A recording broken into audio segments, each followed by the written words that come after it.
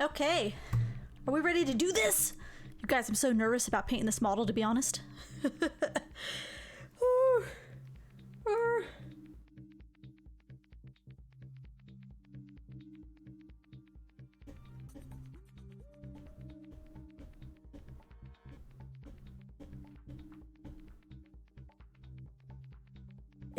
It's very detailed. I have a picture pulled up on my other screen here of like a color concept that we're gonna try to shoot for. I like to find somebody else who's painted the model, who's got like a unique kind of a color scheme that they've used for it. Something that I'd like to attempt to replicate in some form or fashion, not 100%, but at least get some ideas to see what kind of color scheme we want to go with this guy. I'm really kind of wanting him to get the feel of a Kel'Thuzad is what I'm after. So, that being said, this model is pretty complicated, very detailed. He's very wispy compared to other models I've built. Usually a lot of the models that I've painted are Nurgle models, which are kind of like big stitched together zombies. If you're a Warcraft player at all, think like Mildraxxus. So the Nurgle armies that I typically paint have that feel of Maldraxxus. You know, there's lots of stitched together, you know, skellies, and you're falling apart zombies, and Frankenstein kind of things melded together, and things are real oozy and pustuley, and so those models tend to be very forgiving if you like get a little messy with your painting. If you're not completely clean with your painting scheme, they're zombies, they're rotting flesh, decaying corpses, you know, so nothing has to be very clean to get that to pull off and look like it needs to look. But models like the one we're painting today, they're a little bit more elegant. You know, their armor's a little bit more streamlined. They're very flowy and ethereal, and so it's kind of the same, but it's a little different in their armor. Their armor's a little bit more polished and pristine. Now you get into things like elves, very sharp, very clean, very neat, tidy models. Not something that I would paint because I'm not that clean of a painter. So I paint armies based on my skill level, and my skill level is if I get a little dab of paint somewhere where it's not supposed to be, it looks like it's supposed to be there. So we're good. But I'm drinking my Starbucks. I gotta give it a swish here with my cold foam topper, get that all mixed in. I'm addicted to this, by the way. I got myself the venti, so we're gonna be taking quite a few bathroom breaks, I'm imagining, here in a little bit, so bear with me. Oh, that's tasty. But I did grab. I wanted to showcase first a little bit some models that I've done in the past that would be somewhat similar to this one. And that would be my Morathi model. From now on, you do as I tell you. Malusha, hey! Thank you for the resub! For dropping that old Twitch Prime. Appreciate it. So here is a model that I've painted before that would be very similar to this model in what we're doing today. So here, this is Morathi, and this is Nagash. Oop. So very, very kind of similar in size. Nagash is a little taller, a little more flowy, but kind of the same. So this was another one of those models where I looked up a color scheme online, and I kind of followed like a Pinterest model that I had found for her wings. Her wings were a lot of fun to do, to get that gradation going in her, kind of like a purple to it's like a tan, and then a little bit of contrast by doing the bright red cloak. And then I even have some detail in her snaky tail. You can kind of see where I did some pattern in her scales a little bit. So, and she's got like the Medusa thing going on here with her snake head.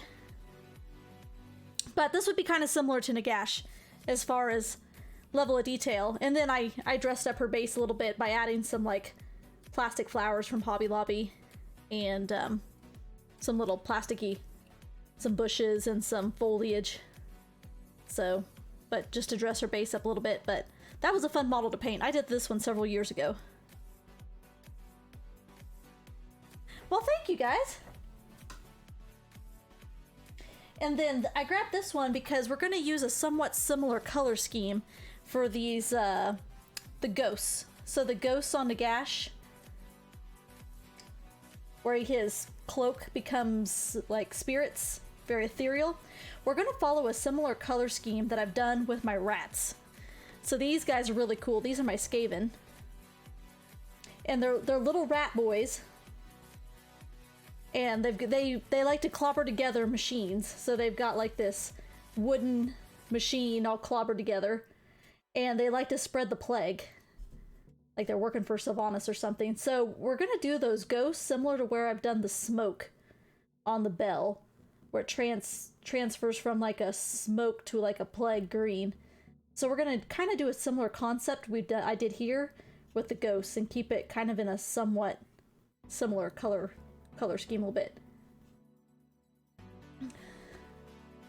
Yeah, exactly. Well, this is the same. These are the same guys. These are the Skaven that you would do in Vermintide. Absolutely. That's what these guys are. This is my main army that I play is the Skaven. So the same dudes. But this is a really cool model. I've got another one of these carts. The model kit that you buy does 2 different ones of these. I can kind of flip this camera down. Kind of get a little bit better look at the colors here. But like, yeah, this green fade I have on the bell is kind of what I'm going to go for on these ghosts. Very similar concept. Do I paint on my finger? That's my lightsaber tattoo. It's kind of washed out with my light. But I got a lightsaber tattooed on my finger. So that's what that is.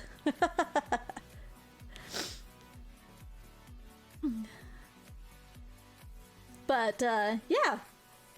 And then I've even got like some rust, some oxidization going on their metals and stuff, so. And then you got these little guys here pulling on the rope, swinging the bell. Their little rat tails. But this is a cool model. This one was a lot of fun to paint too. I did this one, oh my gosh, probably going on 7-8 years ago. It's been a long time. Long time since I've painted that one. Yeah, I did. Yeah, that was just some of the ones. I've got another one of those downstairs that's a little bit different because that kit builds 2 different versions of a cart. One is like a plague cart, and then one of it is like it's got a big bell, and it's got like a wizard rat on the top casting spells from the top. So it's cool because it makes 2 different models depending on how you put it together. It gives you some options, and they do different things in the tabletop game when you're playing them.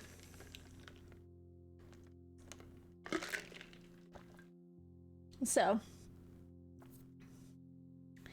but I've got a concept. Let me see if I can put a picture of this up here. Of kind of the color concept. Like I said, I like to get a photo for inspiration on how we're going to paint this guy. And I found this model on Pinterest. And this is kind of the color concept I think we want to go with. Here we go. So this is by a gentleman down here. I can't quite make out the name here. Let me zoom out on mine. chestofcolors.com. So this is a guy, I found his concept and I really like the greens he did and how it contrasts with like the bone color of his armor. So we're gonna follow a similar color scheme today when we paint this. So we're gonna try to mimic this fade a little bit, and then we're gonna do his armor in this bone color, and I'm just taking inspiration from this picture, but we're gonna try to do a similar kind of color scheme. Now, his other armor, where he's got this purple and this really technical fade in his armor, I can't pull that off, so I'm going to have to do something a little different on the metal pieces of his armor. But the bone and the spirit fade is kind of what I'm after here. So that we're going to start with the spirits first, get some base paint laid down, let it dry, and then we'll move on to his bone armor and see where we get today. We will not finish this today. We will just probably get a lot of the base painting done. But that's the direction we're gonna head. So I've got that pulled up on my screen. How long would this take me?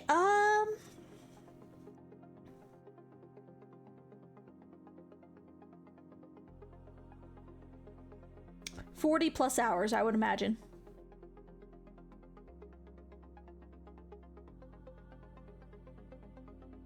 At least. Yeah, probably at least. Depending how finicky we want to get with the details. And he's gonna be... He doesn't have a whole lot of surface area. So... But when the detailing part is what's gonna get us. So I would say this would be, yeah, at least a 40-hour paint job.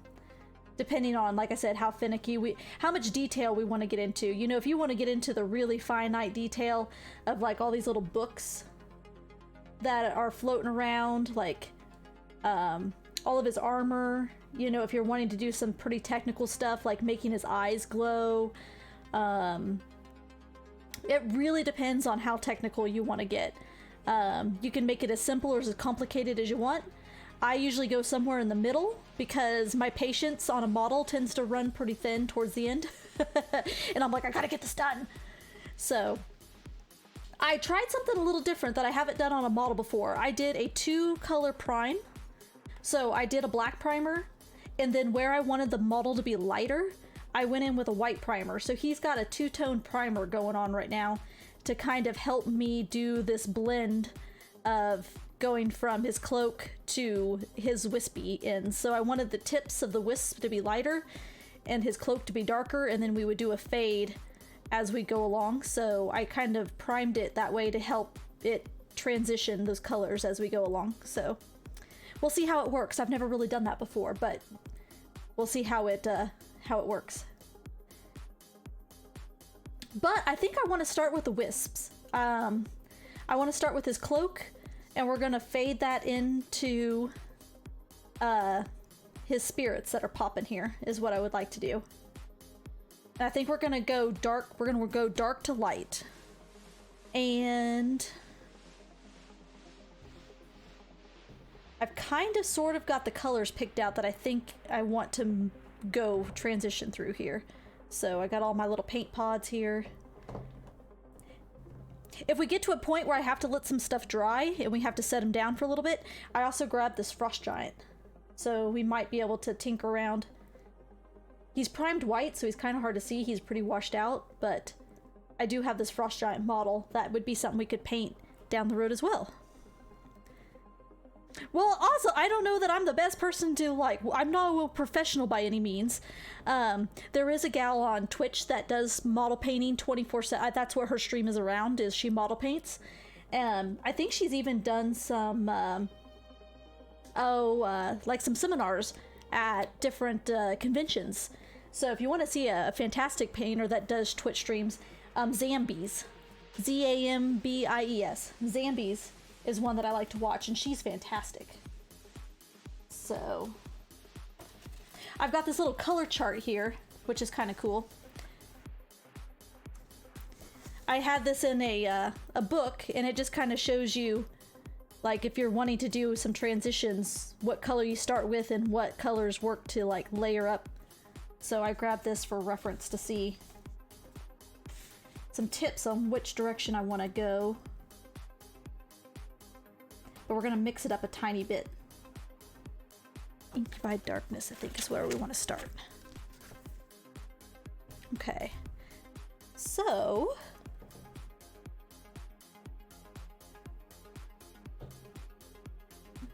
we're going to start with a deep blue, move to this green,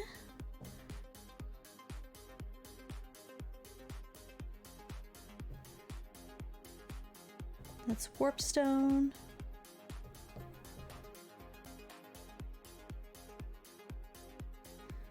Trying to get an idea of how I want this color to flow. Some of these are base colors and some of them are layers. So the difference is, like, some of these will say the word base on them and some have the word layer. Now the only difference is that base paints tend to be a little thicker to provide you better coverage because it's the first layer of paint you're putting down.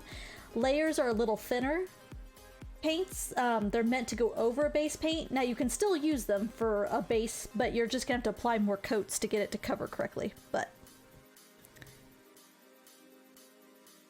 hey, sounds good. This is gonna take a little time, so this is a perfect stream to lurk to. I'm just gonna kind of talk about the process as I'm moving along and what I'm doing.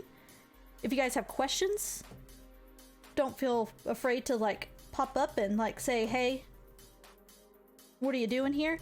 I'm just trying to figure out, based on that picture, how I want this to blend.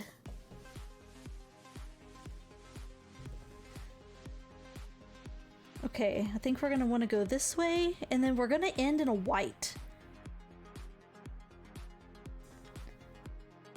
Okay, I think this is gonna be our transition. It seems like it's a little stark going from this one to this one, but I think when we blend it out and put a wash over it, it's gonna look really good.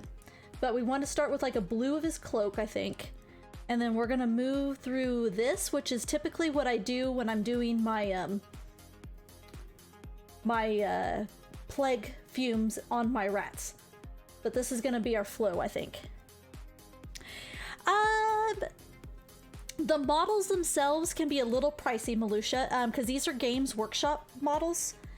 So this model, to buy his kit, would probably be like $100, $110, I would imagine. US for his kit. And then the paint pods are about $3 a piece. $3 to $4 a piece. So it can be a little expensive to get started if you have to go buy all these paints. But they last a long time. Like, I've painted several models with all these. It doesn't take a lot of paint. So once you get a paint collection started, you're kind of good for a while, depending on how many colors you want to use. Now you can do some smaller models, like these are Reaper models from like for D&D. So these models are a lot less expensive. Maybe like 10, 12 bucks for a model like this. And then the smaller models get less there from there. It just depends on the company you're getting your figures from. They can be more or less expensive. Okay, I lost we want this. I've already kind of mushed up my color sequence here. Okay. Hey Norton, how's it going? And I'm kind of using a mix of different paint companies. I'm using some Vallejo because my Tyrant Skull crapped out on me last time, which is what I use for like bones and teeth and stuff, so I had to go get a different paint for that. Most of this here is Citadel Paints, which is Games Workshop's line of paints. Okay, so I think this is the direction we're gonna go. But we're going to reverse this because we're going to start light to dark, or dark to light. Okay. Give them a good shake. They tend to separate. But yeah, we're getting started on the big boy today.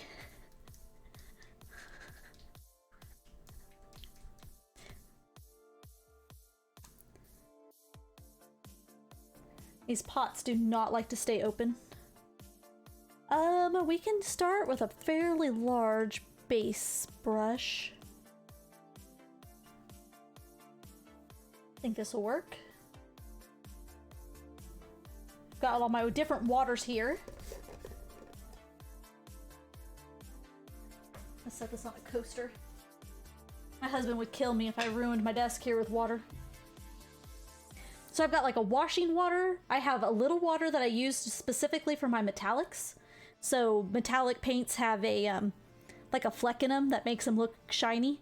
I like to wash my brushes out in a different water than I do my regular paints so you don't get fleck where you don't get that shiny fleck ending up in paints that you don't want it in. So I like to keep 2 different waters for washing. We got our wet palette over here. It's still damp from the last time painted. Okay. Get some paint on the palette here. I'm really kind of nervous about painting this, you guys. This model's a little bit intimidating.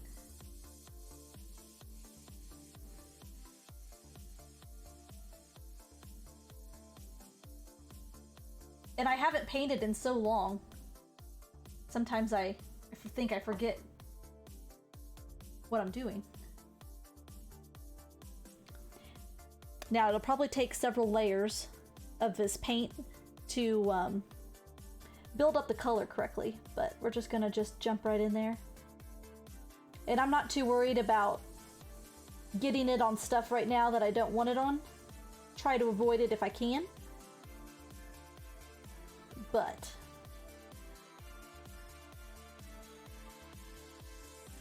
it's usually easier on a model to start on the inside, like into the deeper recesses of a model, and work your way to the topper parts, because as you go along, it gets hard to get into certain areas. So like, I wouldn't want to go paint these wisps first and then get into here. You want to work deep into your model out. So if you get paint on something you're not supposed to, it's not so hard to go back and touch up later. And it's going to seem a little light at first. It'll dry a little darker.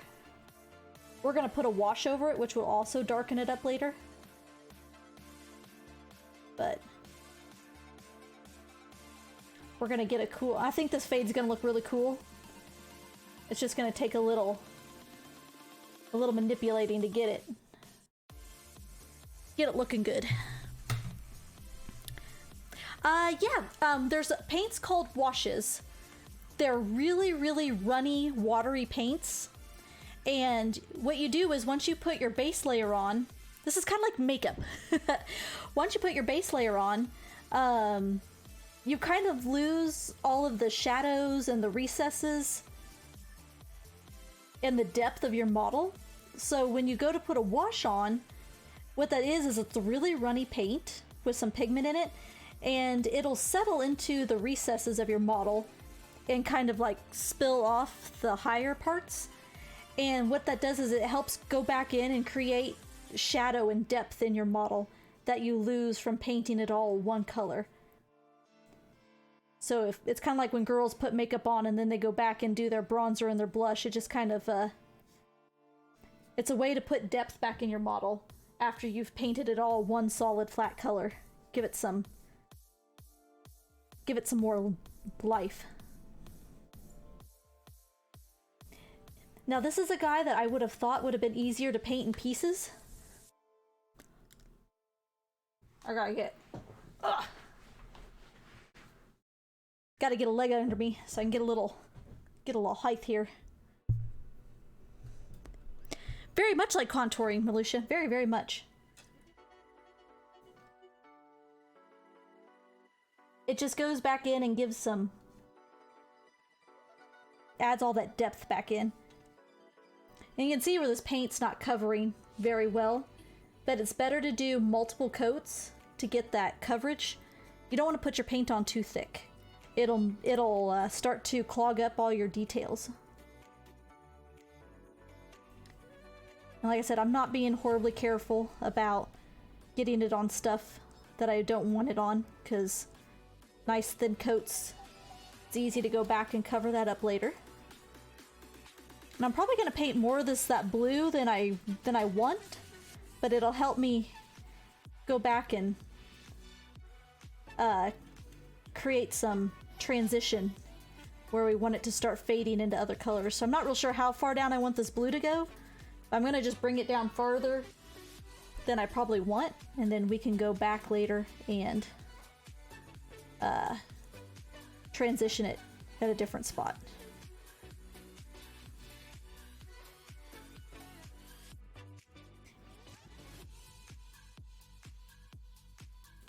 He's got so many little fidgety parts.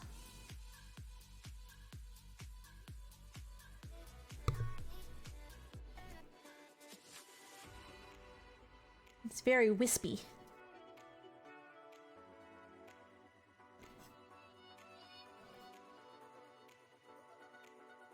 Is it? I'm glad. We haven't done a whole lot of model painting, but it's kind of fun to take an old hobby that I used to be really into, that I haven't done much, and share it with you guys. So I'm excited that you're all interested in seeing this process, because it's definitely something that I miss doing.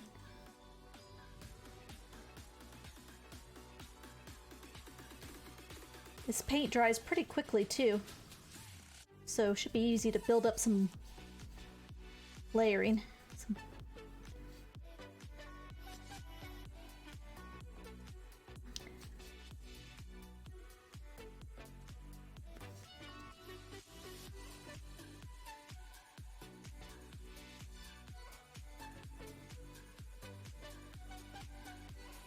I'm excited and I'm nervous about this model all at the same time. Like, I'm excited to see what he's gonna look like, but I'm just nervous that I don't have the technical to pull it off. Like, I know what I want it to look like, but can I execute it? This is the question.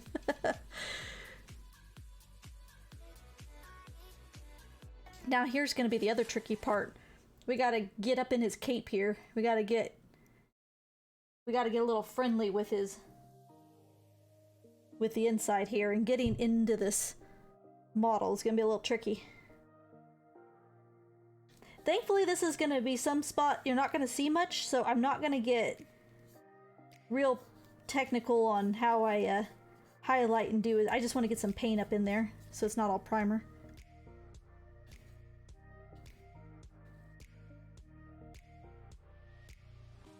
Gonna get a little frisky up in there.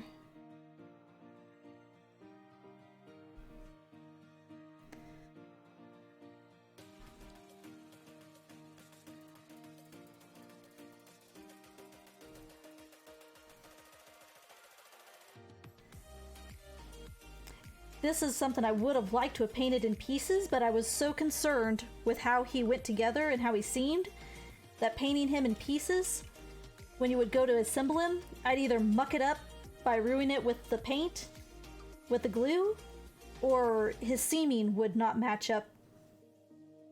So, sorry, I know you guys can't see much of this at the moment. I'm just trying to get up in here. Up in his cloak a little bit. See, and I got like paint on his armor here, but that doesn't matter. We'll cover that up later.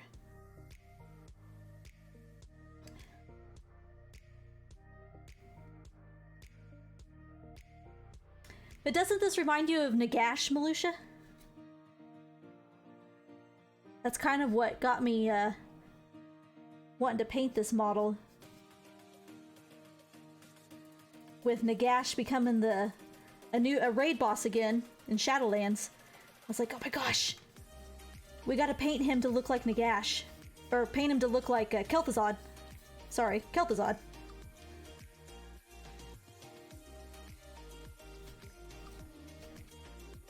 That was my purpose, was to want to make him look like Kel'Thuzad. Get some hype going for the new release.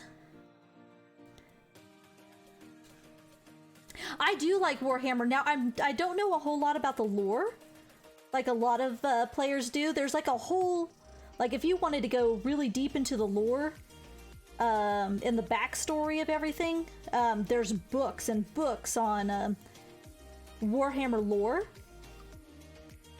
Now, I don't know a lot about that stuff.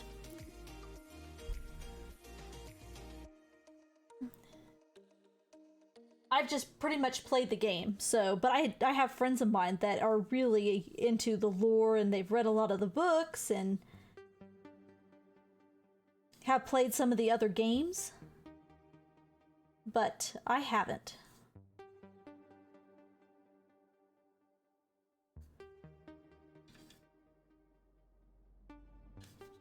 This is actually going to go by a little quicker than I thought, laying down this base coat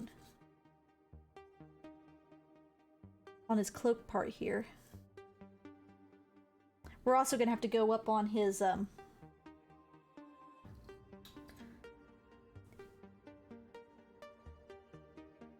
arms and stuff. He's got some fabric that's going to need this paint color.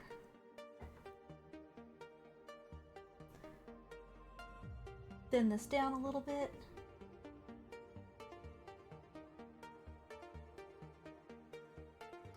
A Warhammer book bundle? Now, if you watch Humble Bundle from time to time, they had a whole bunch of Warhammer book bundles at one point. Okay. Gotta move these wispy boys out of the way here a little bit.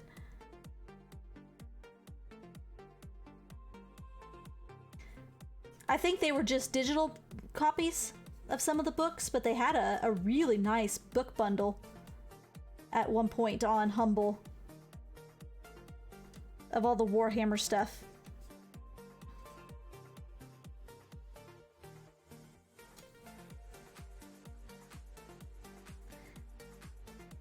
Getting nervous that I'm gonna snap these guys off. They were such a pain in the butt to glue together in the first place.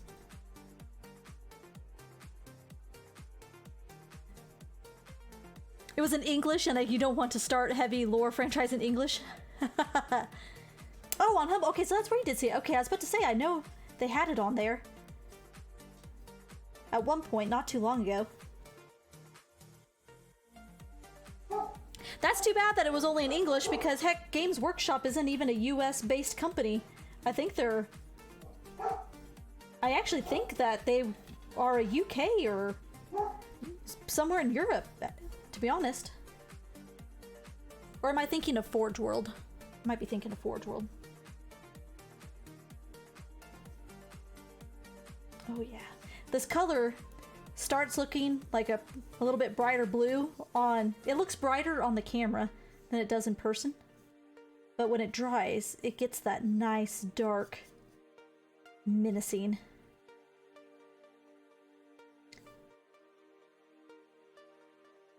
Blue. Very ethereal. I like that word. Ethereal. Wispy. Nottingham, England, that's right. Now, I don't know if Duncan is still kind of their paint guru, but I've watched a lot of Duncan's videos on how to paint stuff, and his videos are fantastic. Actually, a lot of the first models I did, I just basically would pull up his video and like pause it and replay it and on how to paint different models. And a lot of my early Skaven and Nurgle were just from following along with Duncan's painting tutorials. That, and he had a pretty sexy accent, so it was fun to like just sit there and like put his videos on repeat.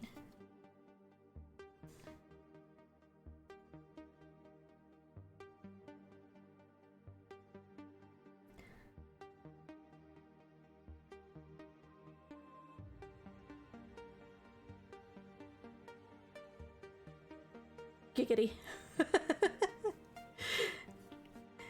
It's where the meme of too thin coats always came in. Duncan was all about the thin coats, too thin coats. Some colors need a little bit more than 2 coats, but this one here is creeping up on 3 or 4 probably. Get this. For being a base blue, doesn't seem like it's wanting to cover as well.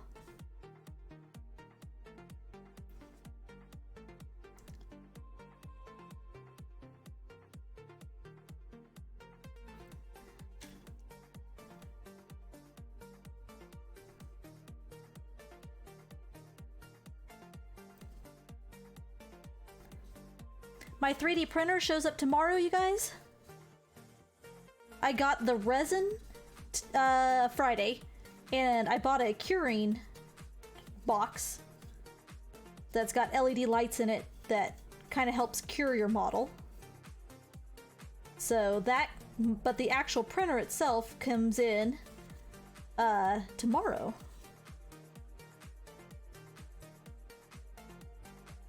My husband's already willing, he's already ready to take it over. He's like, he thought my curing station was my 3D printer, and he was all ready to unbox it, and he was gonna start, you know, looking up stuff to print. I may have to buy another one. He's gonna take over my printer. I'm not sure what he was thinking he was going to do with it, but okay, I'm gonna have to get a little bit. We gotta get to his. He's got some wispies up here on his sleeve. I'm gonna paint too. I think we're gonna have to try to get back inside here. Get a little bit more coverage.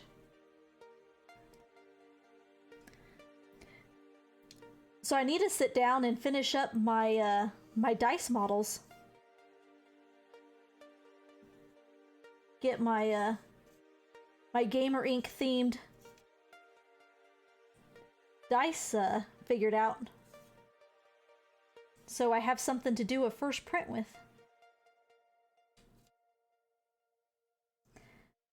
Just trying to get all up in the underside, into his undercarriage here.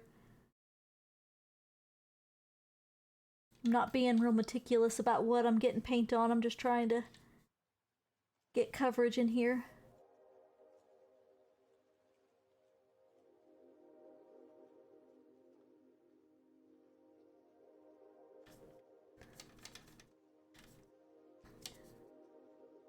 Bring this down a little farther than maybe where I want it to end.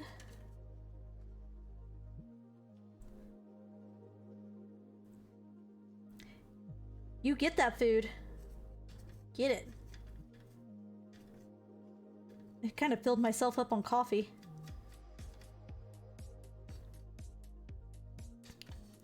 It had a pretty day out today. It's gorgeous. Sun's out. It was stormy all day yesterday. Thunder and lightning and rain, and no matter what time of day it was, it kind of felt like the same time of day, so it's just one of those sleepy, loungy type days. So, but today the sun's out, it's like 60 degrees. It's a little windy, but it's always windy in the Midwest. If it's under 30-mile-an-hour winds, then it's not too bad, but it is a little breezy out there today. But, ooh, I like this color a lot. It's showing up a little bit more blue on the camera than it is in person. But I'm digging this color. I think this is the direction to go.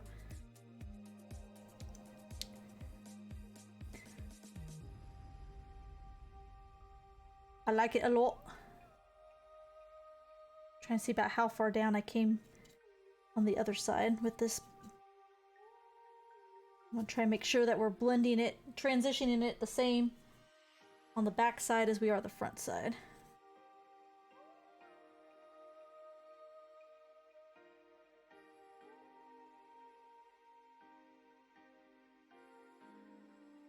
It's a trap! Trip, hey, thank you so much for the follow. Welcome in.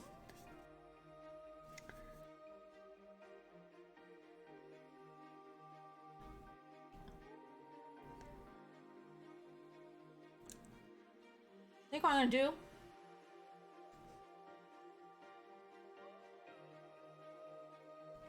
maybe aim that light down a little bit so you guys can. I have my room light on in addition to my my spotlight.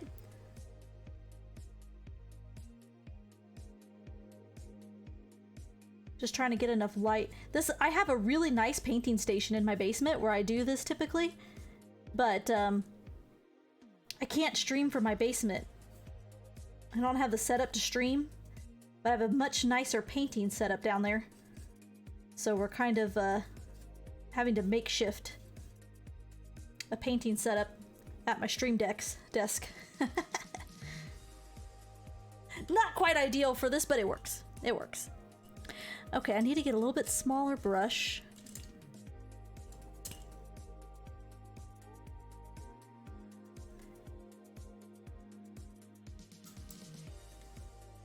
You know what I forgot to grab is some paper towels. I may have to go jump up and grab a few paper towels. So we can blot brushes later here. Okay. And we're gonna get up in here through his, we're gonna get paint on his other armor parts, but that's okay. We'll touch it up later. He's got so many.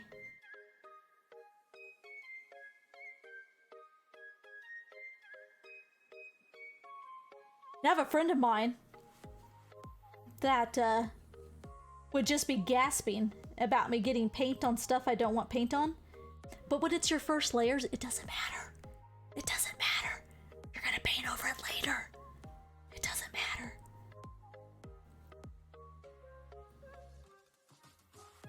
Even Duncan says it doesn't matter. You don't have to be precise when you're putting down your first layers of paint. Just get it on there. We'll worry about touching it up later. Just get it on. Get it covered. Get it looking good.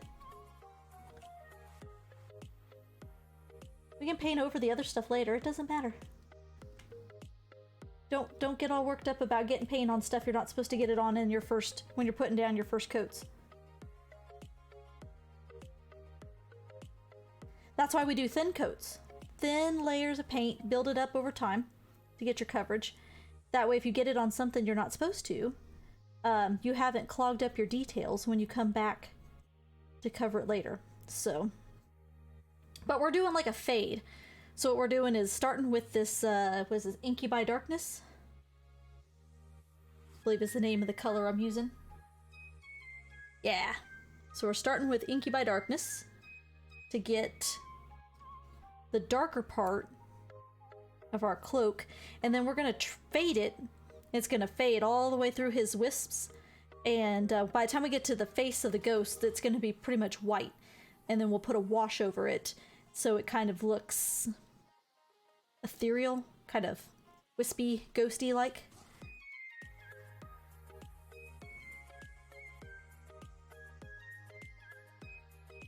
But we're just getting started. And we won't get this guy finished today, but we should get some nice basing done.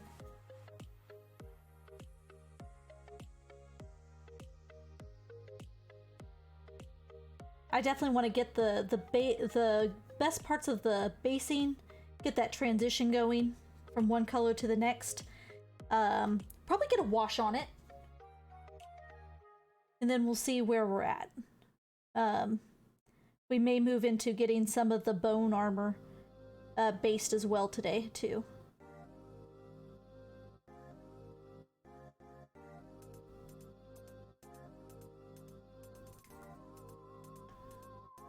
But I am by no means a professional painter, you guys. I'm mediocre. I definitely think I've got a little bit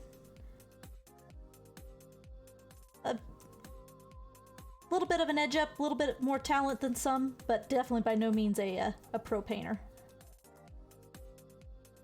But I have a very talented friend that kind of got me started and has really helped me with technique and how to use your techniques in your process to get details that look really difficult, but by using the right techniques and the right processes, you can make really technical looking stuff with little difficulty. With dry brushes and washes and... Okay, getting inside this guy's shoulder pad is a little tricky, but it's also in a lot of shadow, so I don't beat myself up too much about getting it good coverage in there. There's so much shadow. You could spin, you could like get yourself all worked up about getting that all nice and covered in there, but you know what? Nobody's ever gonna see it. Doesn't matter.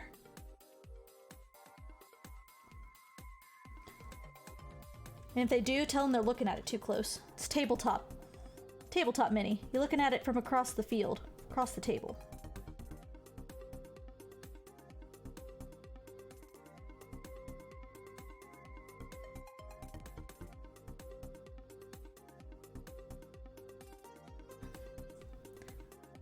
I'm digging it. I'm liking it already. I'm feeling good.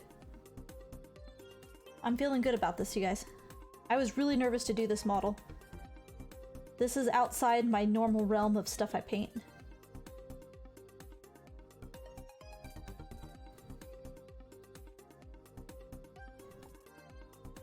I'm not used to such a clean model. I'm used to painting zombies. Zombies and dudes that are like falling apart.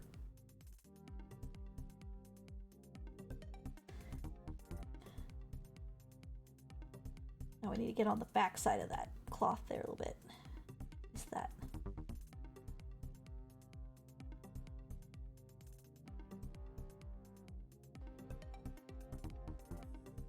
I can't tell if I'm missing that or if that's just shine from the light. But it's drying really fast, which is nice. We're getting our coats down really quickly.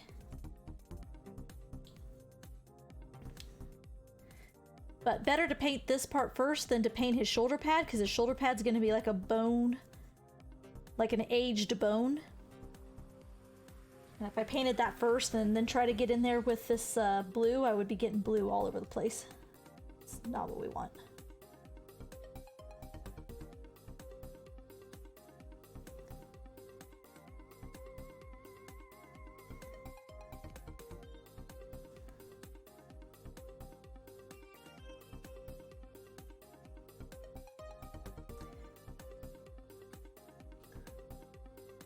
This color is very dark.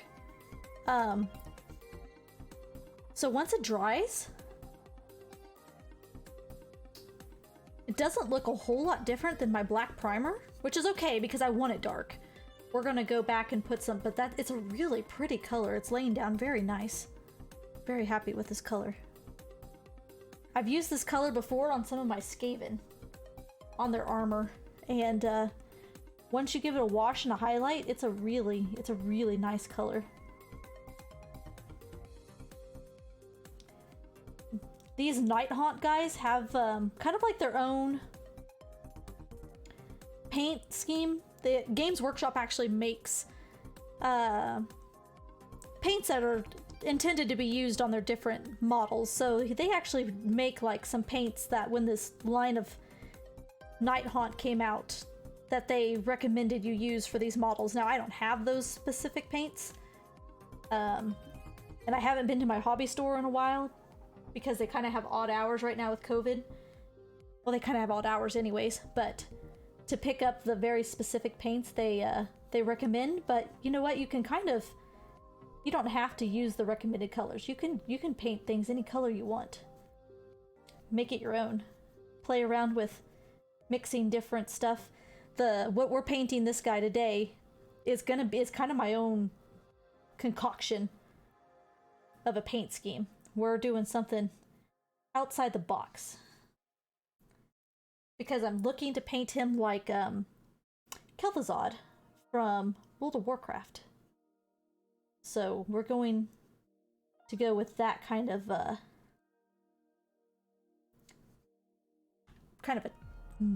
concept of colors.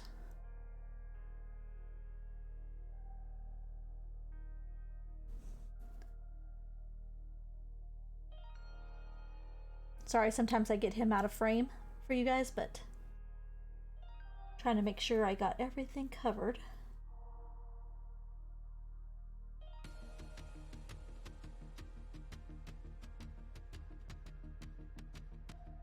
That I need, so we don't have any primers showing through.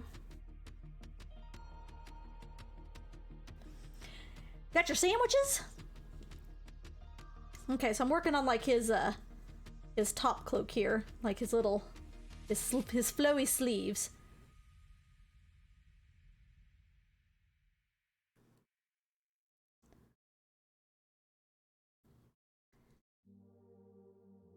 I may come back and do a little bit more on the inside in his undercarriage here.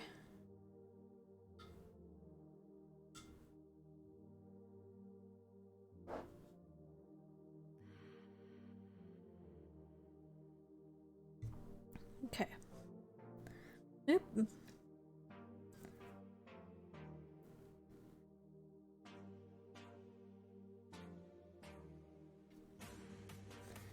Just trying to get up in here in his underside a little bit. Put down a little bit more coverage.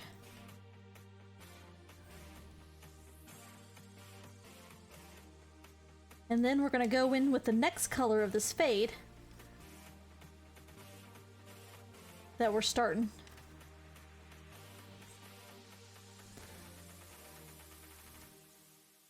But I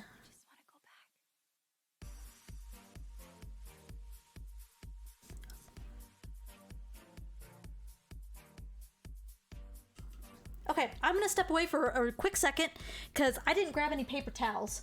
So I need some paper towels to like clean out my brushes real quick. That's the one thing I didn't grab. So let me get a few of those and I'll be right back.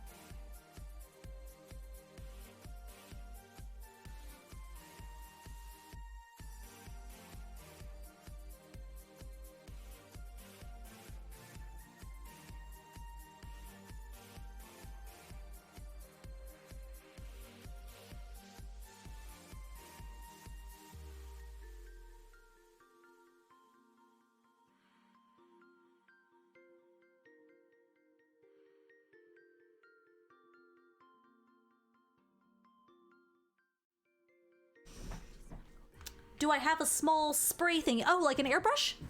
Okay. Ugh. I gotta prop my leg underneath me so I can get some height because I'm short.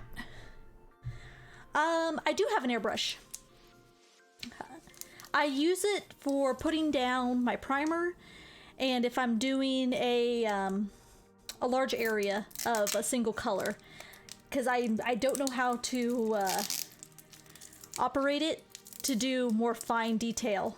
A friend of mine uses his for like doing really fine highlights and details, but I'm not that good at it. So I just basically use my airbrush for putting down. That's what I primed this with. So the black and the white I did all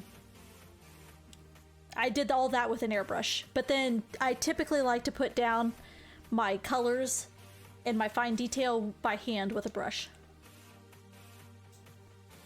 I had to go get a snack too. Got some cheese.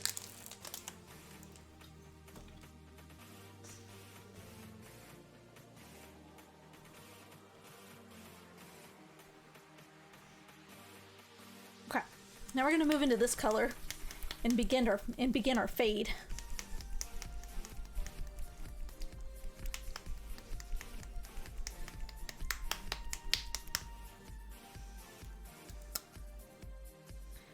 This is a really cool green.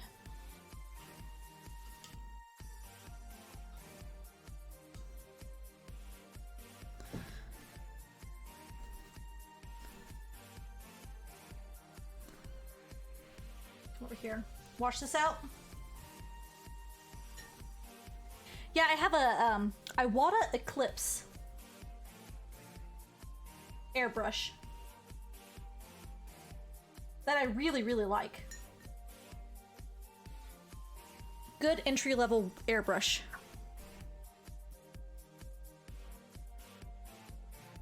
Got some paint way up in the bristles here. Try and get out.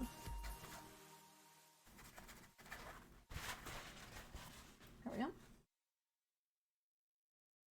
Now I'm gonna move into this, we're gonna use Caliban Green.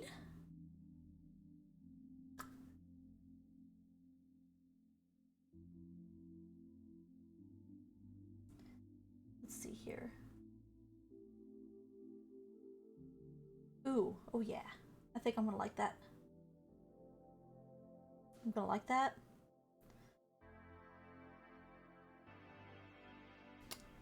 As we start to fade his cloak from like a richly royal blue. And then, I don't know if we're gonna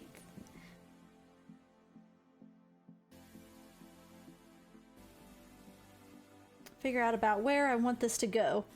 So here we're gonna start. Now it's gonna look kind of stark to begin with, and that's okay. We're gonna get a little bit better transition with when we do some washing. That'll kind of help blend that out. Both, Malusha, both. I use our Warhammer models for playing Warhammer, of course, but we also use them for D&D. Oh, you guys. Oh, I'm digging that. So this is the start of our transition. Like I said, it's gonna look a little stark where we're going from one to the other at first. But we get some washing and some highlighting on that. And oh doggy. That's gonna look sick.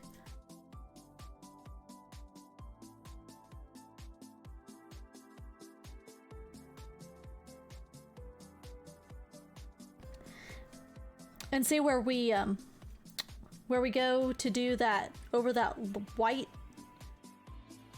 You're gonna see it's gonna get a little lighter. That white primer underneath where we went from white to black is also going to help give us some color variation as we try to brighten up this this green and make it more see-through, kind of ghostly. But yeah, I do it for everything. These are great display pieces, but yeah, we do use them. Whether it's on Warhammer, you can use these as a lich in D&D. There's nothing that says you can't multi-purpose your models.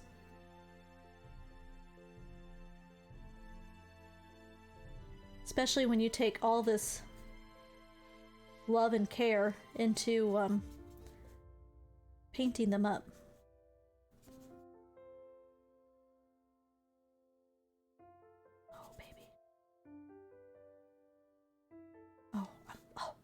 You guys, I'm not even that I'm really okay. I'm super happy with how this is looking already. Like I said, I was so nervous about this model. So, what you thinking?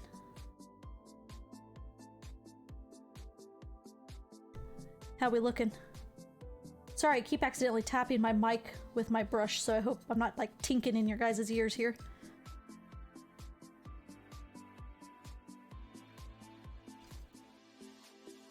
We're just going to bring this down a little farther than we probably want it to go, because then we can blend. We can back blend this green and this teal as much as we want. But that's looking pretty. That's looking pretty good. We're just getting started. Oh, there's so much more. But I think we're on the right path here. We're on the right ticket.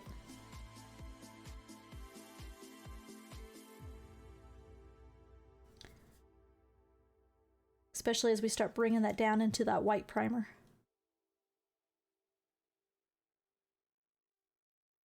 Oh yeah.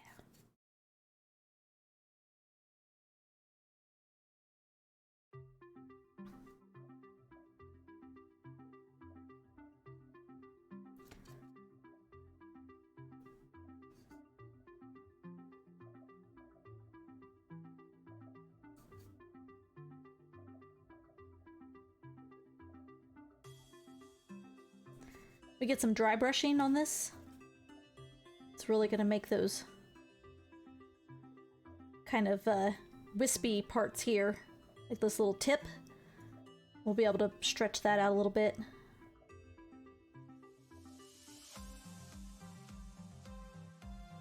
Some more paint on our palette. This is only the second time I've used this wet palette. This wet palette is really nice. I'm digging this wet palette quite a bit. I'm gonna get into his undercarriage here.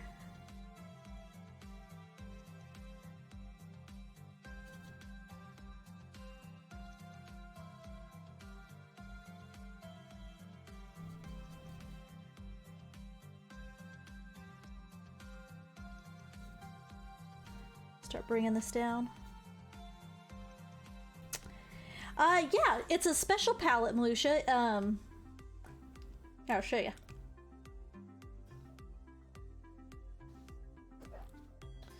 Looks like this. And it's got a sponge underneath it. And then you put like your palette paper on top of it. And what it does is it keeps your paint from drying out as you're moving from one color to another. So if you were to use like a typical plastic palette, these acrylics tend to dry really quickly. You can see as we're putting them down on the model how quickly they dry.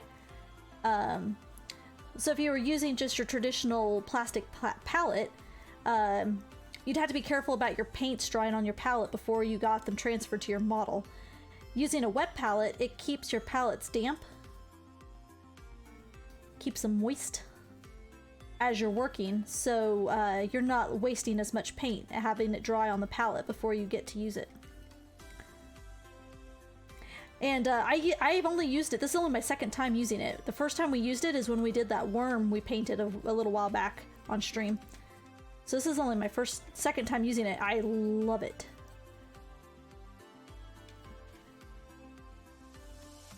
Because I usually just use a tearaway paper palette, but my friend recommended this wet palette, and yeah, it's a game changer.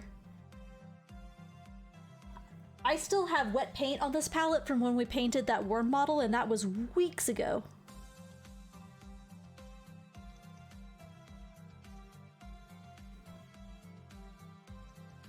And it's still damp.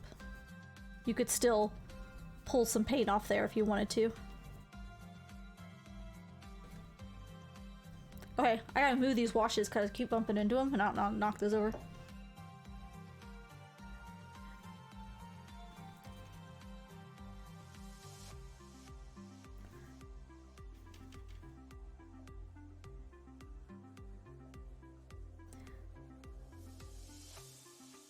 Okay, we have another green that we're gonna do before we're just gonna do the white on the very tops of the faces, and then we'll put a wash over it that'll make it look green, but I want to keep it pretty bright. But I'm gonna pull this darker green farther along the model than I probably want, like we did with that teal, and then we can back paint over it with the next color.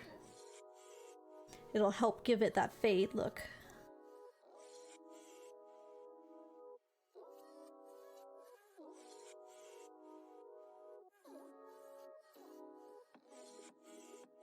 Some of these little wispy guys are much longer than others.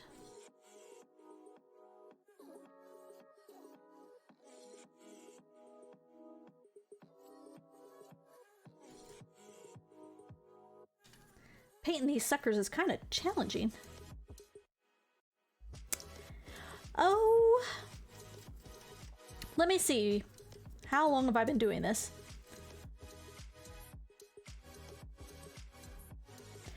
My friend got me into the D&D hobby probably about 8 years ago. I had just turned 30 when I got into D&D. And then Warhammer came along, actually painting models. Maybe about 2 or 3 years later. So, I don't know, about 6 years maybe? It feels like it's longer than that. I don't know, if Malthus was here, he could probably help me answer that a little bit better. Time gets away from me. Sometimes it feels like it wasn't that long ago, but then it feels like it was longer ago for some things. I don't know. Because I didn't get into D&D and tabletop gaming until I was right about 30. We celebrated my 3rd birthday at one of my first tabletop games. My 30th birthday. So I'd say about 7 years I've been painting models. But I haven't really painted much in the last 2 to 3. So it's kind of it's been a little intermittent.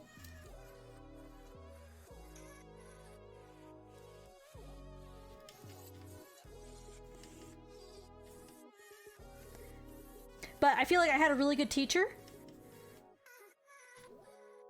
And so I picked it up, I thought, pretty quickly.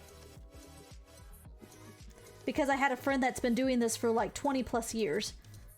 And so he kind of was giving us a lot of help and advice and tips at the beginning. We'd go to his house and we'd sit in the basement and we'd all like paint together.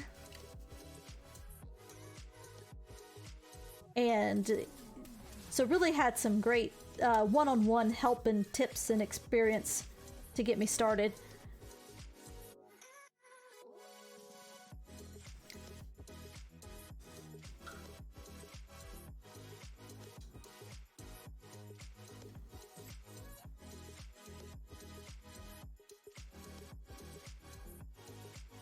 Okay, he's got so many swirls here. Gotta figure out where one ends and the next begins.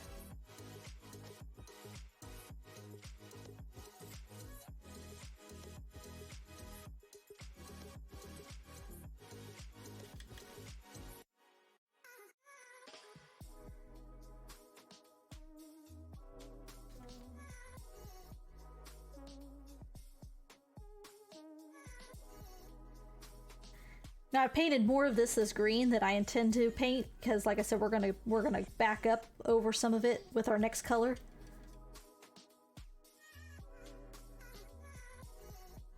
Now this is the really long wispy guy, so I think we need to paint a fair amount more of this guy, this darker green.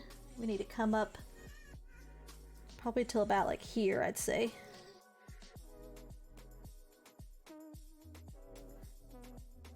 Get this. Maybe even a little farther than that. Maybe we'll come up to like here, because we're going to back over that some.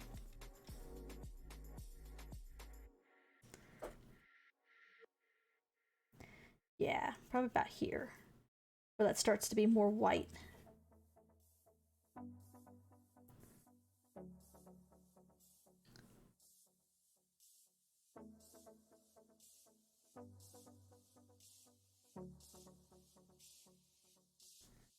Now, I could cheat.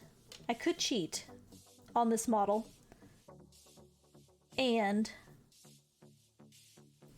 some people who have painted this model pull the books out as if they're actual books getting caught up in his wispiness.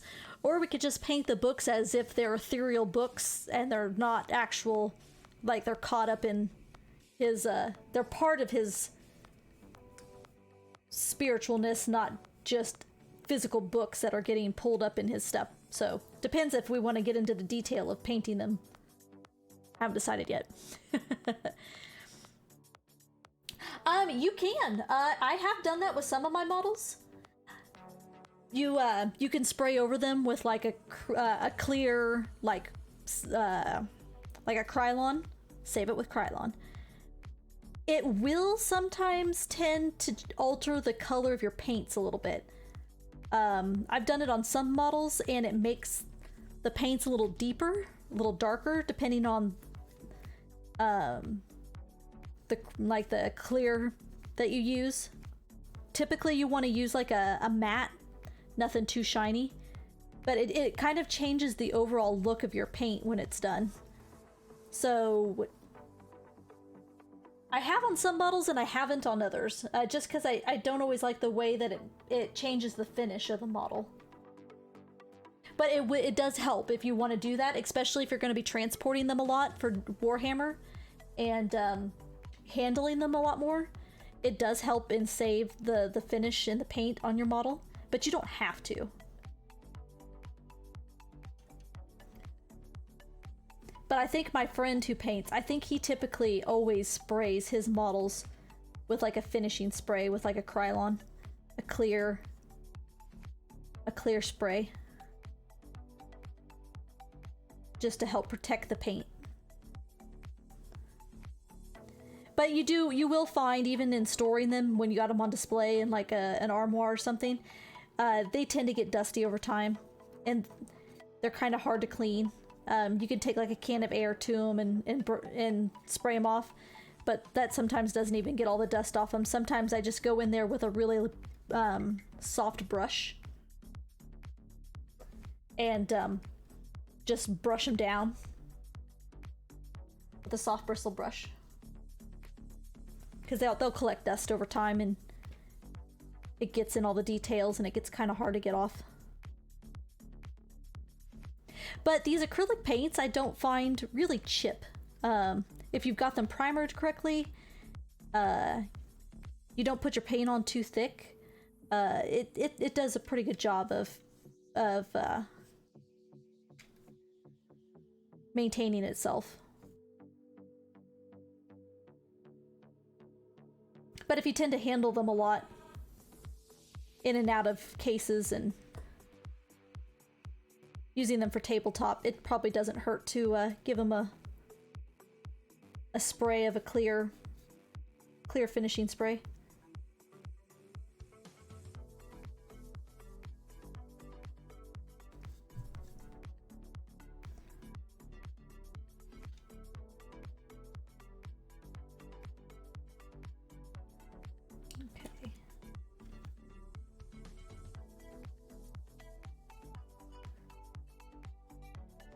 Ooh.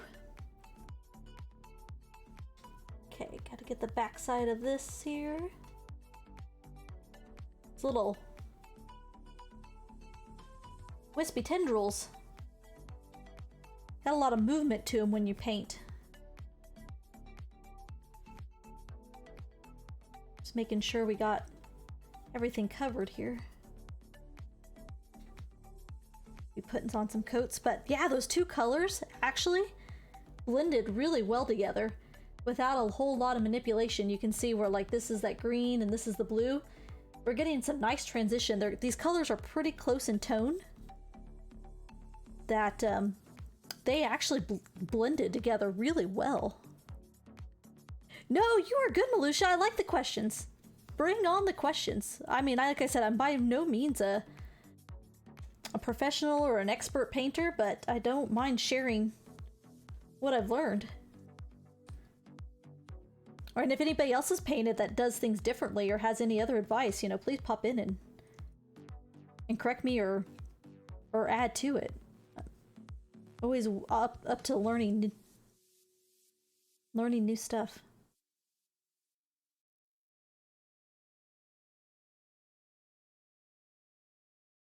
Okay, so I think I want to bring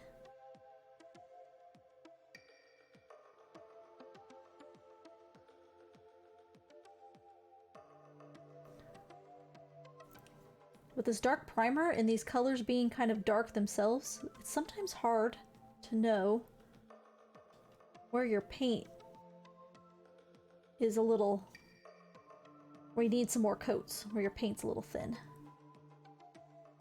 Which is not really a bad thing, because then if you miss spots down the road, they're not going to be real obvious.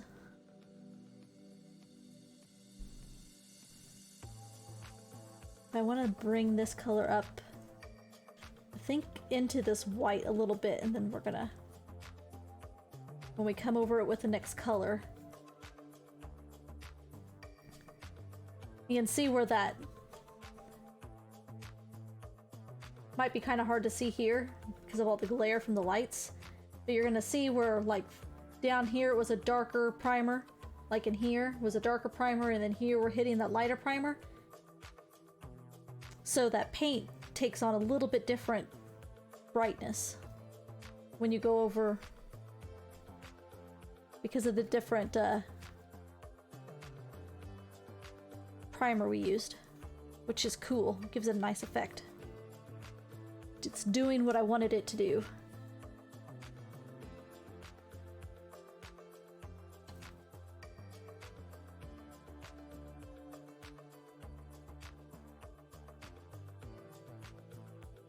He's such a big model.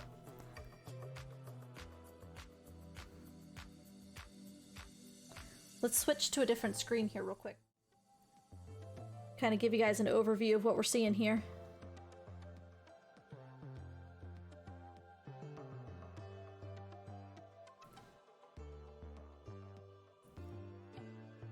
So this camera is actually giving you a little bit truer color.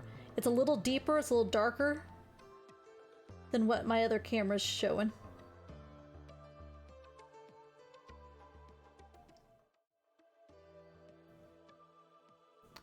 Well, that's kind of true in like other acrylic painting, I think. When you do your base painting, your underpainting, I think they call it. I don't know what the correct term is for it.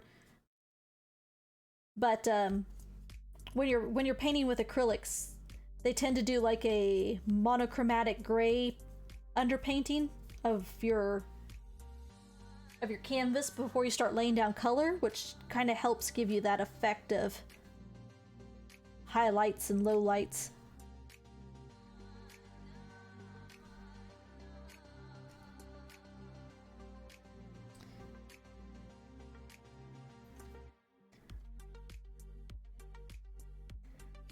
Okay, I'm gonna have to set him down and just kind of hold this.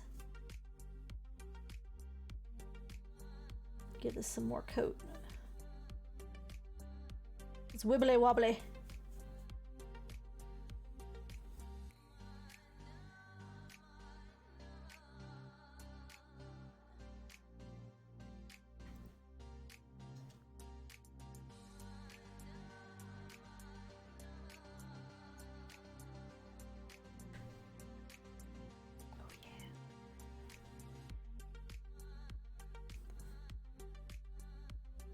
I got this nice silicone mat that I bought off Amazon too, so I don't mess up my my keyboard mat. It's and then if I get paint on it, it's real easy to wash. Yeah, he's a faction leader for what they would call the Night Haunt, or the well, I don't think he's specifically Night Haunt. They have like their factions, and then sometimes they even have offshoots of their factions. Like the undead armies. Gonna eat some more of my cheese. Oh, yeah.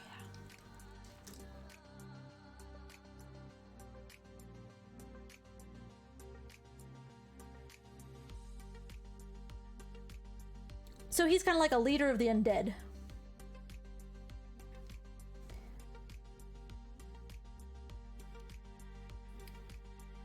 So there's like a whole army out there that's like these spirity looking things, and then skeletons.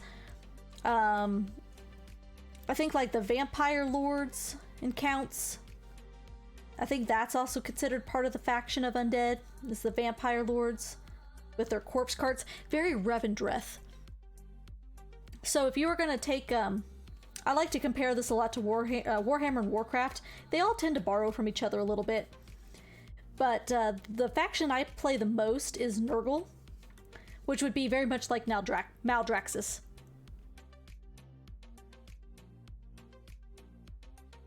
You know, sewn together, stitched, pustule looking zombie armies. You know, they're out for war, they kind of sew themselves back together, picking up the scraps of the battlefield. That would be Nurgle. Is very, very much like Maldraxxus. Now, they have some vampire counts and stuff with their corpse carts, and I would say that's very much like Revendreth, you know, but maybe a little bit more, less on the oh, we're going to repent you, and, you know, the Warhammer vampires are more like, we're gonna eat you. No salvation for you, we're just gonna eat ya.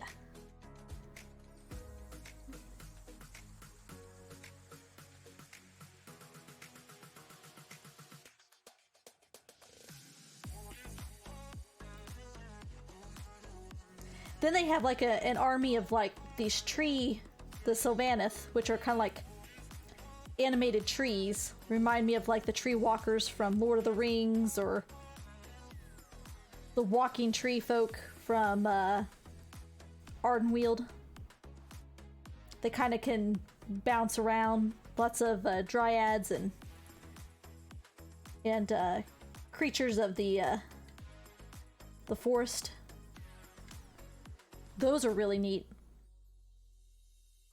Oh, I missed a big spot here. This book.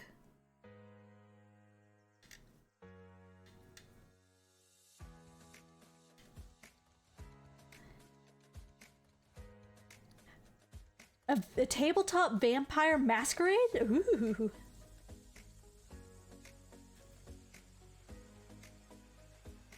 That would be fun. Do you do any tabletop gaming, Malusha? Or is that something you would like to get into?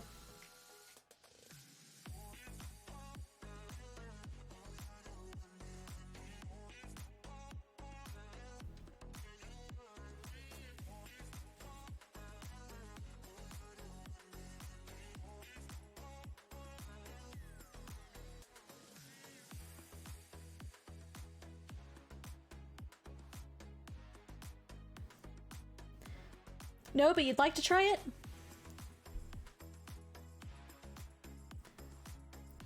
Well, someday I just need to get off my butt and do the viewer D&D campaign that I've been talking about wanting to do. It's just something I've never done before, and I'm not quite sure how to make it work correctly, but it's definitely on my radar of something that would be fun to introduce some folks that would like to do it but have never gotten the chance to. And do a very simplified, modified. This would not be anything to like actual D&D, but we'd simplify it and kind of do my own personal homebrew take on it to make it work. So that anybody who's viewing the channel or hanging out in chat could participate and come and go as they would need to. So if somebody left who was playing, it wouldn't impede the gameplay. We could keep going.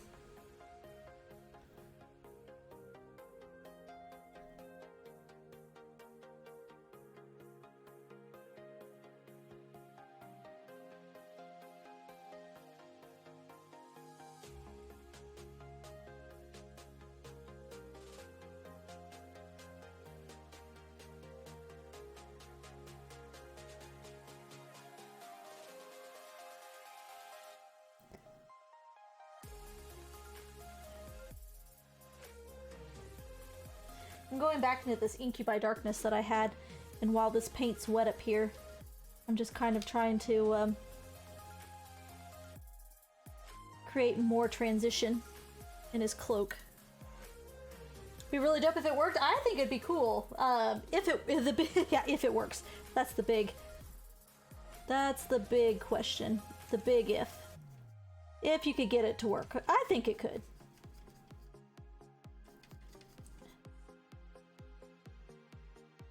As long as I have the ability to execute it, that would be the other thing. You know, you gotta... As long as I'm the right person to execute it properly, we could get it to work. Oh, it's looking good. I'm really happy with it so far. I'm gonna get in here and kind of help this transition a little bit.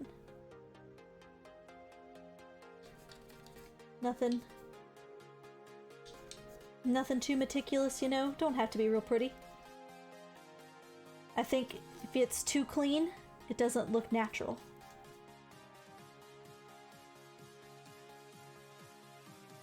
Life is not clean. Undeath is not clean.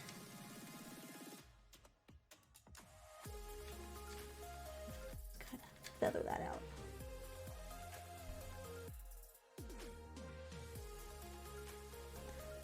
So does that look like that fades nicely? From like a blue to his green, we're seeing that take shape a little bit.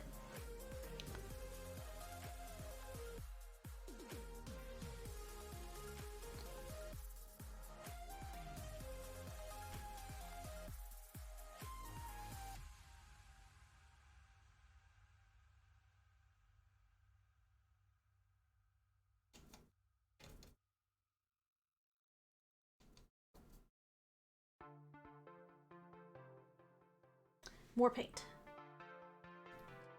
More coats. More Caliban Green.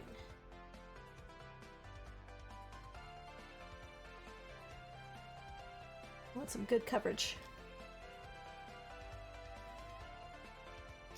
See where I might be lacking here a little bit. There's so many different little spindly sides here. I'll make sure that we're getting all this covered.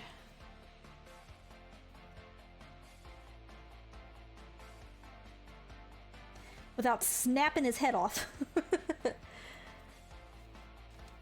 Or breaking anything.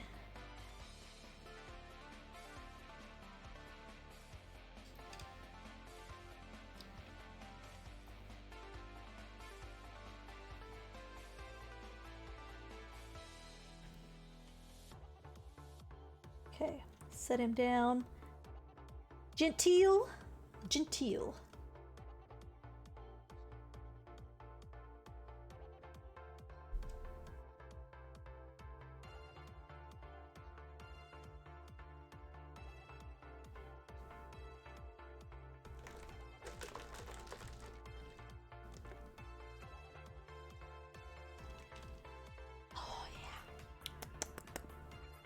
Good stuff. Good stuff. What is that on there?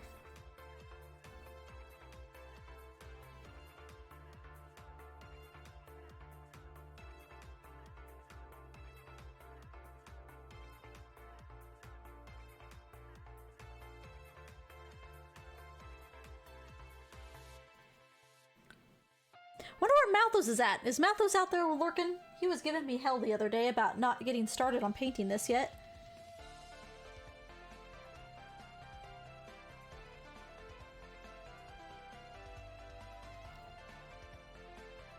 So he thought we were gonna do this last Sunday, and then I punked out, and we did something else instead.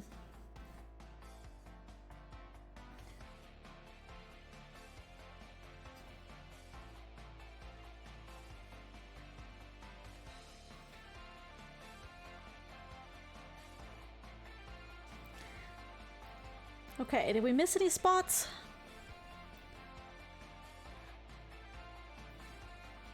I think the coverage is starting to look pretty good, as long as I haven't like missed any big glaring areas.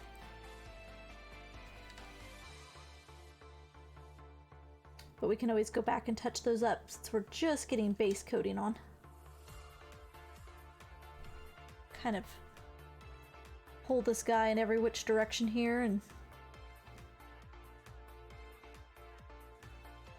see if anything stands out.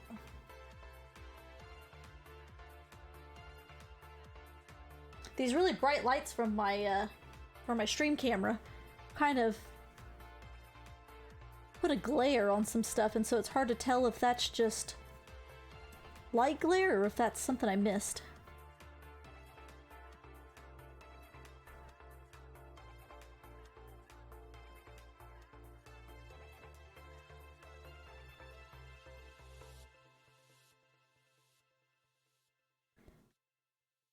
Okay.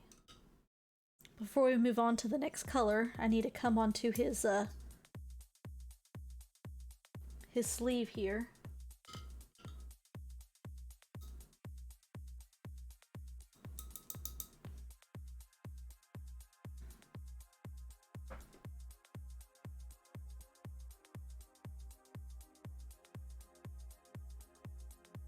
And we need to fade his sleeve down a little bit in the same thing we did before with this color.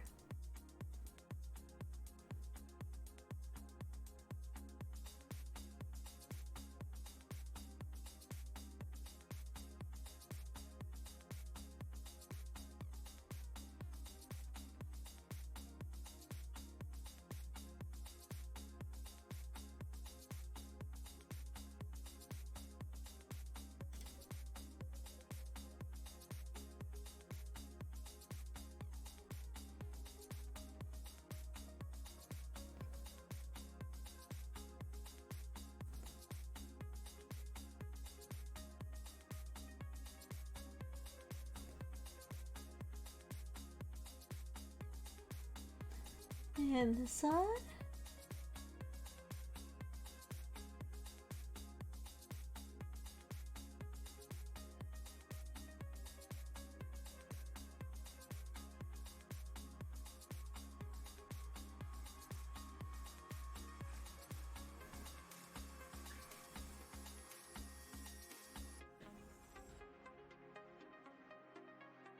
Try to take a clean brush with little to no paint on that, and I'm just gonna kind of feather this a little bit. Blend that out. Oh, yeah.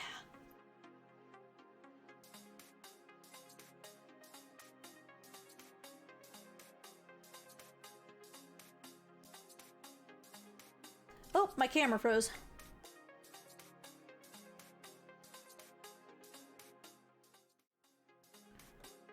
Let me see here.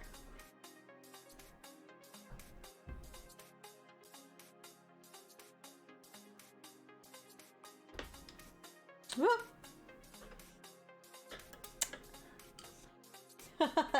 Yeah, well, that is the trouble with using my cell phone as my my second camera.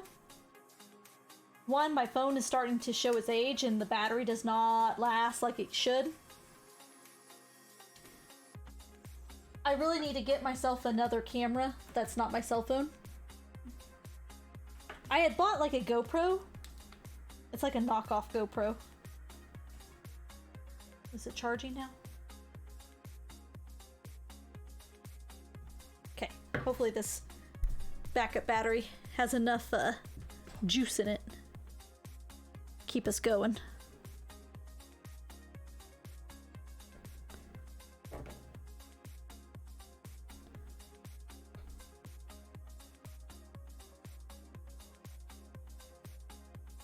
Okay. May have to readjust this a little bit. Oh, no, I think we're alright.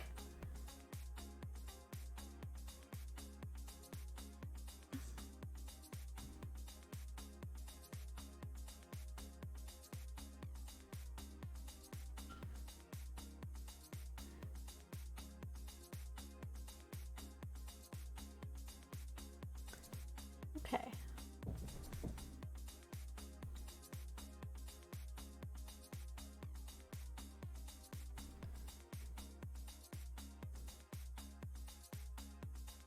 Yeah, I just need to like break down and buy another webcam.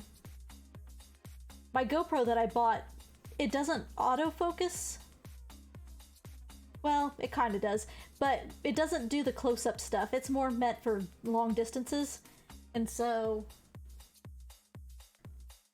when I've used it before for doing some close-up stuff, the quality is not great for this. And so I prefer to just get another like Logitech camera.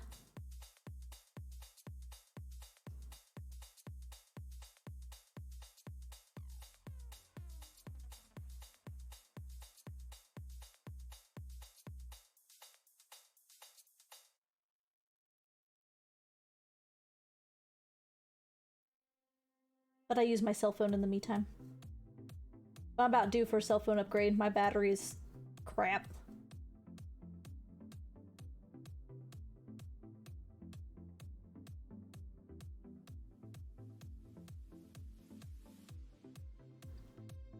Okay, I'm gonna just feather this out a little bit up here so it blends. A little wet blending.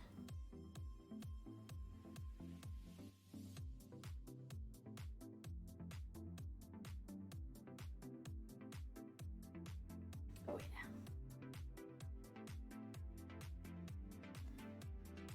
Go in with another coat here.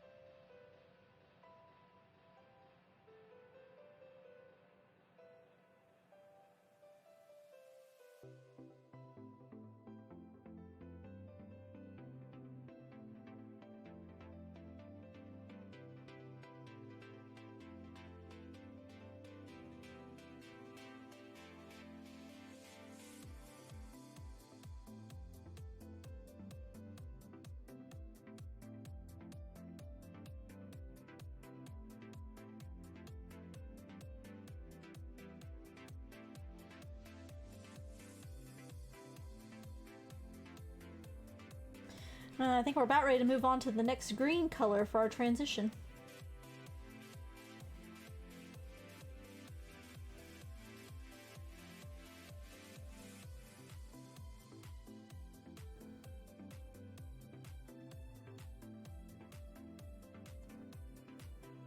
Working on getting that sleeve.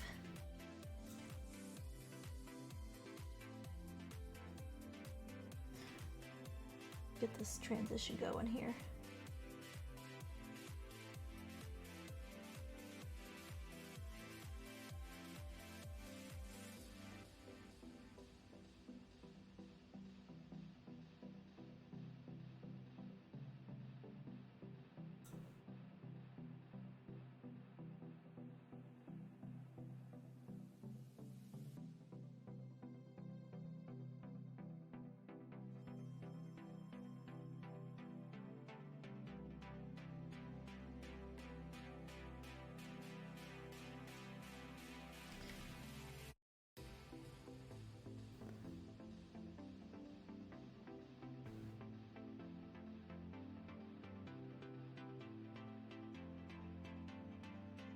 Is he looking spiritual yet? Okay, I'm kind of excited for this next color.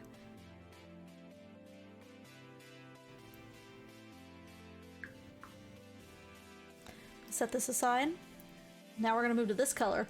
Boo, look at that beautiful green goodness.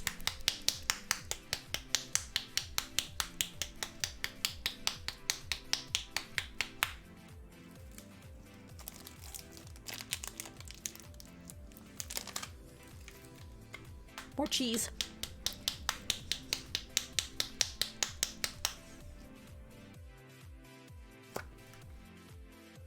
Okay, now this is a layer paint. Layer paints are a little thinner than base paints because they're meant to be like to go over an existing base color. So this could take us a few more coats than what we've done before.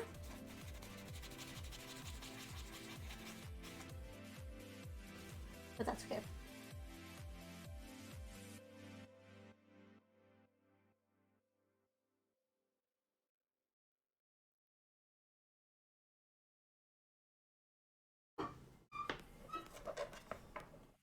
So here on my palette, we started with this blue, we moved into this darker green, and now we're going to go into this brighter green.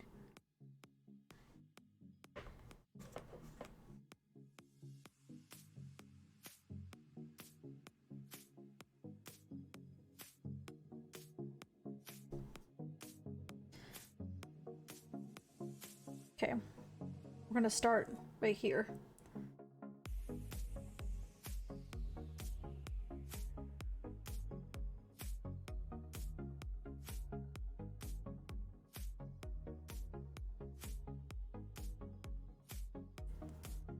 I'm gonna not take it all the way to the tip.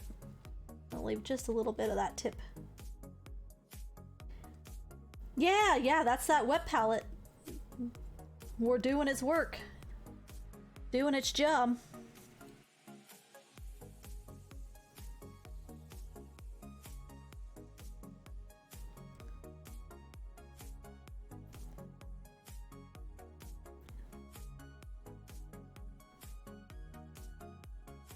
This thing is so bouncy when you go to paint it because he's so wispy that I'm like, I'm going cross-eyed because this thing's like bouncing on me as I'm painting and I'm not used to that. Actually, you know what? We're just gonna take it all the way to the tip.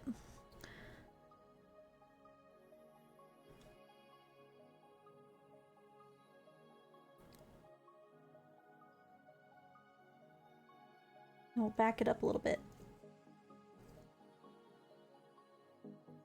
Oh, he's good.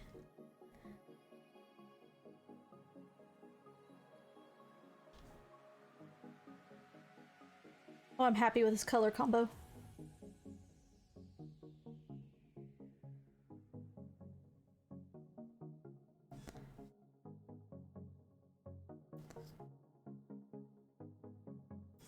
Very happy with this color combo.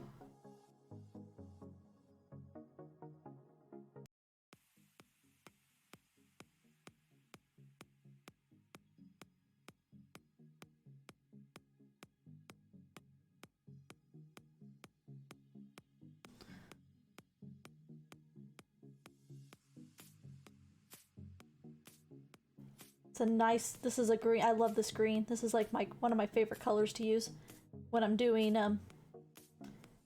like plague-like stuff. It just looks sickening.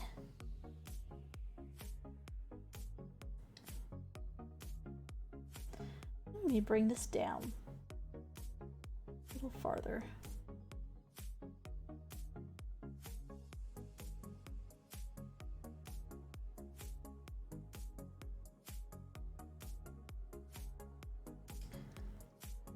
Green's your favorite color? All right.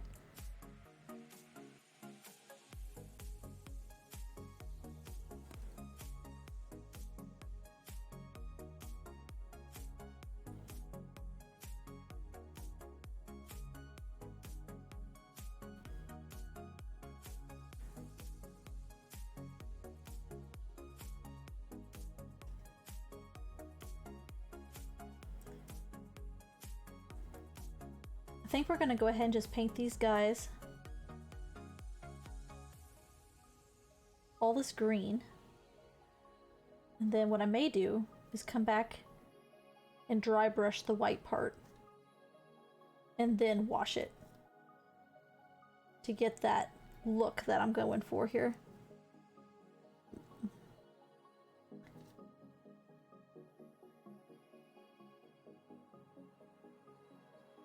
I think that might be the easier process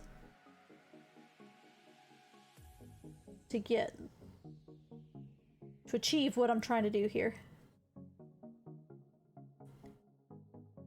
That's where you could probably do a little bit more airbrushing. Like some of what I'm doing, a more talented model artist would probably airbrush this versus doing a hand paint. I would imagine that like my friend who paints would be doing this all in airbrush. And he'd be tackling it quite a bit faster than what I'm doing. But, like I said, I'm not that good with an airbrush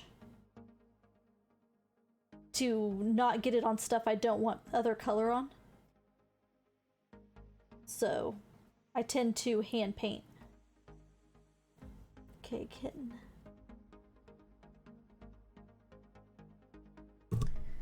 Alright, I gotta get this up in my face here to make sure I'm getting it in.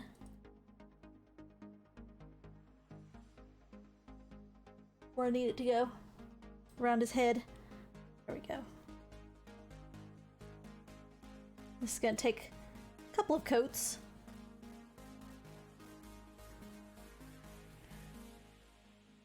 Oh, he's gonna look so cool and glowy! I love this color. This is like such a... almost like a day glow green. It gets very, very... like glow-in-the-dark looking kind of a green. Now, I have seen some people actually use a glow-in-the-dark paint. When you're really trying to give it that spiritual look.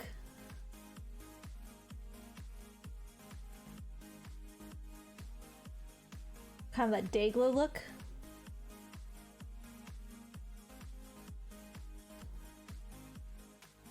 I should have taken some photos. My friend has one of these painted. And his paint scheme is really cool. He did...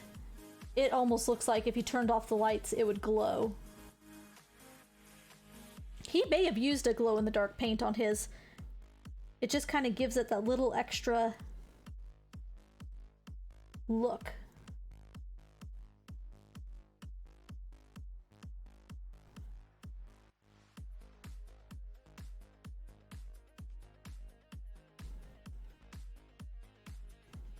Hey, how's it going, Lejeune?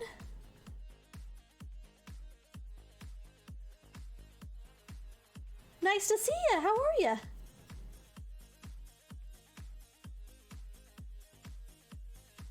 Okay, this needs a little more water.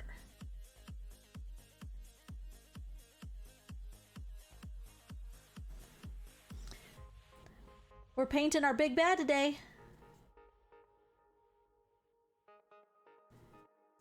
He's looking pretty badass too. It's going good. It's going good, but it's a pretty day outside, so of course we're inside doing stuff. When we should be outside probably enjoying the beautiful weather, but I took a little road trip to Starbucks earlier just to get out of the house for a little bit. Enjoy some of the weather.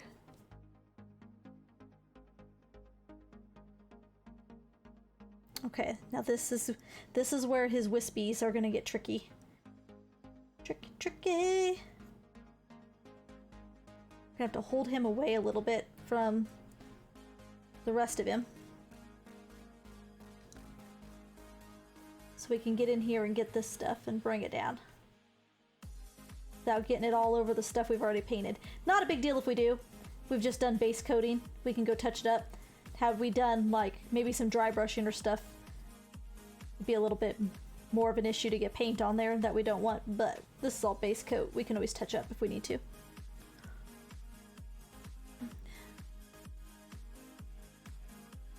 Nagash is from Age of Sigmar, so it's like their fantasy tabletop.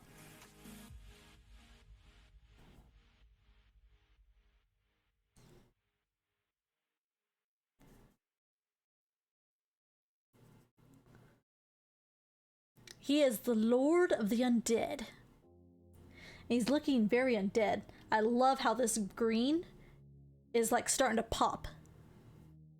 You know, here is our inspiration model. I'll show this again. So this is the model that I'm drawing my inspiration from. I really like this color scheme. So we're gonna kind of try to mimic this a little bit. Make it our own, but kind of I have no idea what colors he used. I'm just taking colors that I have that I think replicate this look the best. He actually made his daggers on his spiritual too. I kind of like that. Instead of making them corporal daggers, we'll make them spiritual daggers.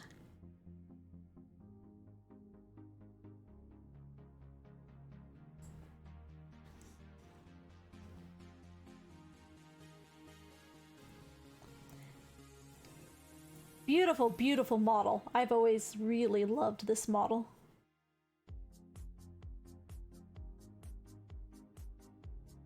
I've had him in my collection for a long time. So getting around to finally painting him, it's pretty cool.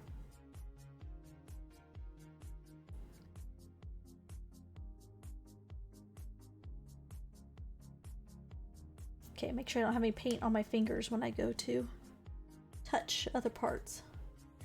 Okay, so let's do his dagger here. I didn't paint that before, but I was planning on maybe painting it as corporal dagger, but we're going to paint it as an incorporal dagger.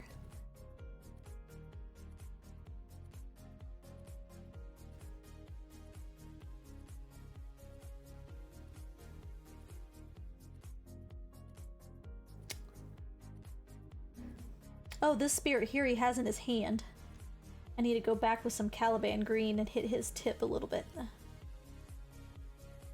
But this guy's gonna be this green too.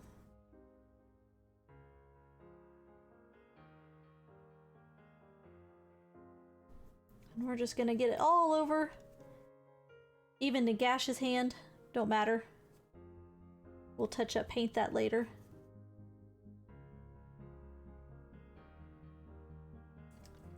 Now, if you're really good,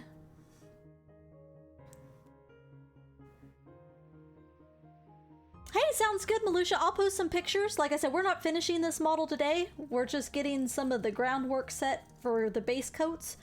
But I'll post a picture in Discord later of where we leave off, so thanks for hanging out, though. All the good questions.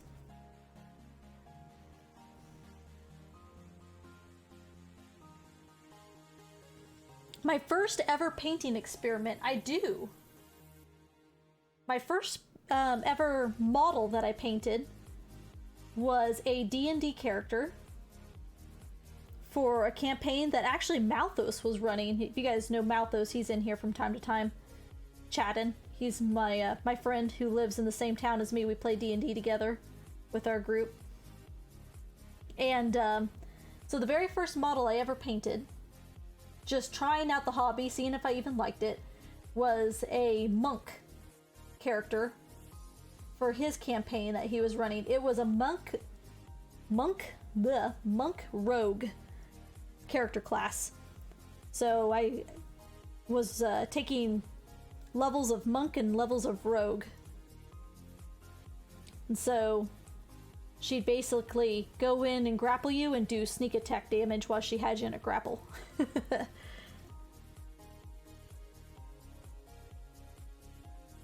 She'd tackle you and then give you some kidney shots. But that was my first ever model that I ever attempted to paint. I still have it.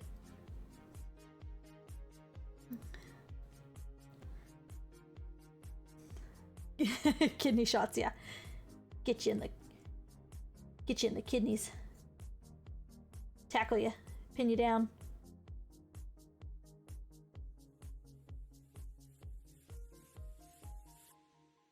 Okay.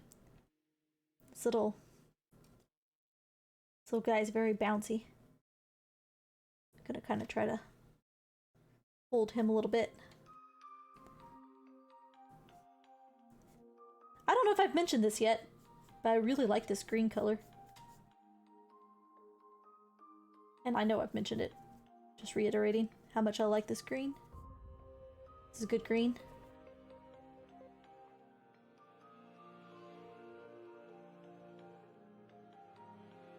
Fantastic green. This is called Warpstone Glow, and I love it because it actually looks like it's glowing. It's got, especially against these other darker colors that we started our transition with, it's definitely giving the feel of having some luminescence to it.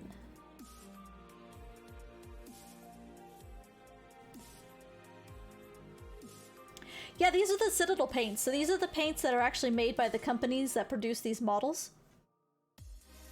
They're a very good acrylic paint. This is not like that dollar a bottle stuff you're gonna find at Walmart in the craft section.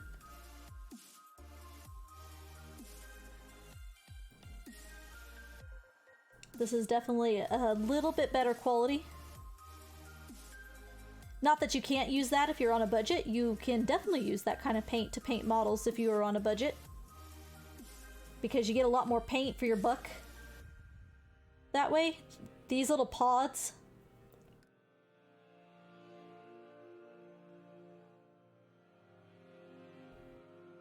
those run about $3 to $4 a paint pod. They may have gone up. I haven't bought paint in a long time. They do last a while. I mean, you're gonna get a lot of mileage out of a pot of paint. But compared to other acrylics you can buy at the hobby stores, they are a bit more expensive.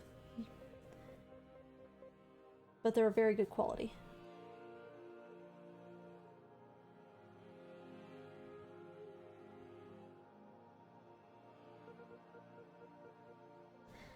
Yeah, it's not bad. I mean, they look kind of small for what you're getting.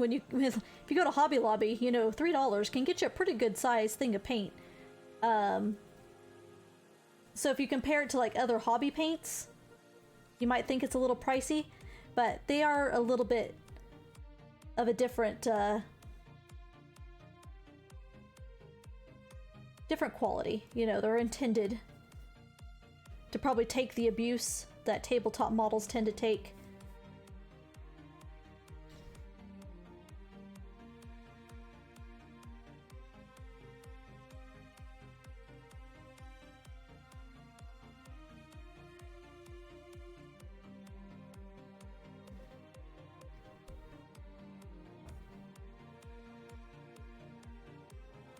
Okay, this is the one that's going to be a little tricky.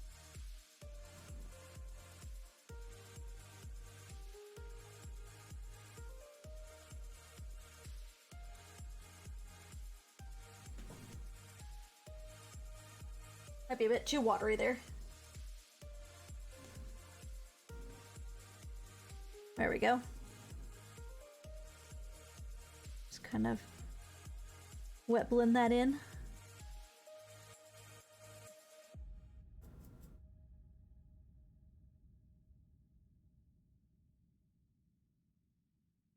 Just draw it up into that brighter color.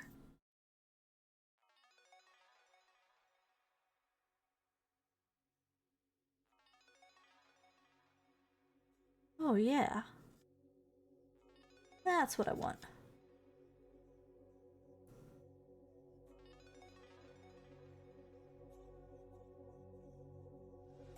There we go.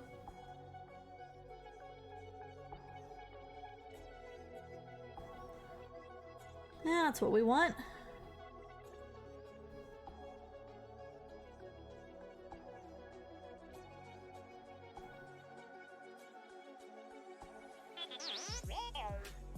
Remind you are amazing, never change for anybody. Thanks for letting me be your lil bro. I am very lucky. I'm the lucky one, Lejeune.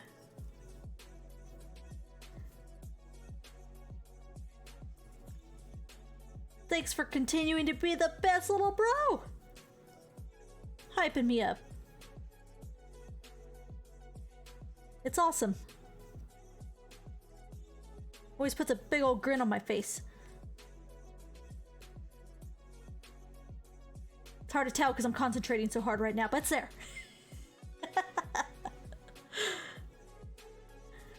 All right, see, is that starting to smooth out, that transition? Starting to get that fade? Oh, buddy, I'm so happy with the way this is looking.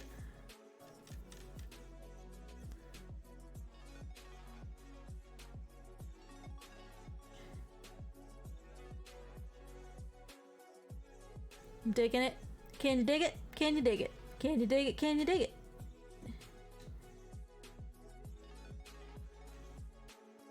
Just gonna pull this. Just feather this.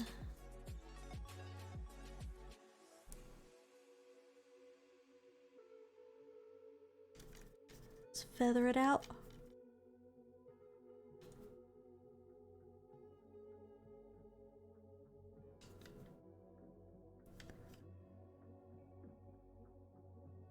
I was saying earlier, I was very nervous about starting to paint this model because I felt like maybe this would be a little bit out of my realm of technical capability. But I'm feeling better about it now. Now we're only doing like the base coating. We got a long ways to go. But all that being said, so far, so good.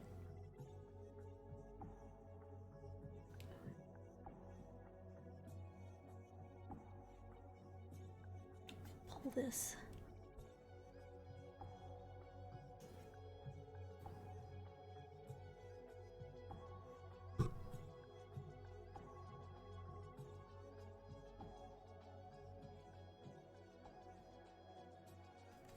Pull this back.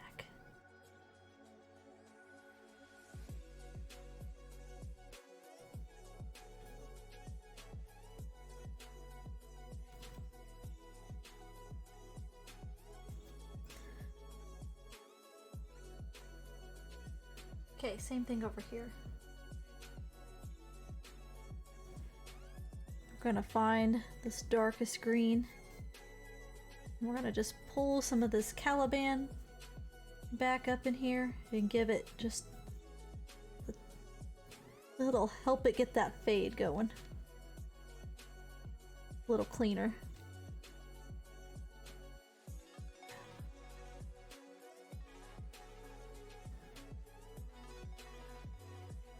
Love it when a plan comes together.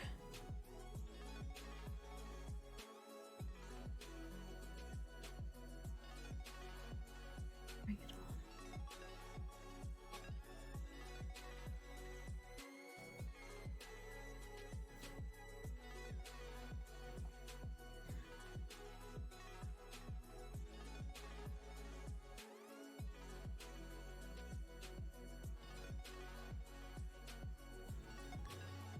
relaxing and fun at the same time. They kind of are, to be honest. Sometimes I have a hard time getting myself pumped up to want to paint. Because getting set up and then, like, I like to devote a fair amount of time. Like, if I'm going to sit down and paint, I want to do it for several hours. I just don't feel like you can get anywhere if you don't have several hours to commit to painting, because you kind of get on a roll. And if you're going to just sit down and give yourself an hour to paint, sometimes I feel like I'm getting on a roll and then I gotta quit. And so I like a little more time to devote to it.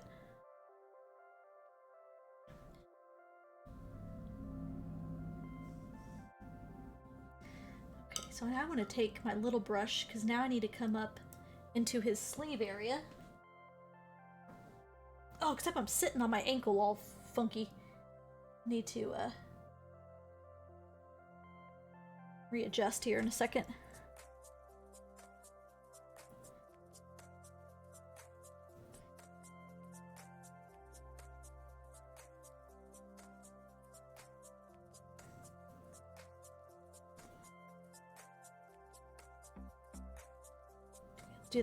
We're gonna blend this out a little bit better, but we're just gonna get some paint down to start. Yeah, I'm part of a group on Facebook that's called Hour a Day or Hour a Night, where they're hobby people that are just trying to keep everybody, hyped up and motivated to, like, at least try to get like an hour of painting done every night. But I always thought, for me, an hour of painting just wasn't enough time to bother getting all of your stuff out. I like to dedicate, at least 3 to 4 hours minimum if I'm gonna sit down and get my paints out. Okay, that needs to be the darker green.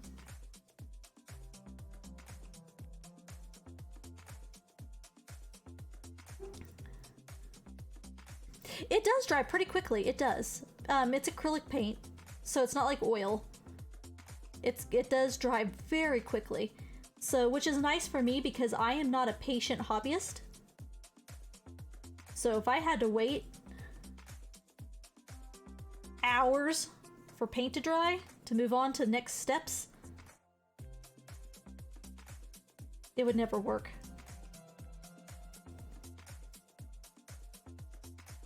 That's why I've always appreciated Bob Ross. Bob Ross does oil painting. And oil painting was always meant to be kind of like pretty time consuming. You got to really let your paint dry, if you're going to move on to different phases.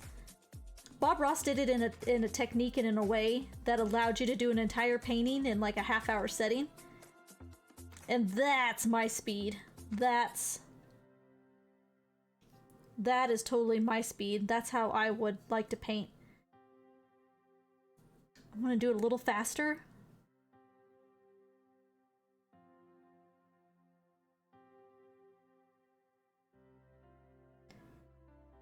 Okay, this guy kind of needs another coat up here.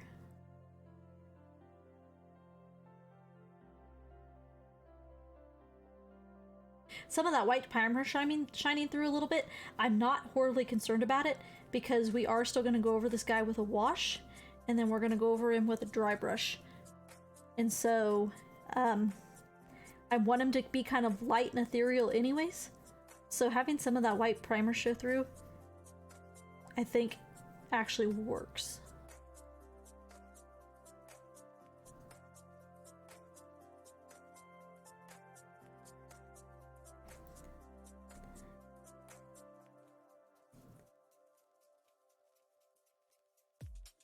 Coverage on this sleeve I'm not real happy with right now. Gonna have to work this a little bit. And then blend it.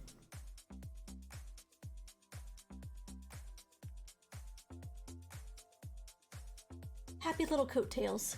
Happy little coattails. You know what? That's not what I've watched a tiny bit of it. A tiny bit. So I'm familiar with it. I've seen the movie. But I've not really watched the anime. But if there was ever an anime I was gonna watch, that'd probably be the one that I'd go to, because it's the one I'm probably the most familiar with.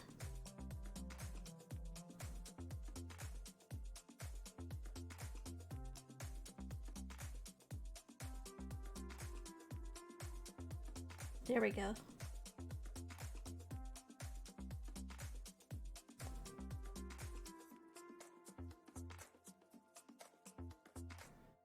Get some of this blending to go on here from this previous green color. Kind of work it down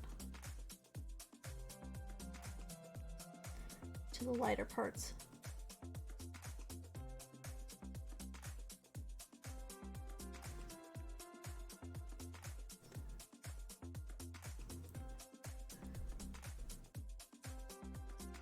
The movie's not a very good representation. Well, I would imagine not. That's just typically how movies are.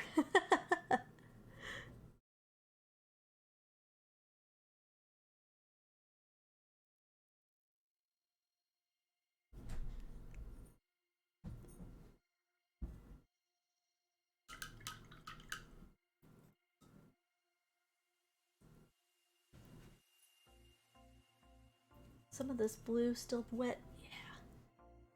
Grab this. Just bring that in.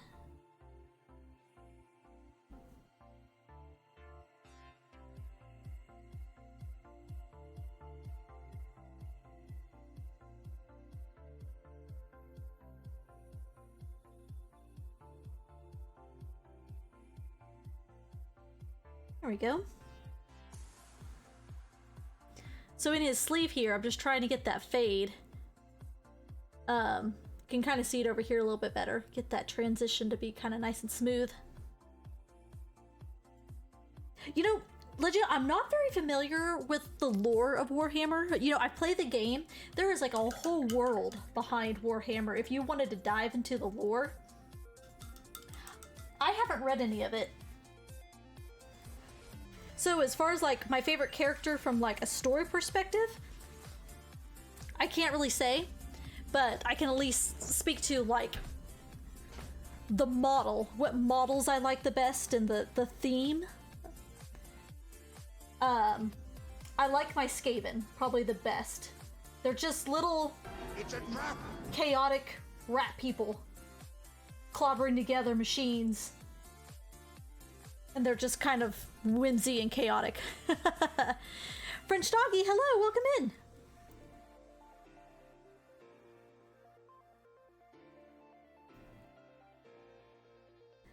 But yeah, I really like the Skaven. I just like the little chaotic, crazy rat guys. Causing mischief. Building random things out of scavenged stuff. You're in for a chill painting sesh? Well, hey, welcome in. That's what we're trying to do. Just kind of talking Warhammer, talking painting techniques.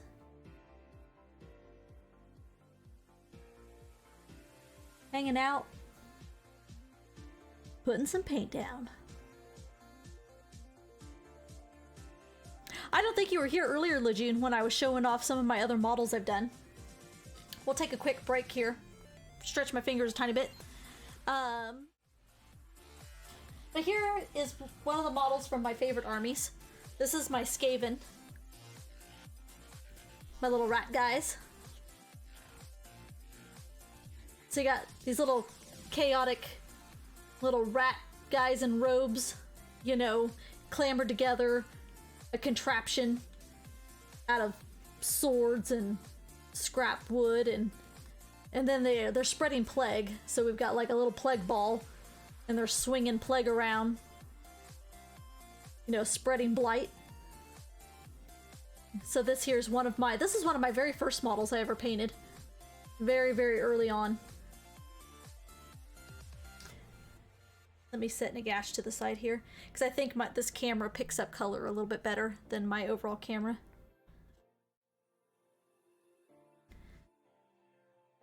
So this is kind of like same thing with those ghosts that we're painting. We're doing like this this transition to like a cloud to a plague ball. But these guys are really cool. This is some of my, and there's this little wizardy dude here in the front. He's kind of hard to see. I can get you in there. But there's this little guy in the front. He's got a little incense burner, and he's swinging Blight around with his staff. I actually have a second of this model. I built 2 of these, and so when you build these, they come with basically, yeah, it's just kind of got like a cracked earth. This was one of my first bases I ever did, but my whole army has the same base, just to kind of keep it clean. But I have this model that I painted a second one of. You could do a different makeup, so it's got, so I used this little guy and have got him on a separate base. But there's that model.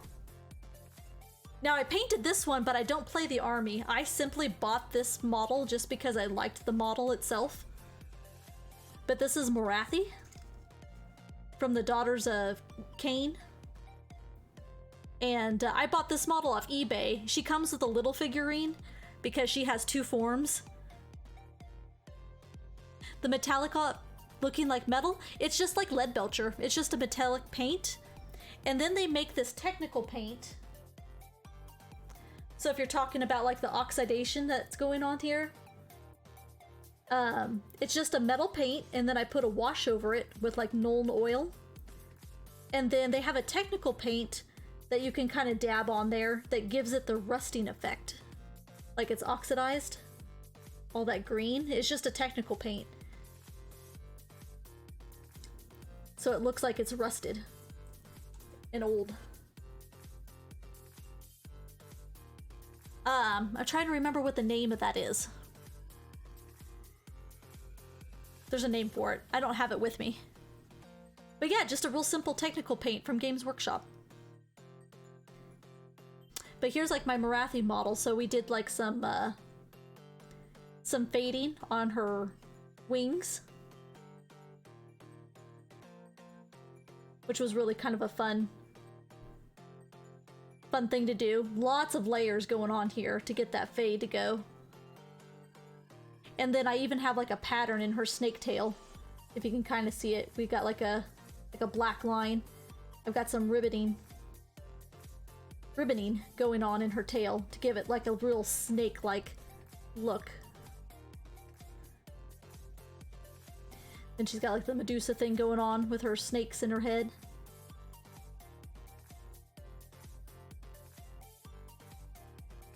And then I kind of jazzed up her base with just some Hobby Lobby silk flowers. Like I popped a little silk flower there. This is just some terrain foliage to look like leaves. And then this here is just like some Hobby Lobby. I tore apart some flower models that I bought and just used them for bushes and terrain.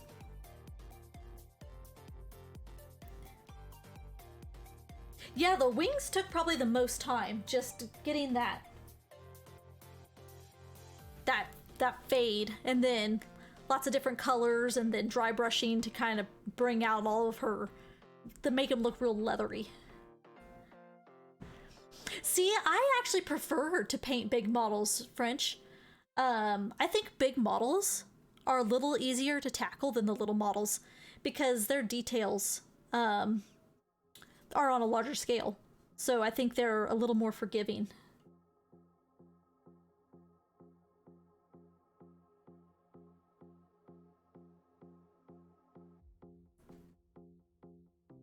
You've had a Lord of Change for 3 months assembling your 2. Hey, don't feel bad. I'm very nervous about this model. This is one that I've kind of put off painting because he's a little bit cleaner of a model than what I'm used to doing. I do a lot of Nurgle and Skaven, and I feel like just because of the nature of those armies, they don't need to be as clean because they're just kind of chaotic, cobbled together corpses and cobbled together machines and corpses, and so you don't have to be as clean with your painting as you would normally need to be with like maybe something like this or like elves, where they're just a little bit more of a meticulous race where their armor is going to be a lot more pristine.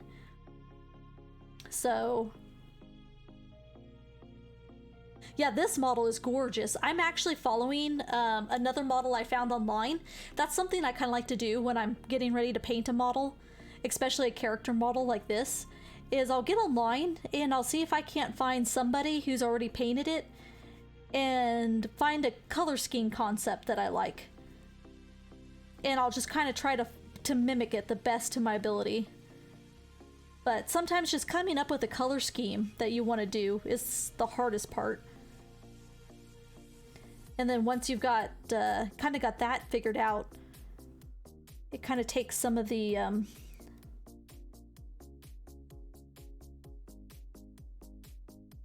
pressure out of what to do.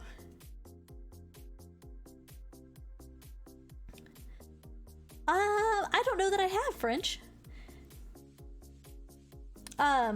If you're gonna, you're welcome to post a link, but I can give you a permit before you do that. So I don't allow links. If you're a sub, that's a sub perk to post links. But if you'd like to share a link, let me know, and I can give you permission to post something. Is that a Games Workshop model, or is that like a Reaper model?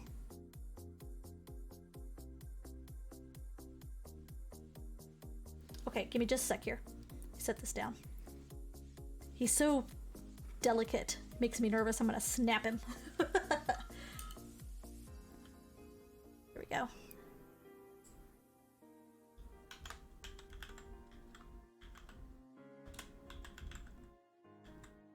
Make sure I spell your name right. I've done that to somebody before. Go to give them a permit and then spell their name wrong, and then they got timed out.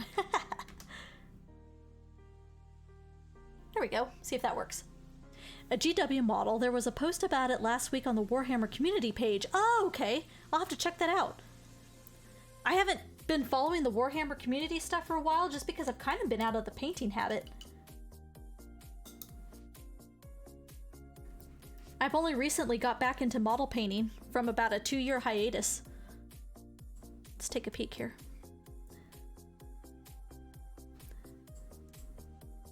Oh, that's a Baylor. Oh, my dude. You shall not pass. Gandalf, where are you?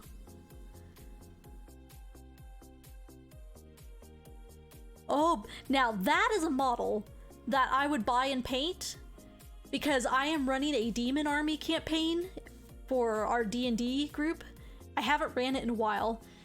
We've got like 8 people in our D&D group, and each of us have our own campaign that we run, and we kind of rotate through. So you may D&D for like a year, and then you'll take a hiatus for like a couple years until you get back around to your campaign again. But oh my gosh, now that's a demon I could throw at some PCs and have some fun with. Holy cow.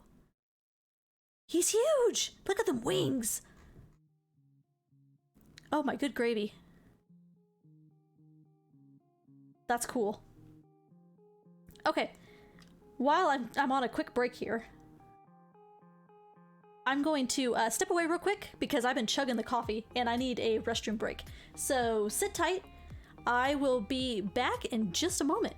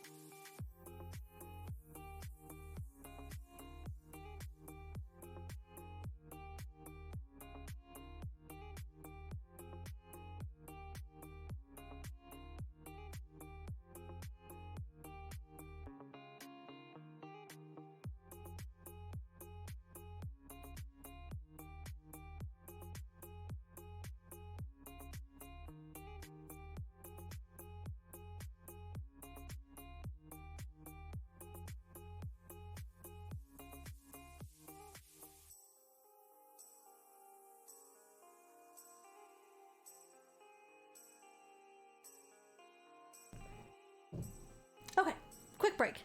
Back. Ah, better. Too much coffee. Had myself a venti salted caramel iced coffee earlier. Oh, it's so good though.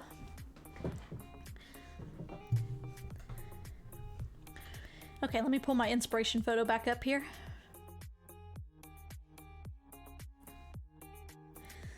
Looking spiffy. Okay. Really digging these colors, you guys.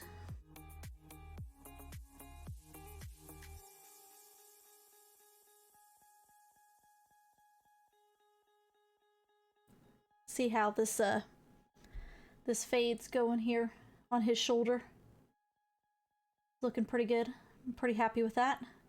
We're gonna do some washing and some dry brushing. That's gonna make that a little cleaner when we're done. But I think for the time being, it's looking pretty good. I'm happy with it.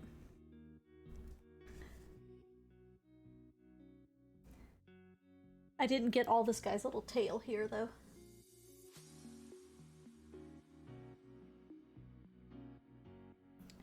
This little guy, we're painting him all this one color, this warpstone green color. But, we're actually going to make his tail almost white. And then we'll go over it with a wash.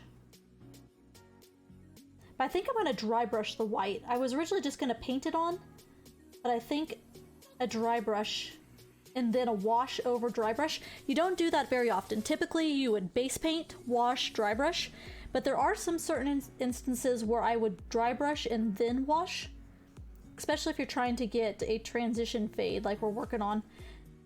Fur, if you're painting like fur, that's something I typically would do a base dry brush wash, because I think it helps make the dry brush a little cleaner and subtle for like a fur type application.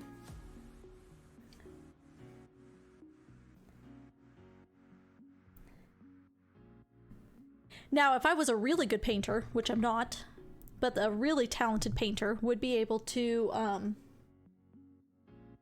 do like a glowing effect. Now that's something I'd like to learn how to do, is say somebody had like a lantern in their hand.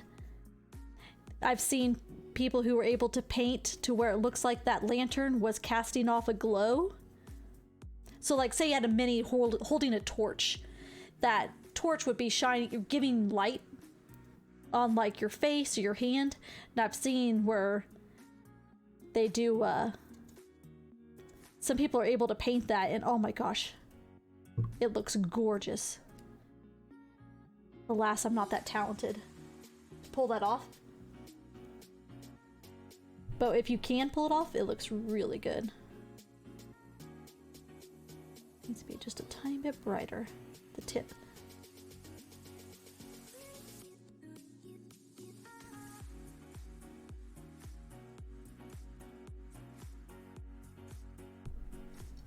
Keep bumping into my mic. I do see on his cape here where I was flicking green. I'm gonna need to go back and touch up some of that dark blue we started with. I've got some green speckling going on from flicking my brush.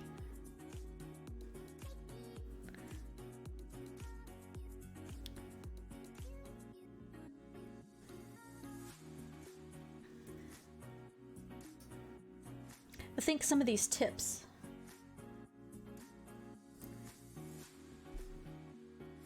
need some green, some of this bright green.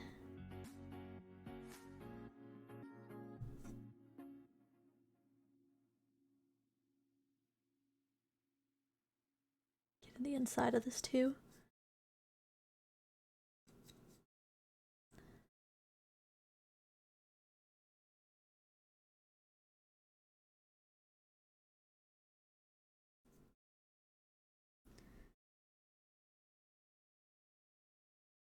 Then as get to this dark green, we're going to pull it down.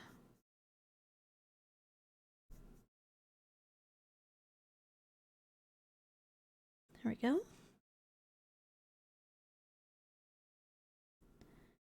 Yeah.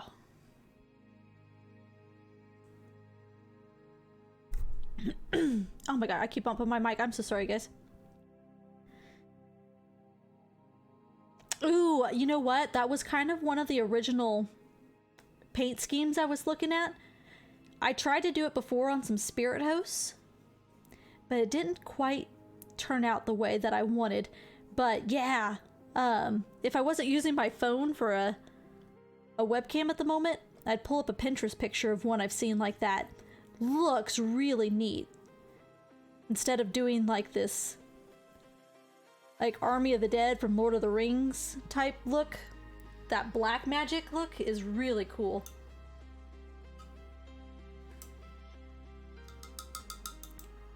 A base of white and then deepen the color away from the light source. Yeah, yeah.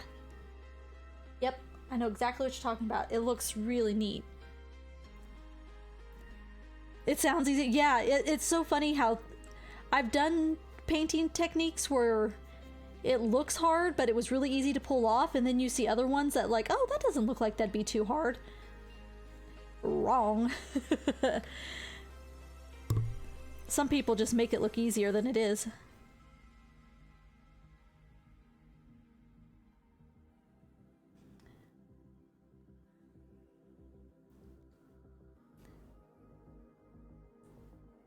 All right. What you guys think?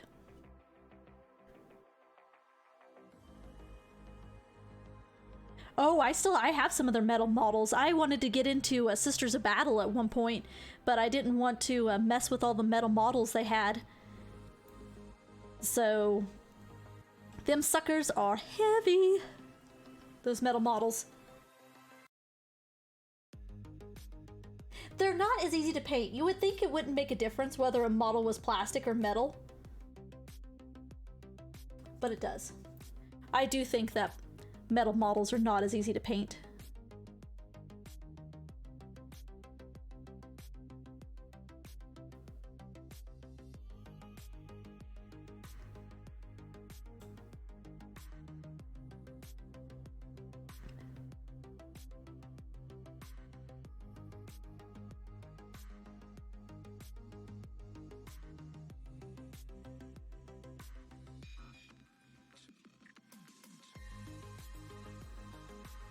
Something about plastic is just a little cleaner. It's just trying to give like his tip of his tail. That's what I was painting. It's kind of hard to see. There's a wisp in the way. But this little pointy part right here. Just trying to give that a little glow with this warp stone.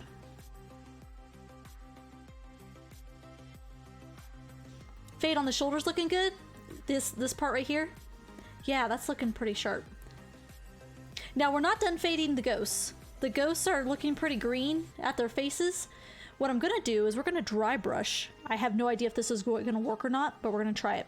We're gonna dry brush the faces white to kind of bring a little bit more glow to their face, and then we're gonna wash over it with a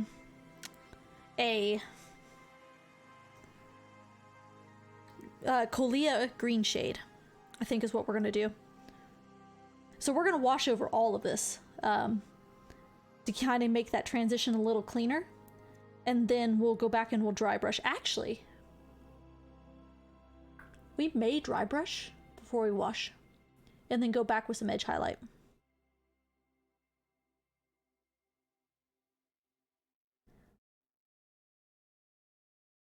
That may be what we do. But I'm really liking how this green is popping.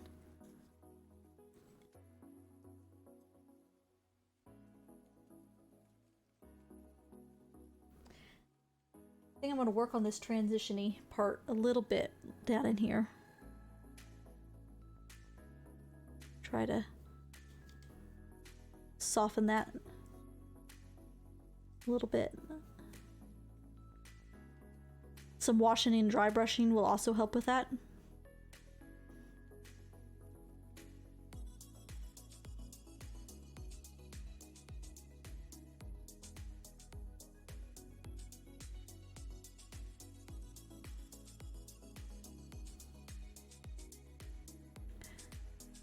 think I need to go internal here to this model. It's gonna be kind of hard for you guys to see for the moment. And I'm gonna go into his undercarriage here a little bit.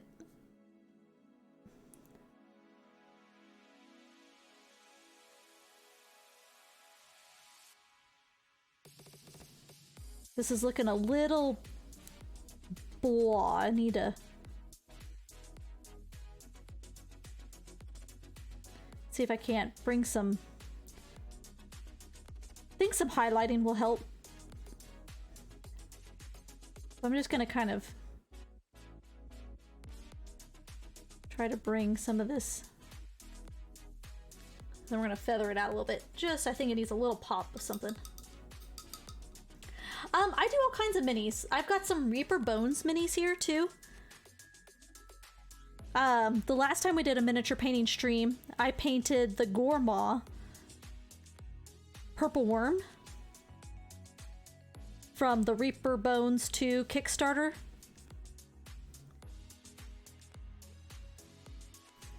I've mainly done Reaper Bones and GW stuff.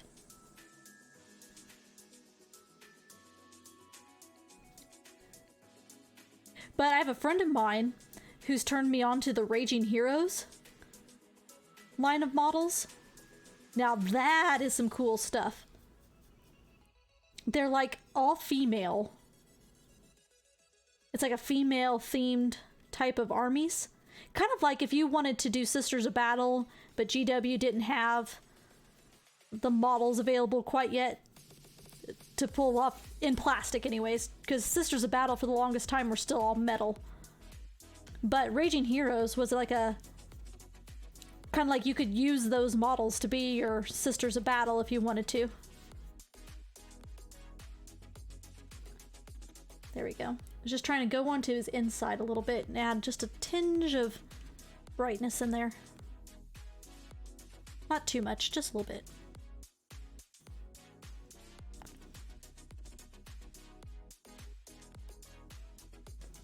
I think we need to bring some brighter green where these bins are at. Towards the front of the model. Looks a little weird. Maybe it shifts from dark to green, dark to bright to right in this bend.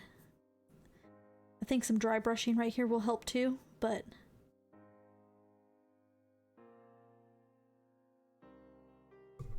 oh, I keep tapping my mic. There we go. Get that out of the way. Hey, there's Malthus. How's it going? I actually have this Frost Giant model. This is a Reaper Bones model. He's gonna be kind of washed out in the camera because he's primed white, but it's a cool kind of Viking looking Reaper Bones model that I was thinking about painting sometime. He's washed and primed and ready to go, but he'd be a really cool Frost Giant to paint sometime. What'd you think, Malthus?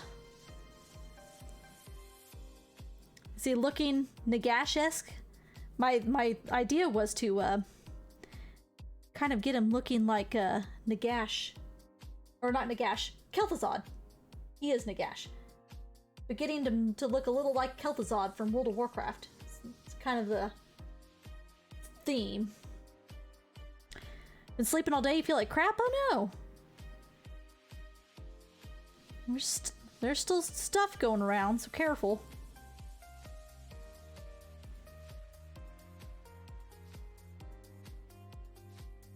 Okay, I just want this little bend at the front of this model for that to change. I think I want it to happen here too. Where this kind of comes to the front. And we're gonna soften this up a little bit.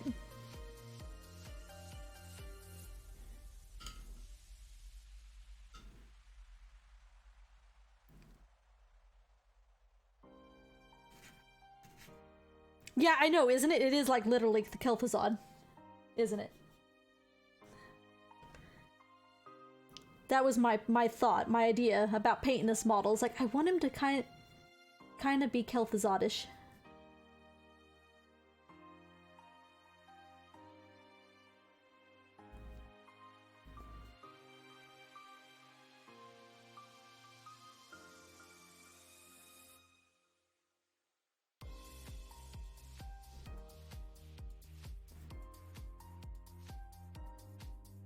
And we're still just doing base painting.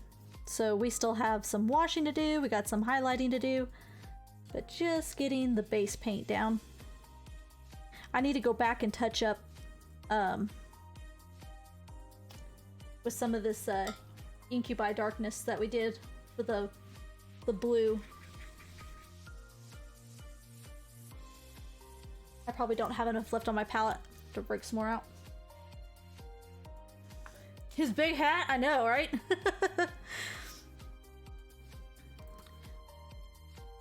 It makes him look like a cardinal. Or a bishop.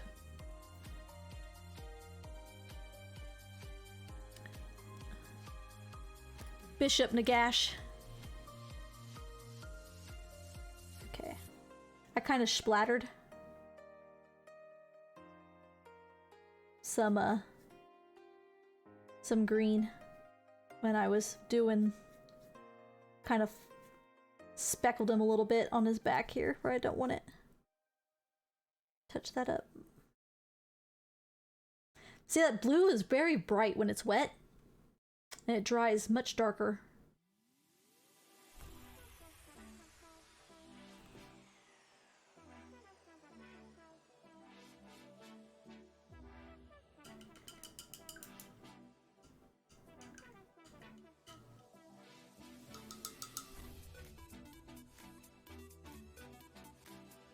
A Titanfall mini paint and stream. Titanfall. Is that a line of minis?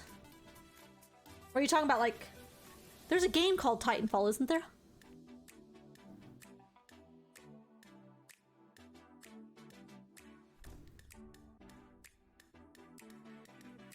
I was like, I have a Titan that I've painted. One of those Titan Knights from 40k. I have one of those that I've painted. Not quite the same thing, but similar.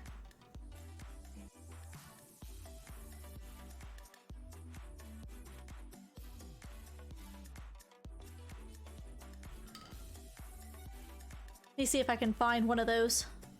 Oh, hey, Malthos. Have you seen this model that French shared with us earlier? I'll reshare it. Take a look at that bad boy.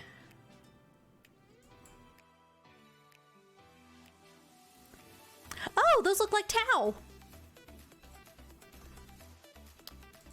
Those look a lot like Tau.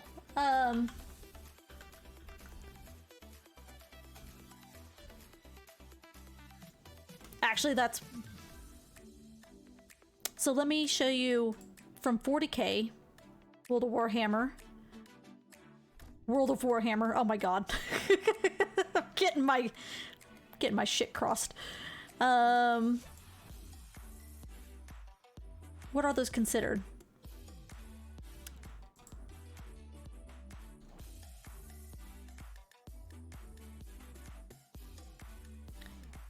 Here you go, Godly.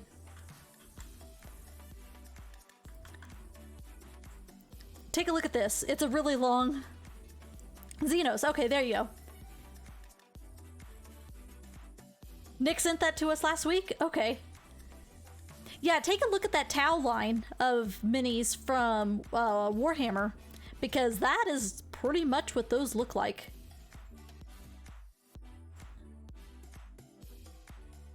Very, very similar.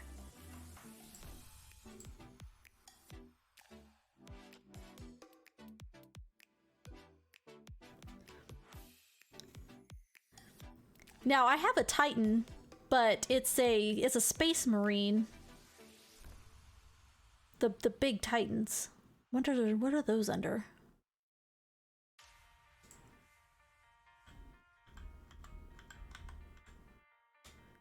They're the Knights. These guys, because they're freaking cool.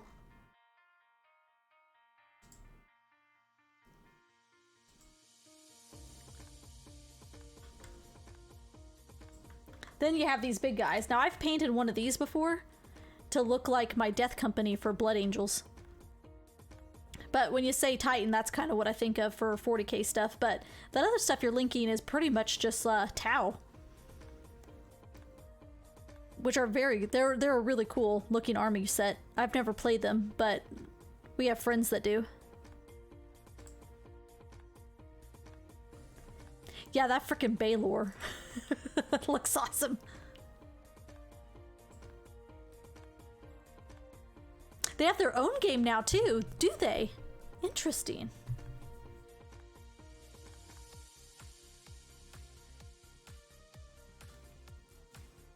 It's getting bright in here.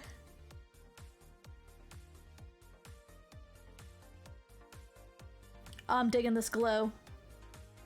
So here is my inspiration image that I found this guy from Chaos of Colors. So this artist here is kind of my inspiration for this model as far as a color scheme. So we're gonna kind of mimic this color scheme a little bit. I really like how these dark blues and greens contrast with the bone armor that this guy has. Love it. So we're basically taking this guy's model as inspiration for my paint scheme that we're doing today. So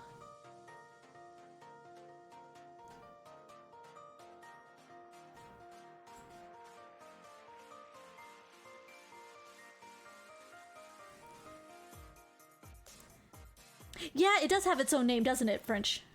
I don't remember what it's called. Because they've even got their own codex, I believe. Yeah, so see, that's what we're gonna go back. Their faces are just a titch touch brighter. And then we got a little extra brightness. That's gonna pop out when we go to do our dry brushing. But I'm wondering,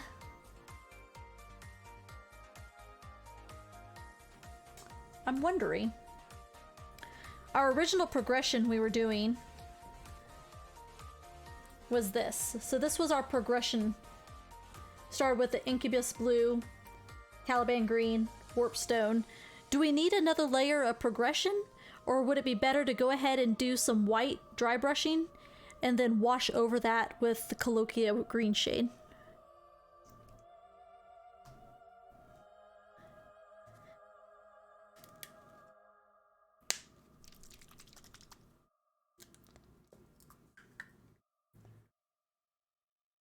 This green shade is kind of blue.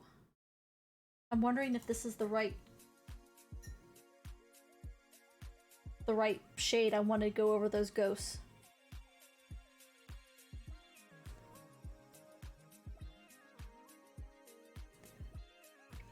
That's that wash. It might be. I don't think I want to do camo shade. Or we have Waywatcher green.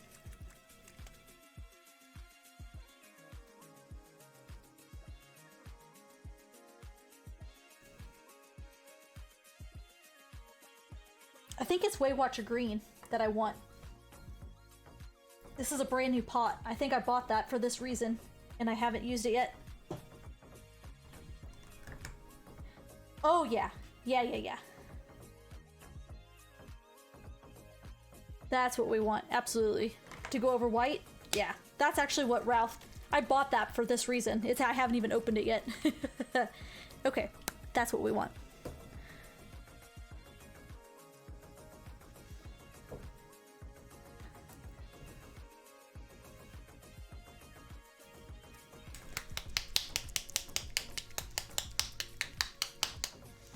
That's what you use for all your green shading on your Necrons? Okay. Thingiverse? Hey, Thingiverse is a great place to go for that stuff. There is tons of stuff on Thingiverse.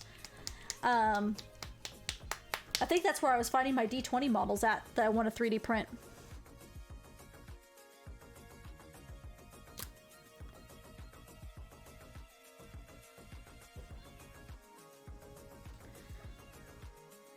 Okay, so...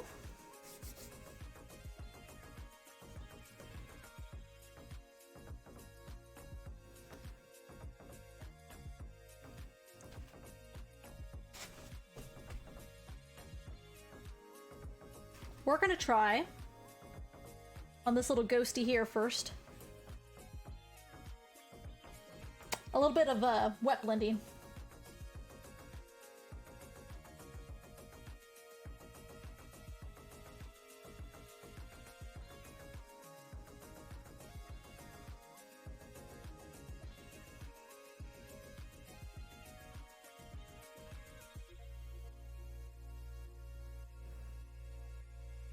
Do I want to dry brush this or do I want to wet blend it, Malthus?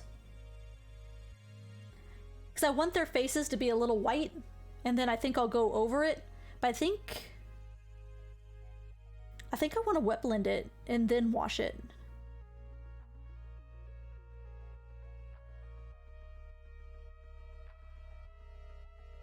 The white. Yeah, the white of the faces. Because I want their faces to be white, and I want to blend that out so their faces are a little...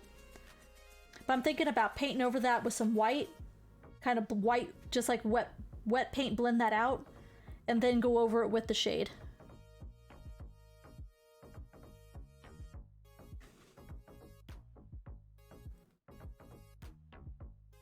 I think that's what I'm gonna do.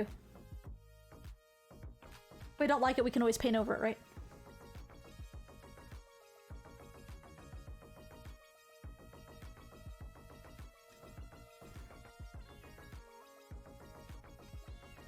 Get around the hands. Now, bear with me. It's gonna look a little wonky here at first.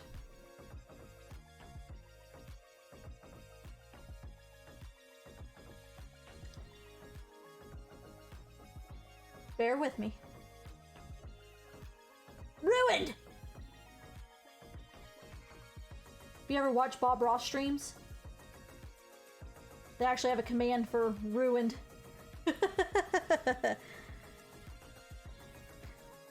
The Weight Watcher's gonna blend them together anyways? Yeah, I agree.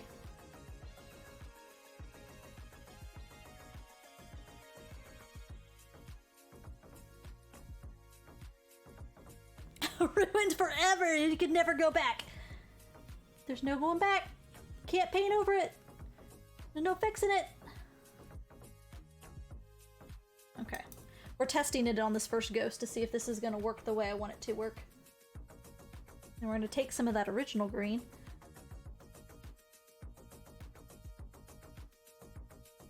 We're gonna get it wet around where we did the white. I'm not a good wet blender.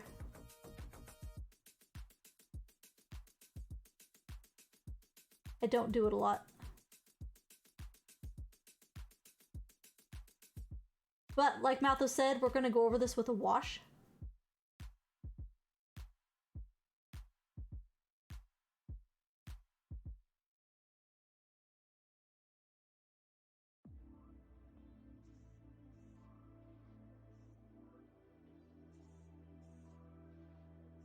And it's gonna pull those colors together a little bit better for transition.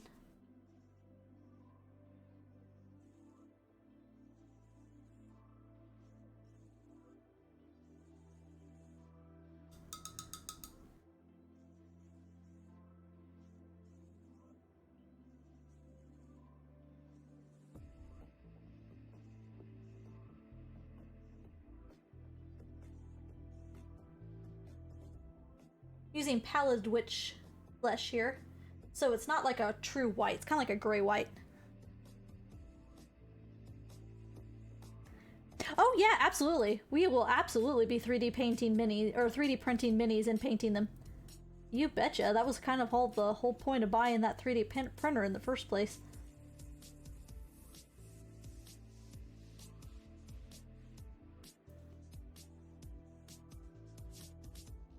Absolutely.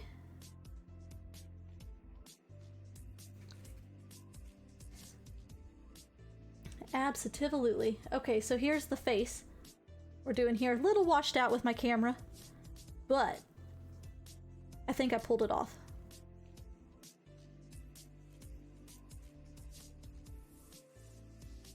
I think I pulled it off.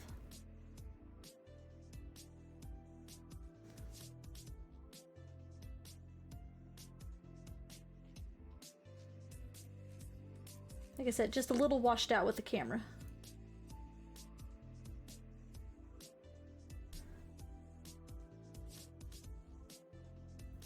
Look at me wet blend like I know what I'm doing.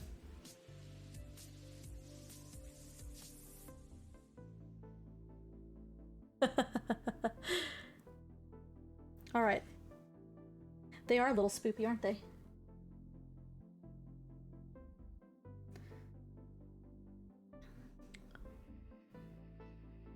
very spoopy.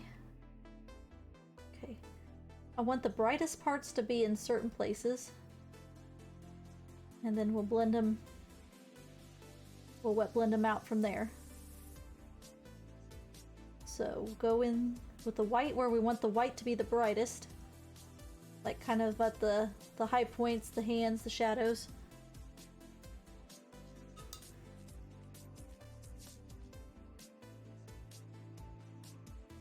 We're going to take some of this green, the original green, and just kind of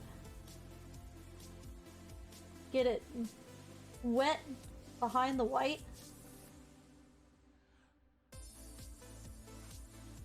I don't know if this is how you're supposed to wet blend, but this is how I'm going to wet blend. Okay. I'm going to take just a dampened brush and we're going to just start working those together a little bit. Like I said, we could have done this as a dry brushing technique too, but I think you need to be brave. Try new techniques. See how it works. Don't be scared. Always paint over it. No need to be scared.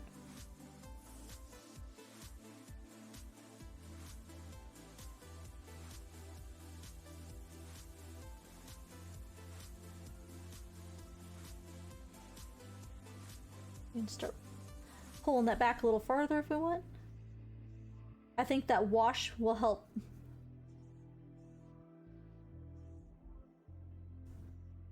You know, make that a little cleaner of a transition, but we need to start somewhere. Yeah.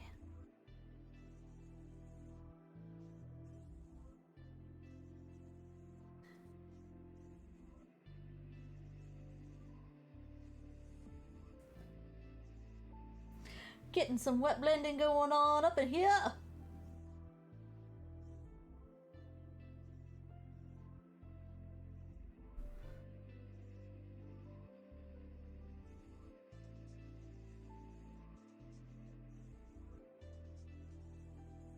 Ralph would be so proud.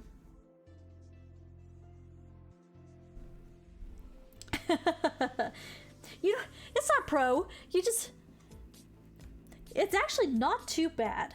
It's a little back and forth. Like I said, I'm probably not doing this very clean. I've never really done a lot of wet blending. It looks really good though, especially like on fabric. When you want like a nice smooth transition. That's what I was thinking, like for these ghosts, this wet blending would probably be the direction to go. Because them being kind of ethereal and wispy, you want that transition to be a little more fluid. See, when I did my smoke on my Skaven, I did a dry brushing.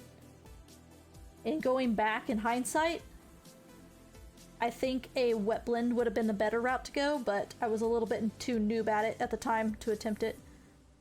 I'm gonna do the same thing here. And this.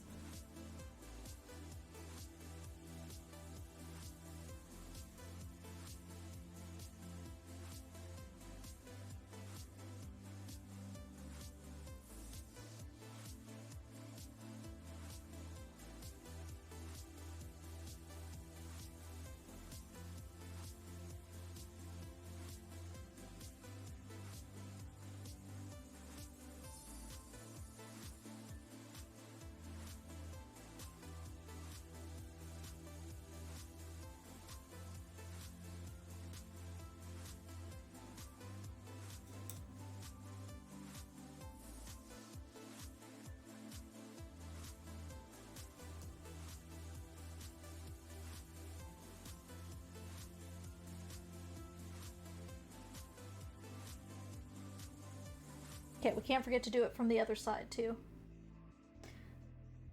It's not gonna look right.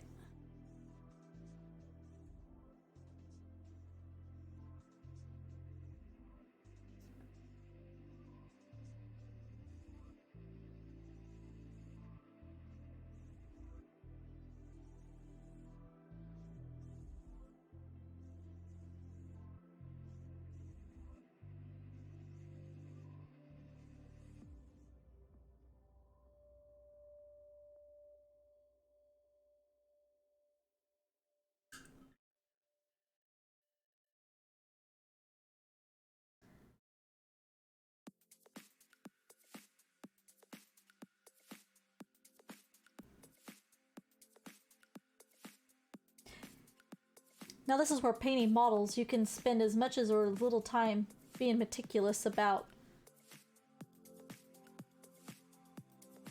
details as you want to be. Don't want to get that too muddied. I'm just kind of playing with this little tip right in here. This one. Kind of making that a little point that would get lighter. His little beard phalanges are just asking to be snapped off. Tell you what. Oh, you know what? I didn't wet blend that before it dried. Now it's all dry. Go back. Touch that up.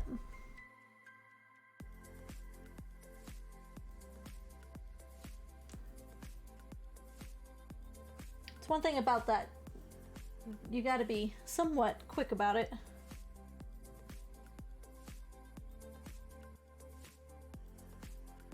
Just go in there and pull.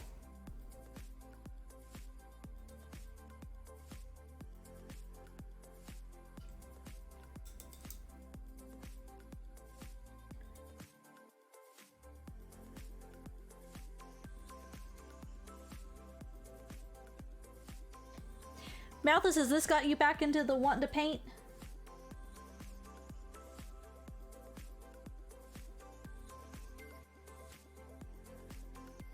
Your stuff was really good too. I'm sure you still have stuff unpainted in your collection that you could go back and resurrect if you wanted to. A little bit?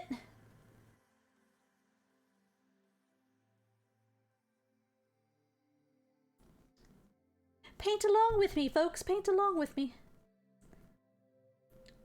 Sorry, I apologize. I keep bumping into my mic, screeching in your guys' ears.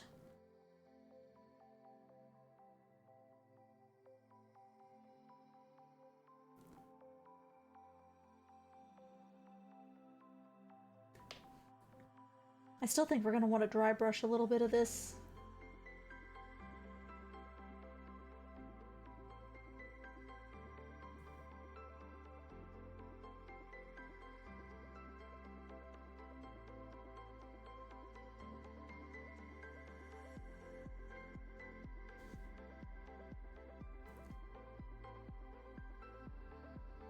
Order to get some brightness down in the rest of this.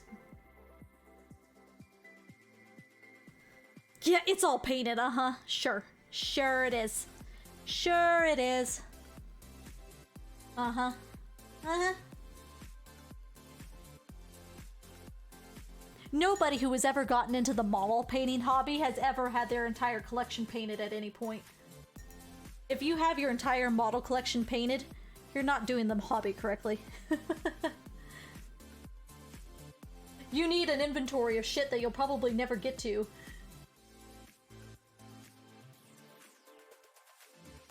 Tis required.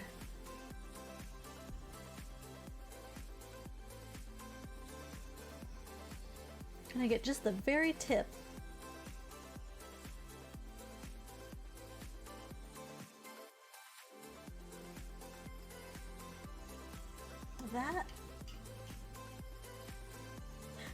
Yeah, that model is awesome. You have a Scarabine?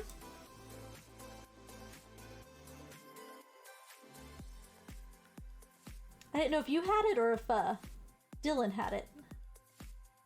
I knew somebody did. Maybe you both do.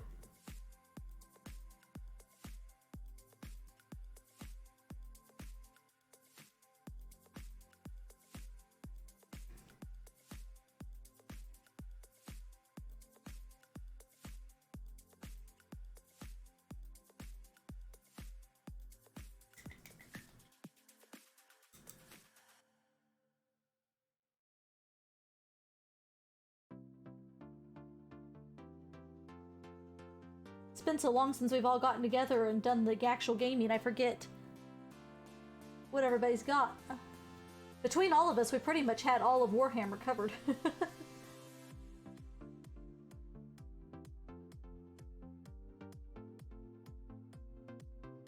Muddy that up a little bit more.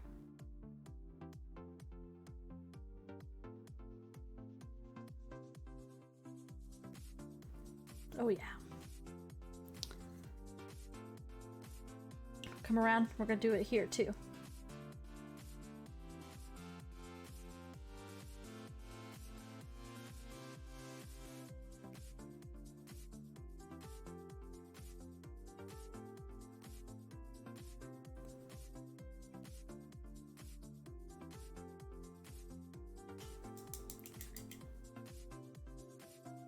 You don't think his Scarebrain is painted? I thought somebody had a painted one they were putting on the table at one point. Could be wrong.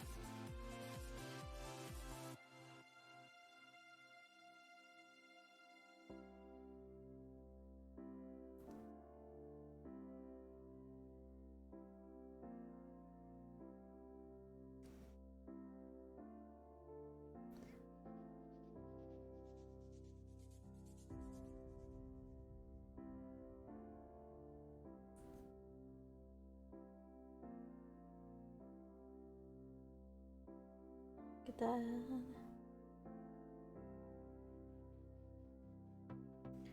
Oh yeah.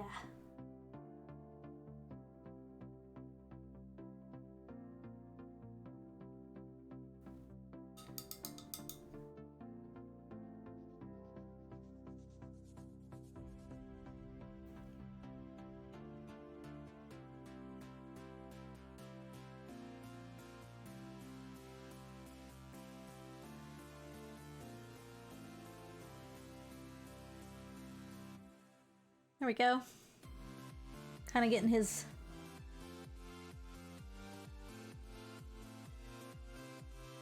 blend that a little bit out. The tip of his cloak here. Right here. That's what I'm doing. Well, I think we're gonna have to go in and do that in a few other spaces. Like this piece in here, I think needs it. It's a little dark in this lower portion. I think just a few little pops, like at the very tips of some of these little pokey tips, are gonna need some of this, but those ghost faces are coming along nice. Like I said, mine are not ever going to be quite as clean as this inspiration picture that I'm looking at, but this guy's pro. This guy's doing these for dioramas. This guy knows what's going on. What I am gonna need to do is get out my Warpstone glow color, because I'm running out of that paint on my palette. There we go.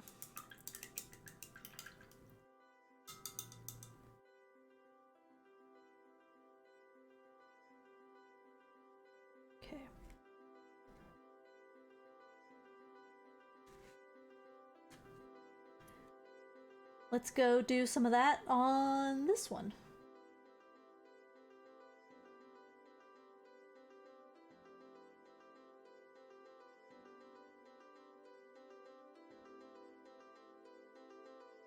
I'm gonna mix a tiny bit of that Warpstone green into this Pallid Witch Flesh. Kind of give it a little bit more of a white-green tint to start with. Ruined! Oh, we ruined it. No, we didn't. Not yet. We'll get there.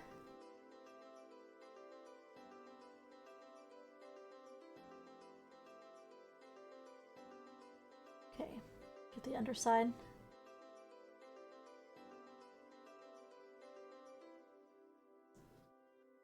This is drying pretty quick.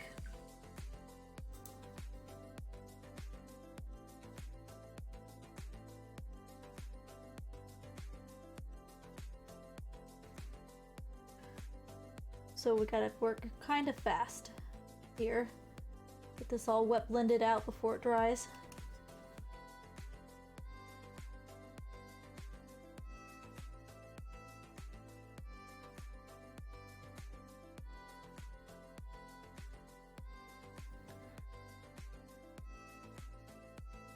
You have to dig back a little ways, do you?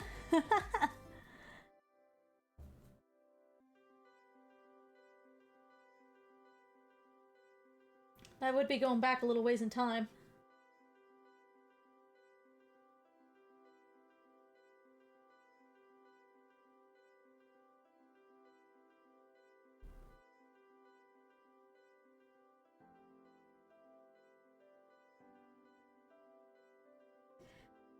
A little bit of back and forth here with this process, I think, to get it to go look the way I want it to look.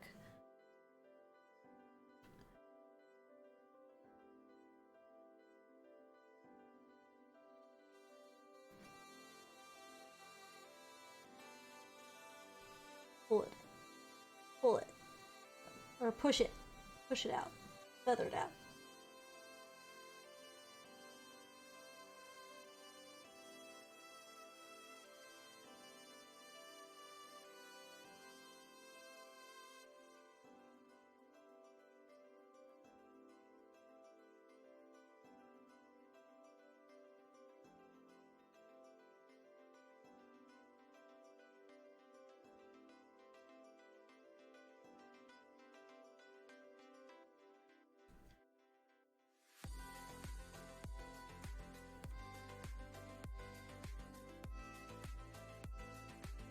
Oh, yeah. It's looking pretty good. I'm liking this going on right here. Getting some lightness in there. But it's not not a overly drastic.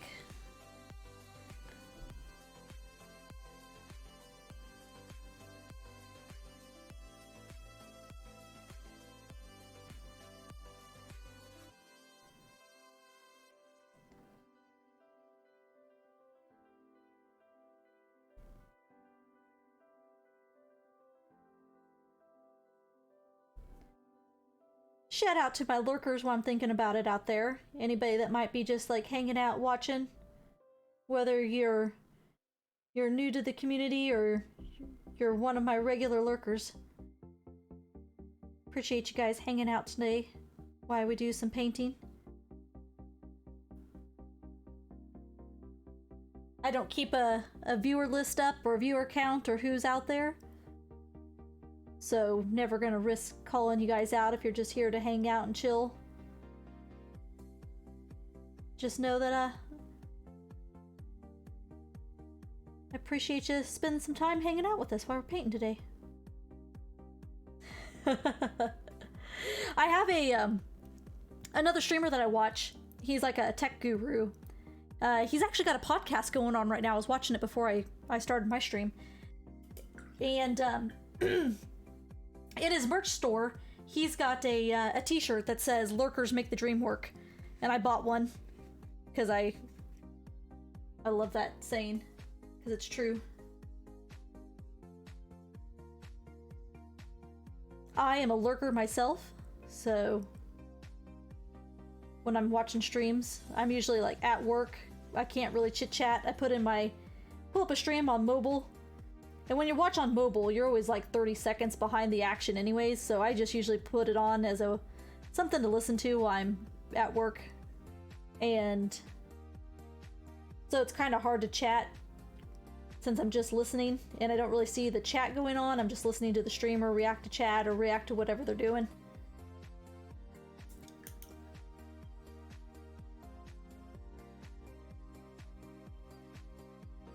But even some of the other communities that I watch, you know, kind of know that we're always there in the background, hanging out, listening, tuning in.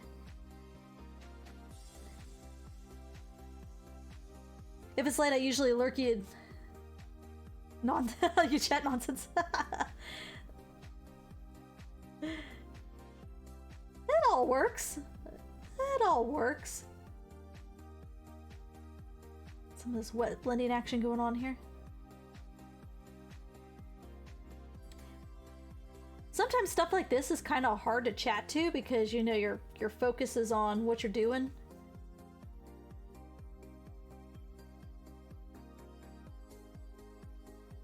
So I just kind of talk to myself. answer questions that might come up about what I'm doing or how I'm doing something.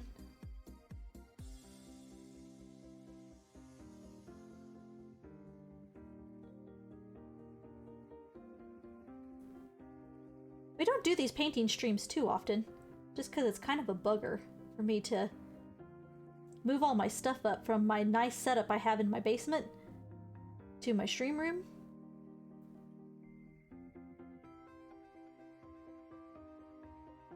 But it's fun to do on occasion. It's fun to pick back up a hobby I've kind of let slide over the years.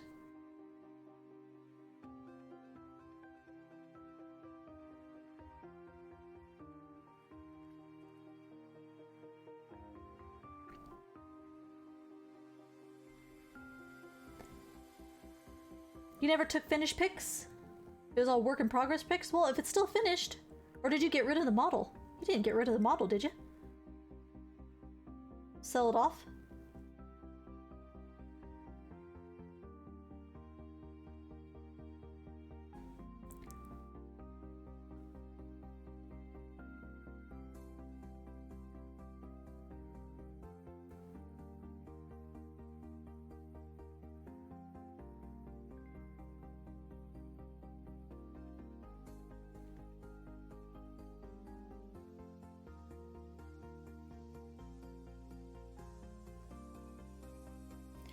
Oh, no, I don't feel like I'm good enough to do commission.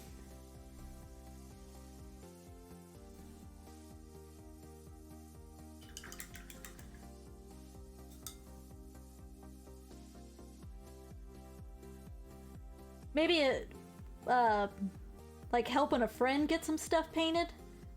As long as they weren't real meticulous on me making sure everything was matching. I just do it for myself. I don't have time to do commissions either. Gosh, I barely have enough time to paint for myself, it seems like.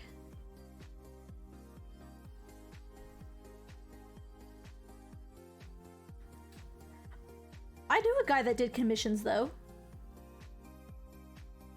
He was really good, too. He had some awesome techniques and stuff that he did. Like battleware, aging techniques and stuff.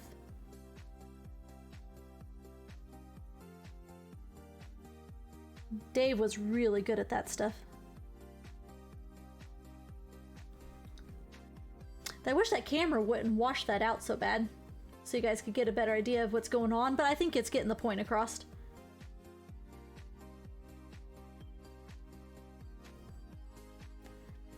When you got hurt, you kind of had to pile some stuff in the room just to get it out of the way, so you can't really get in there with the cast on. Ah, gotcha.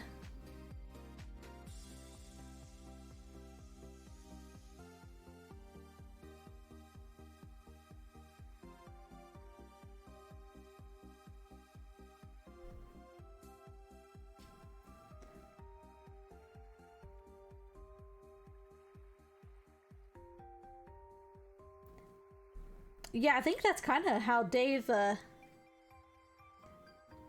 earned a lot of some of his other income that he had, was in commissions. He did a lot of commissions.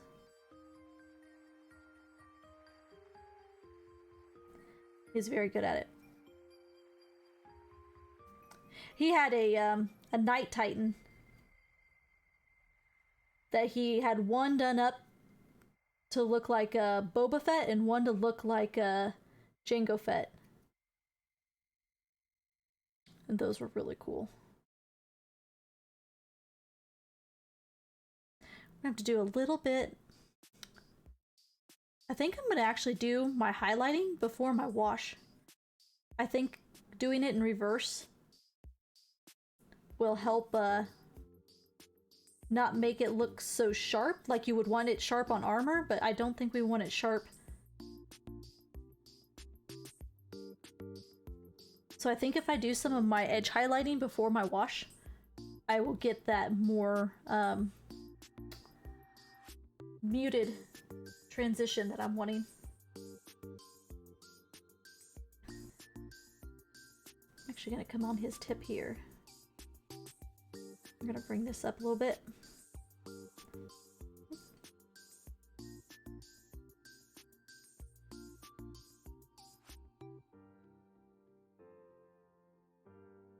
Gotta be so careful when you're reaching into certain areas. I do this kind of wet blending that we're doing here on his cloak, the tips of his cloak.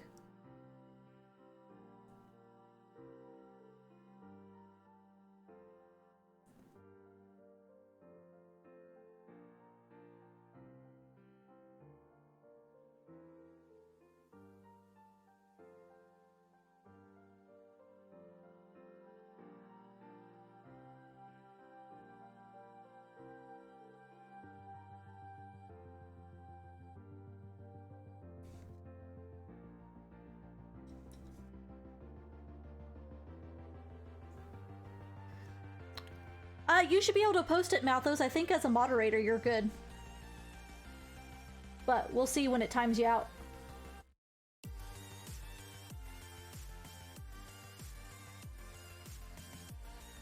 Or you can always post it in the Discord, too.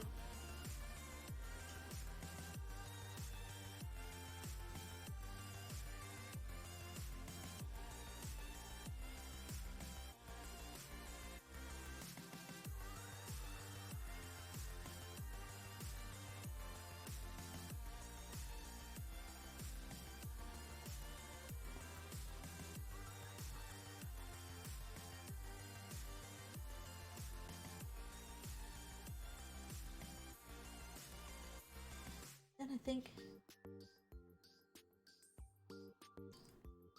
you get into this Caliban Green. Oh, I don't care.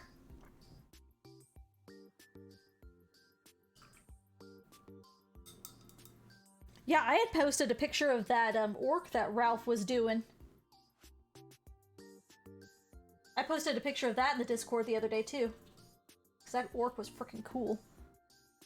The one on the toad dragon.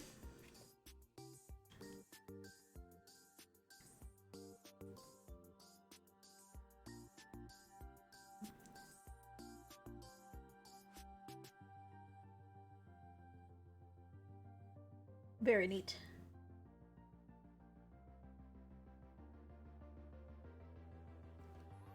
Oh man, this wet blending, you gotta be fast.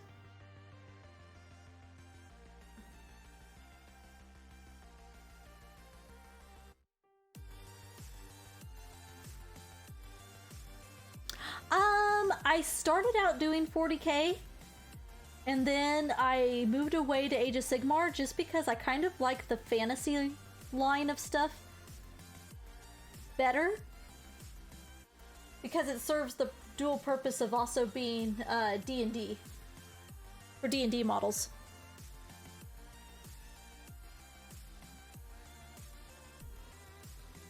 Oh, I don't think you were at Ralph's house that day that he was showing that toad dragon model. There's a picture of it in or Tabletop Mini channel in the Discord. But yeah, I think that's a good looking model. That toad, the orc on the big toad dragon. It looks like that dragon looks like a toad. It looks like a big frog. Frog toad dragon.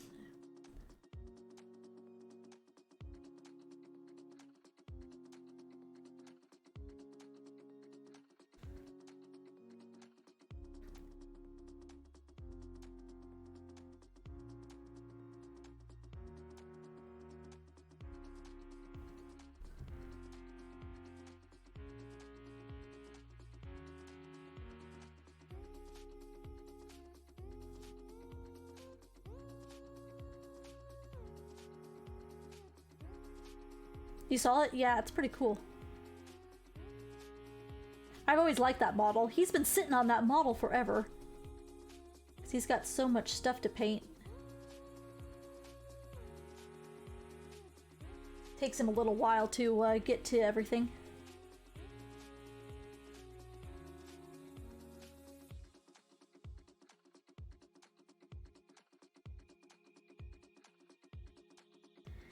There we go. Okay, now I gotta come back and do this, the front side of it. Ah! It is. AOS is just, when they revamped it from old fantasy to new fantasy, they made it a much more new player friendly. Now, I haven't played it in years to know if the if the rules have changed much at all. I've been away from it for a while.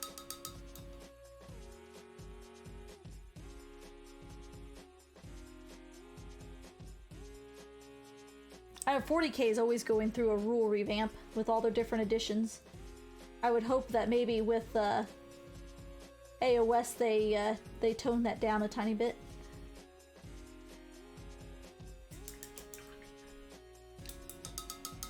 Now on, you do as I tell you, okay? Oh hey, this randomly popped up now for some reason.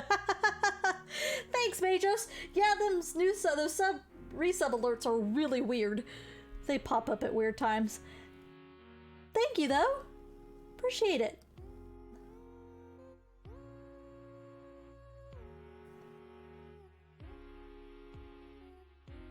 Getting some painting done on this bad boy. He's looking pretty slick. Spend all this time.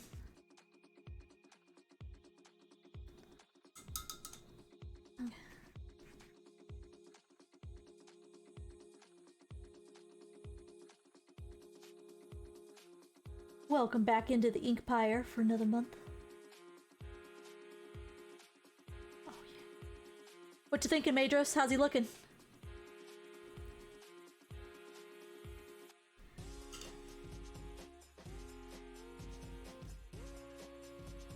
We're definitely going to be going back in here and picking out some more of those little pokey pieces to do that blending with. We've kind of got this progression going on with paints. We started with this this blue color, then we went to this green, and then we're into this get the lids on real nice and tight. We've got this color progression going on at the moment. And then now we're going in with the white in the tips and just kind of fading that out. You put it in the Discord? Cool. I've got the Discord right here. What do we got? Oh, that thing? Yeah. His Predators. He did like some his own little hair tendrils in there. It definitely looks like the Predator from the movie The Predator.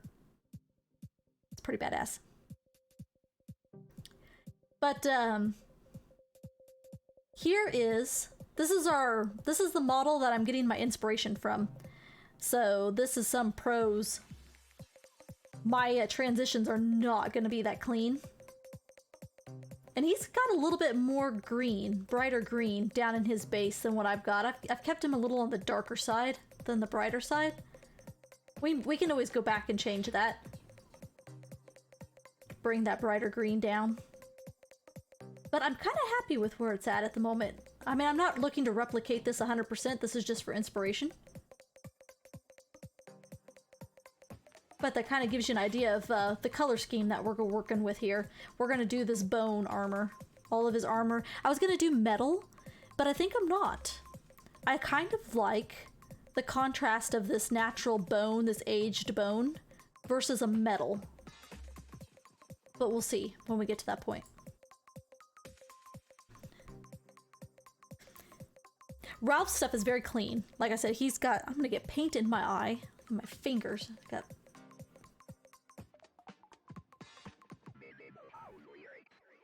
Okay.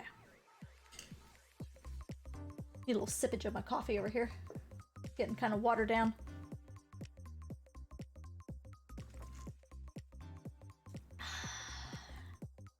Oh yeah.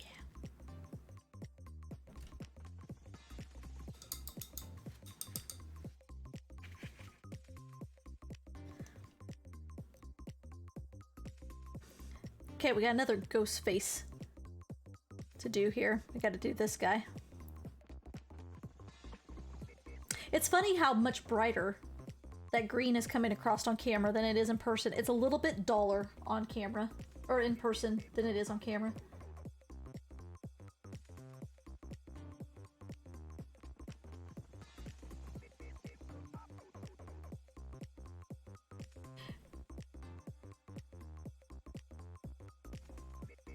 I need to pop this open. I'm gonna need to dip into this color again.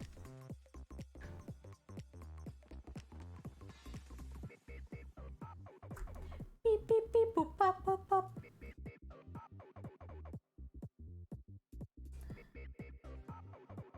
Okay. We're doing some wet blending technique, which I've not really done much before.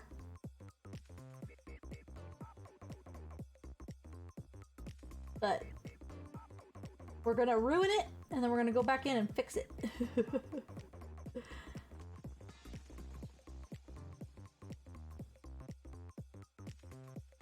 Start by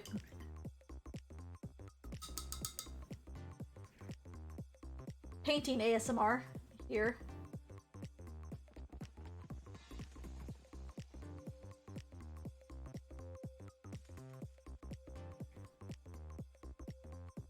We swish paint around in the water. Okay, then we're gonna go behind this and wet the area that was green before, and then we can pull that white into that and get a transition going. Come back in with a semi-clean brush, and then we're just gonna pull that white, that wet white into that wet green.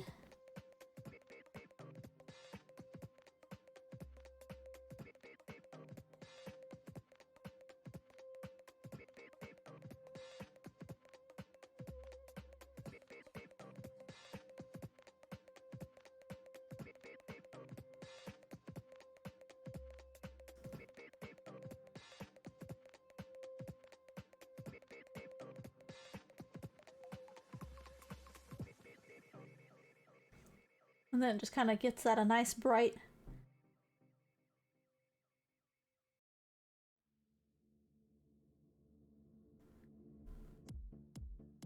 If we pull too much, keep layering it on. Thin coats, thin coats.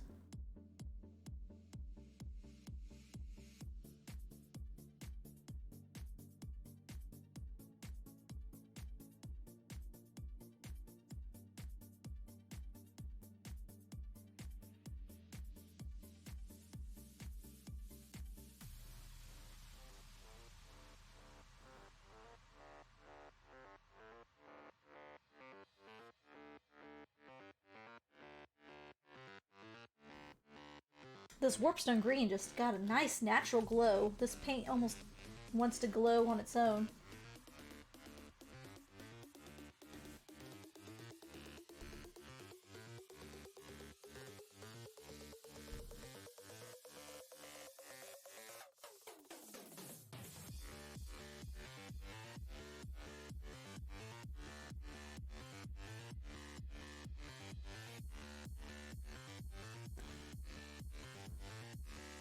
Get them faces to glow!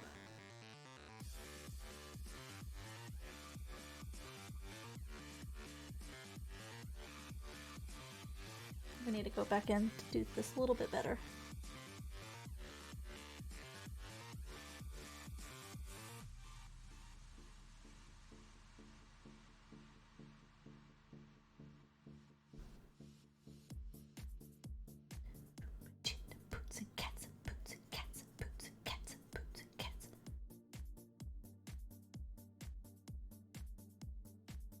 Hey, I like that a little better. Yeah, look at that tip of that glowing. Now we're gonna do some edge highlighting on that darker blue, and it'll make that blue is really kind of blah right now, but I think a little bit of edge highlighting and then some washing is gonna bring some more depth into this Incubi blue. It's pretty flat at the moment. Hey, I think it panned out, you know? I think it's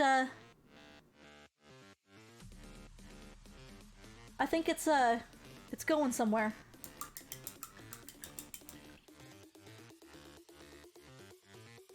Like, it's pretty washed out on the camera.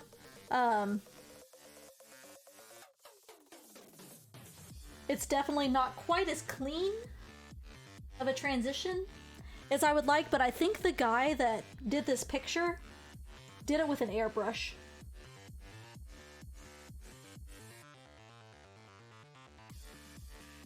And so you're not getting all of the brush strokes and stuff from it. Yeah, I think that's how you can usually tell the difference between somebody who's done a wet blend and an airbrush. An airbrush is just always going to be a tiny bit cleaner.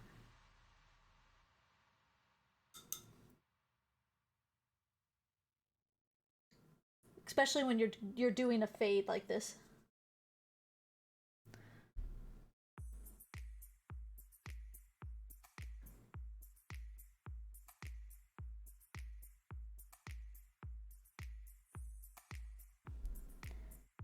Oh, I think it totally depends. It depends on your skill level.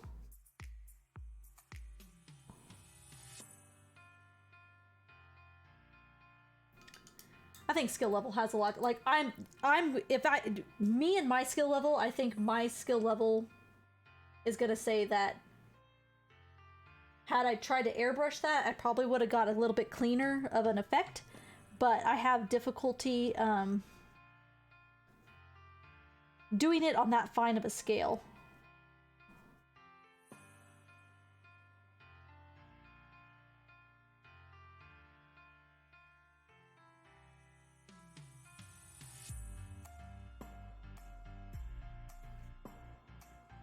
I had trouble just doing it on a, trying to do it with a primer.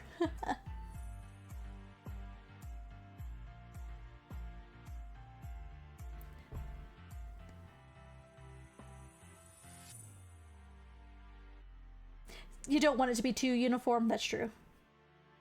I think that, I don't know, I would say that's airbrushed though. Looking at this picture,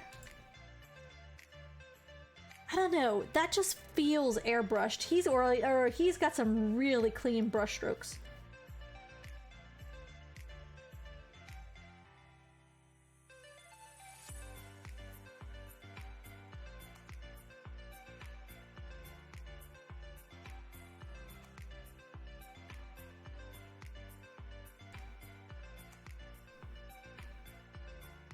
Beautiful, beautiful piece though. I'm kind of just giving this some more transition. I don't think that was big enough. I think it needs to fade back a little more. Priming and base coating are my airbrush skills. Absolutely. But we can go back in to other places. Like anywhere there's like a sharp point, I think we're gonna want to go back and do some of this wet blending. Since we are professionals now, and wet blending is just how we work.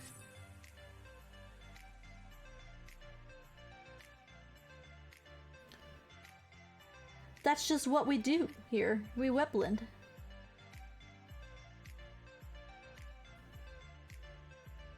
Oh god, and then getting in here and not... Okay. I apologize for all the bumping into my mic I'm doing. Navigating around this guy.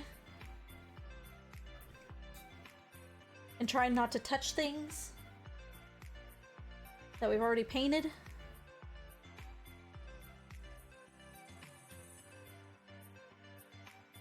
So I don't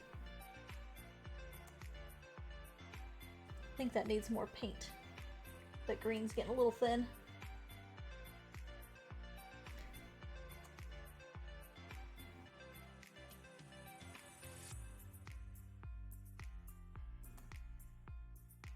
And slap a black and white filter on it, and then you can see the transition. Hey, that's not a bad idea.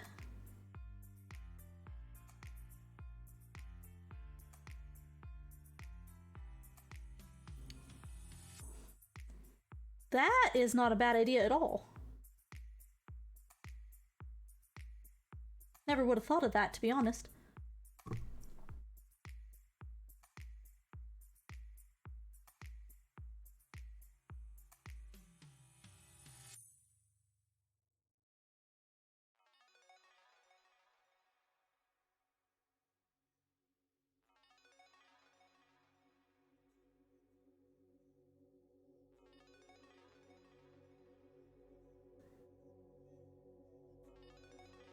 watched a video of a guy doing that. That's kind of genius, actually, to kind of just see where the transitions happen without, like, the color kind of muddying up what you're looking at.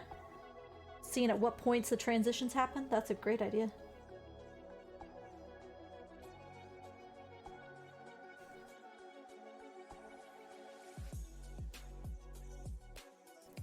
Cool, and you know, anybody's welcome to join the Discord. We don't get too crazy in there. Nothing much. But sharing pet pics and paint and tabletop minis and projects we're all working on. So you guys are welcome to join the Discord. Exclamation mark Discord if you want to, or there's a link down below in my panels to join.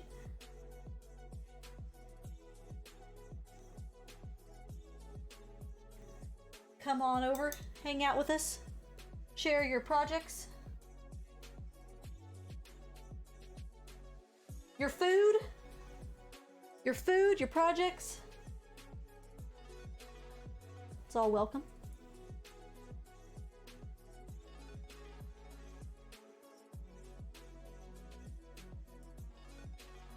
Okay, this has got to fade a little bit cleaner to this darker color, so I'm just going in there with that mid color.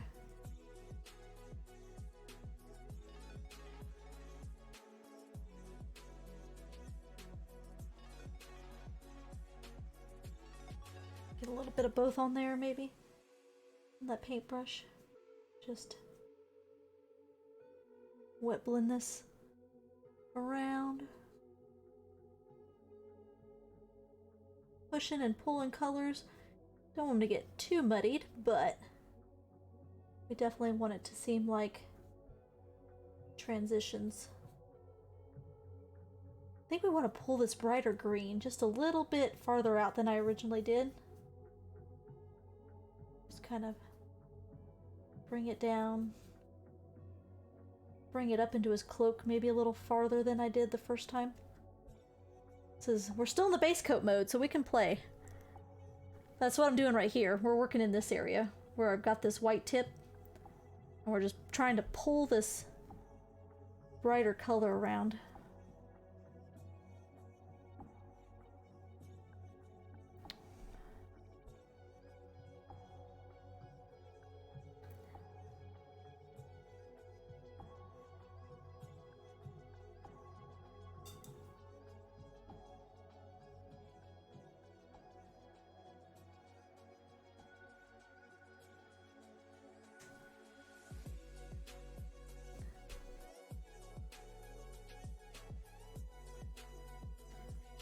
Tiny bit more white.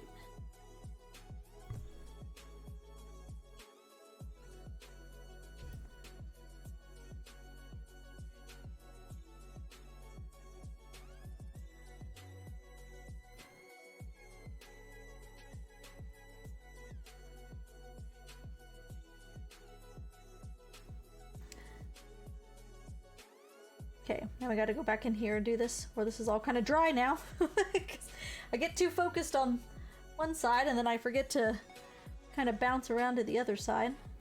So, don't want to forget the interior part.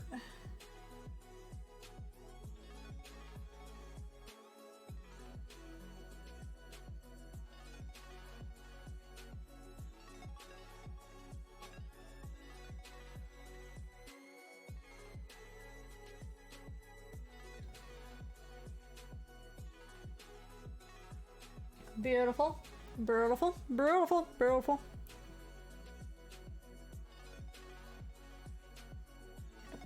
I'll pull this in.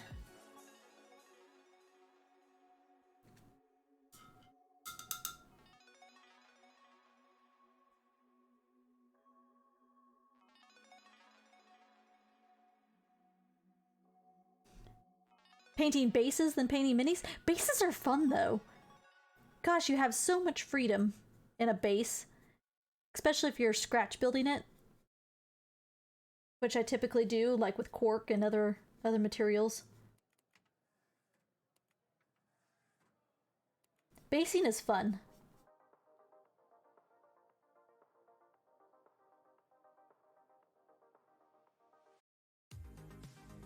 There's some sick bases out there.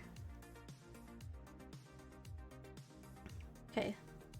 Oh, I just love how that's starting to glow. You know, I kind of like the darkness. I think it really makes those brighter points pop. Like, you know where the glow's happening at. You know, those tips pop when there's not a bunch of light areas. You kind of get that illuminating factor. Oh.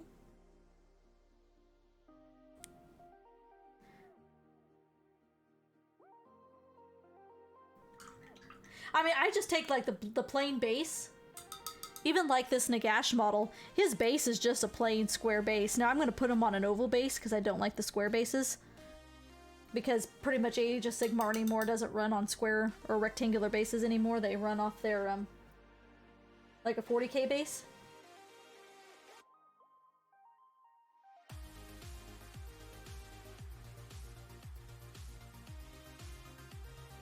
Okay, we're going to pull this down a little farther.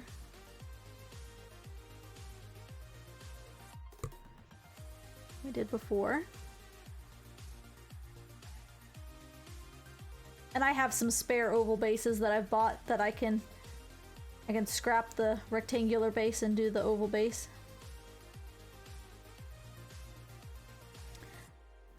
Thank you for the dice making challenge points. Yeah, one of my first projects I want to do, you guys, if you haven't tuned in earlier when we were talking about 3D printers, is that I want to 3D print some custom gamer ink dice sets that you can use for your tabletop gaming sessions. Full die sets, the whole 7 polyhedral set. And then I may make that a Patreon reward level, to where if you're a Patreon, just because it's going to be a little bit more cost prohibitive to do it any other way, maybe make it a tier to where if you're a Patreon, you get a dice set, a custom dice set, as part of your reward level. I gotta get them made first. I'm gonna get them made first and then we'll do the Patreon level. So that thing doesn't exist yet. I want to get the product before I offer it.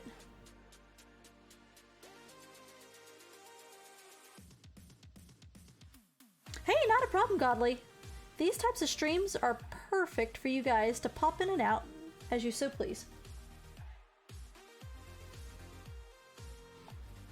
I'm just here to be your background noise.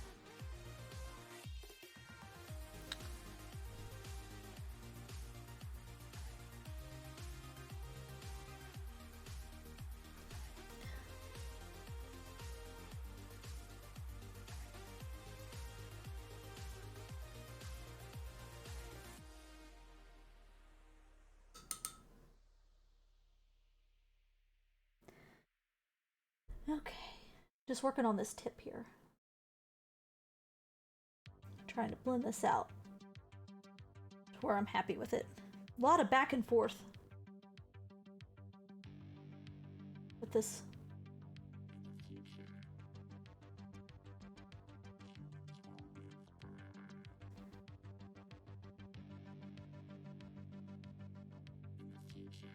We need to get my buddy Ralph hooked up with Twitch, so he can at least pop in and watch. He expressed some interest in that the other day. He just doesn't have like a real great computer to do that on. We need to set him up on Twitch Mobile. I was trying to talk him into doing some Twitch streams of his painting, because he's really good at it. And he does it a lot. He has more time to dedicate to the hobby than I do. Be fun to get him set up to where he could share his wealth of knowledge.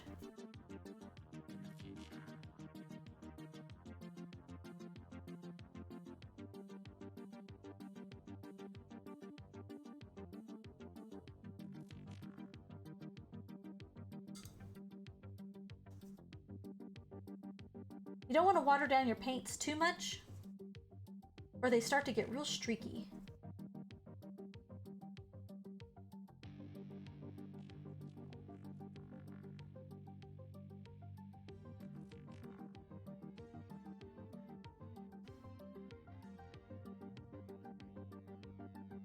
You can thin them down. You can use a medium thinner if you're needing to get your paints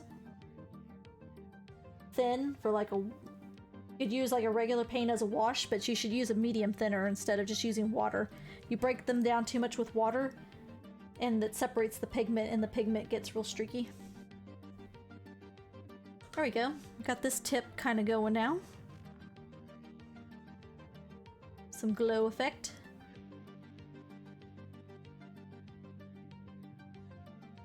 I want to go in and I want to hit this one in here now.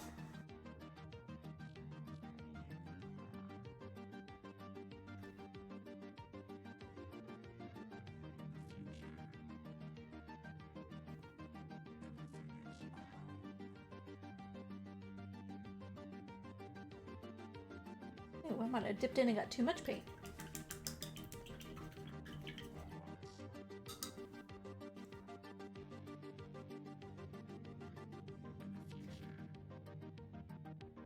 One thing about these Citadel Paints is that they run off a paint pod versus like a dropper. So some people really prefer Vallejo because it comes in like a dropper. You just drop it onto your palette. Where these paint pods kind of have like a lid with a little lip in it. It's a lot easier to spill your paints in those Citadel paint droppers, or paint pods, than a dropper. A little extra care, especially when you do washes. Washes are so runny. Got like a fruit fly or something buzzing around in here, being a pain in the ass.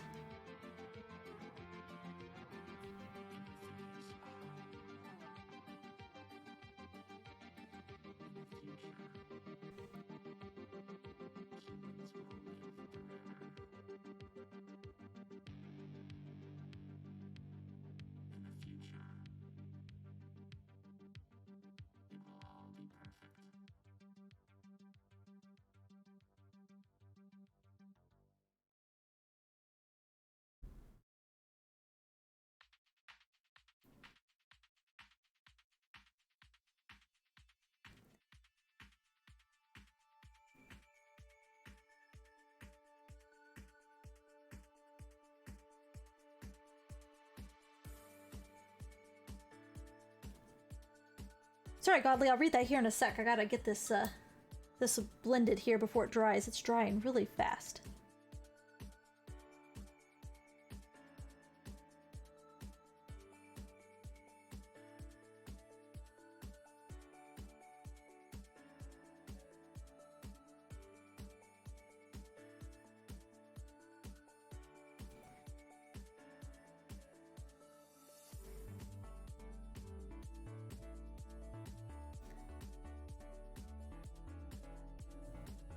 This just laying down color here so I can get this.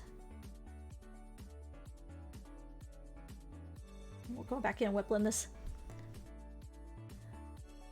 Rick said not to defeat any bosses, so I can't progress until I get a troll to break some copper and tin deposits, or we kill the boss and I can get a pickaxe.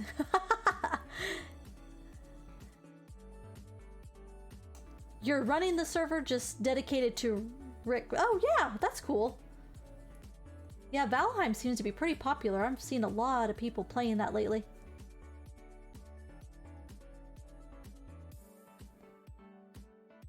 Now, is it true death? Is it like roguelike? If you die in Valheim, are you dead? Or can you like go recover your shit? Is it like Ark? Is it Ark or Rift or something I'm thinking of? I thought that was like true death. If you die, you're dead. Gotta start over. People can go kill you and loot your stuff.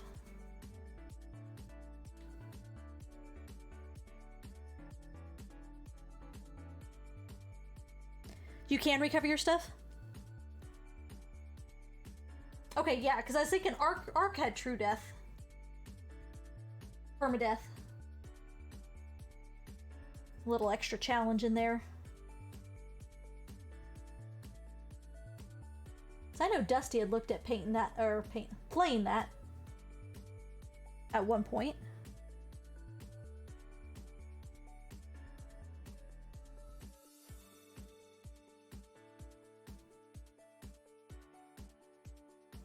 Not Valheim. He looked at playing Ark at one point. He liked the idea of true survival.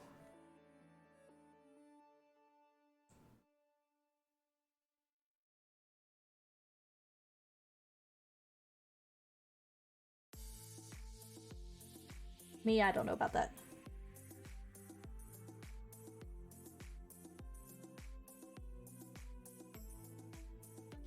Alright, got that other point in there kind of glowing now.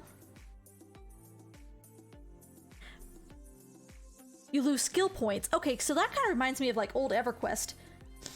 EverQuest was like an old MMORPG like World of Warcraft, but if you died, you lost experience points. You could lose entire levels if you died enough times. Which, can you imagine in World of Warcraft today, if you, if people could lose levels by dying? What kind of shit show that would be. People would be up in arms about that.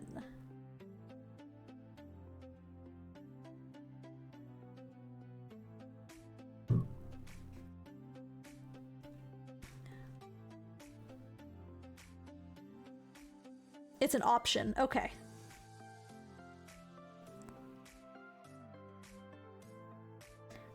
One death can drop 10 levels in skill? Damn!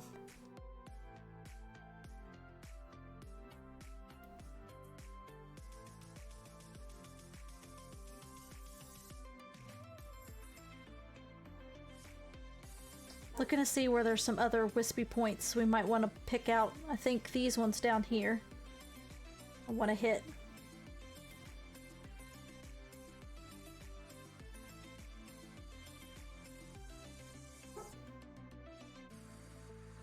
My dogs are outside being ornery.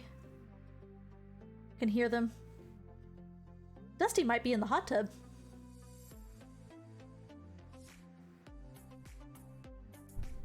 Oh, I keep bumping into my goddamn mic!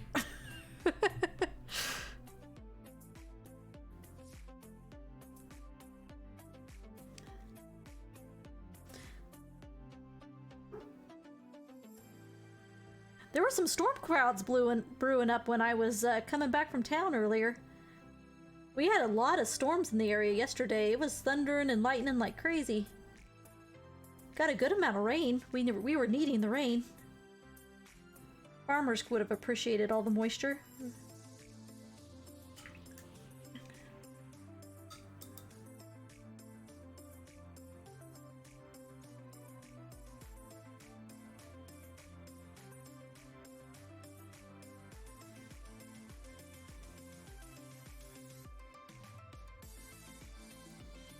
Where the hell were those pieces I was just painting?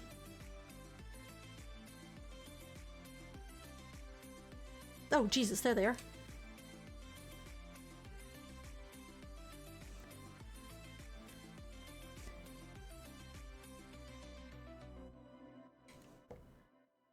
Oh, I'm gonna knock over a paint pod. Gotta work kinda quick at this. This paint's drying really fast.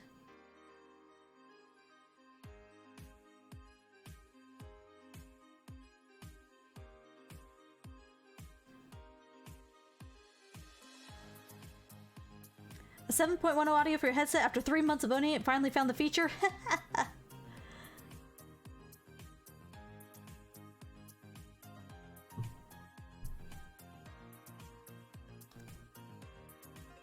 I am not the tech guru that I would like to think that I was at one point.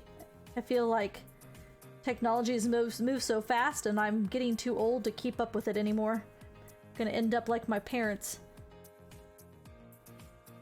Having my nieces and nephews come over and like teach me about technology because I'm losing track what's going on in the world nowadays.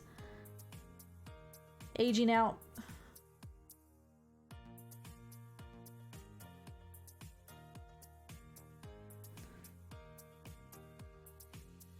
My nephew's gonna have every right to call me a noob now. Like he already does.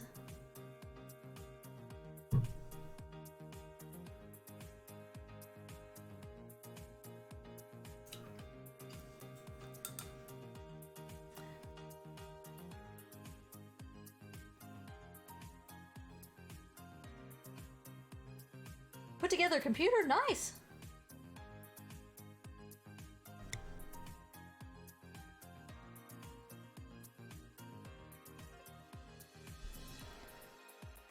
But it's not that good? Well, it's a place to start. Especially if you built it. Allows you a little bit of opportunity to, you know, go in and do some upgrading later if you need to. Oh, built for server running? Well, if it's dedicated for that, it works.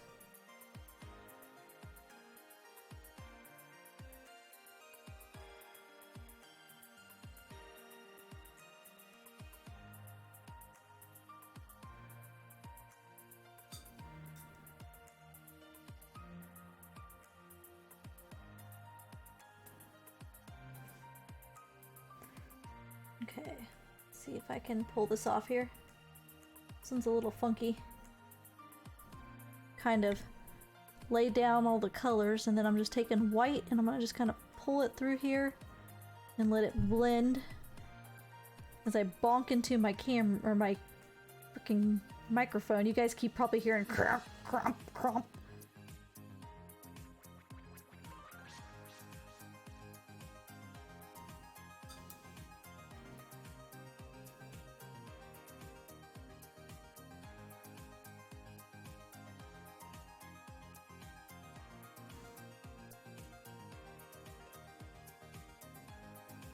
There's actually like little skeletons and stuff in this. He's picked up like books and skeletons.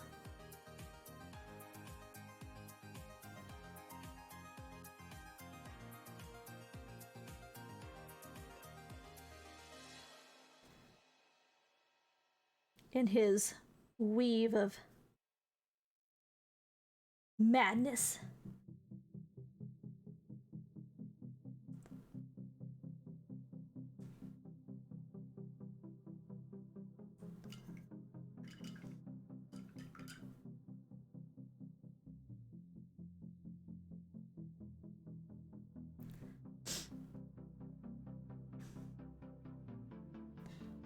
Yeah, but for server running, that's probably not too bad if it's just doing the thing.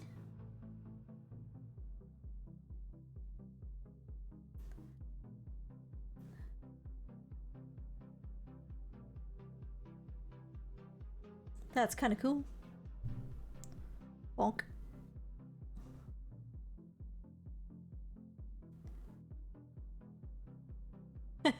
Purpose it for some old gaming.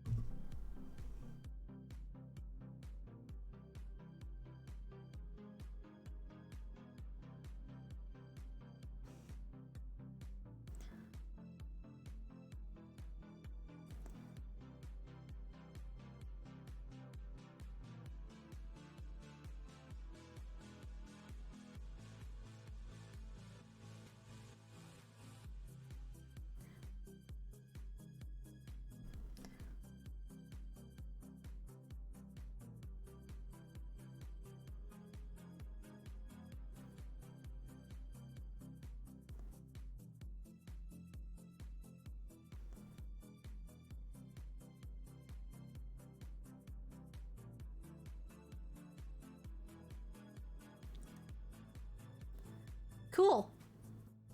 I think that's coming along.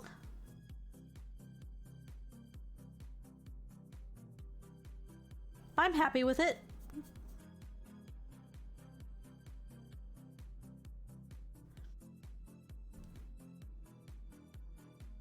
You don't think Rick's gonna keep streaming in 40 years? I don't know. Us old timers, man. There's a fairly new WoW streamer that I've been watching, Hottie Chicken, and she's in her, I think she's like in her 50s. I don't think she's 60. I think she's in her 50s. Late 50s, maybe. And she's streaming. She's actually relatively new to the streaming world. I mean, she's been playing World of Warcraft for years, but she's just kind of started getting into the streaming world and taking off, and I think that's really cool. I hope to someday be sitting in a nursing home, you know, with my teeth on in a jar, off to the side, still streaming, playing video games, talking to you guys. Embarrassing all the kids.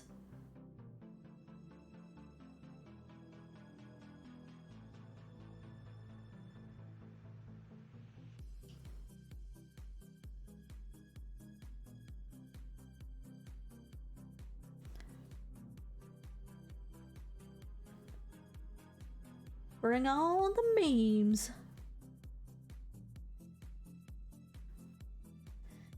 This little brush is getting the work going back and forth with these colors here.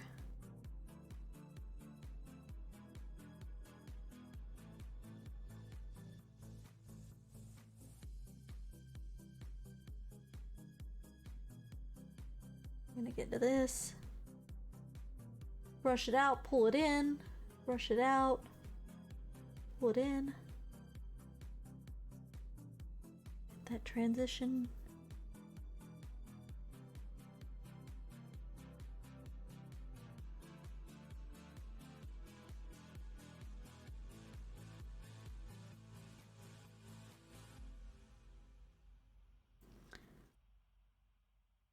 It's looking fine.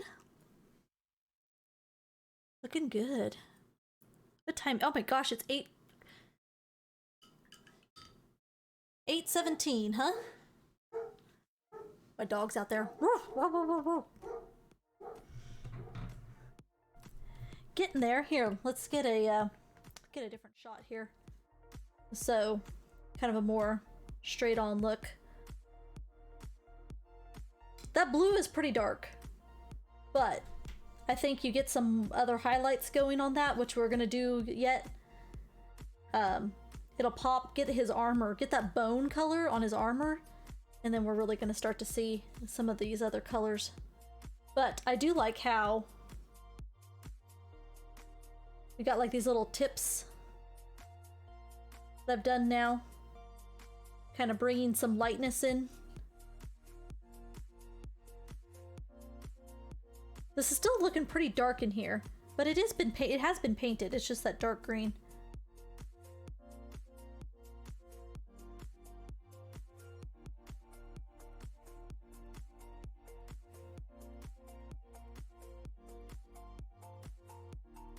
Yeah, I think a few highlights in his cloak and all these holes where that blue's at, we'll bring some highlights into the higher spots with the contrasting color to that incubi darkness. I have this really great little fold out here.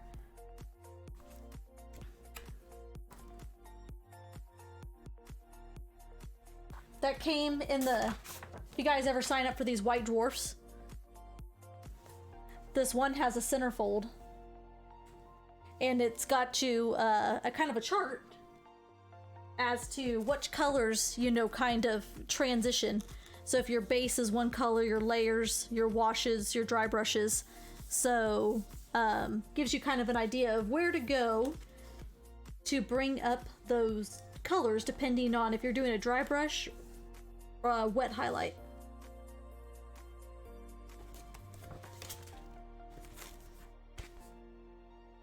That blue is this one. Here, I'm gonna shut these.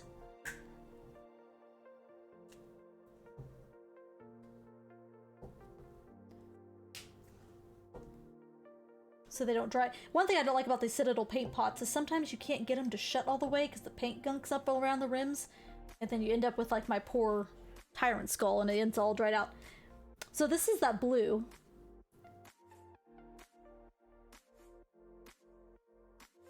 Incubi darkness. It's like a blue-green color.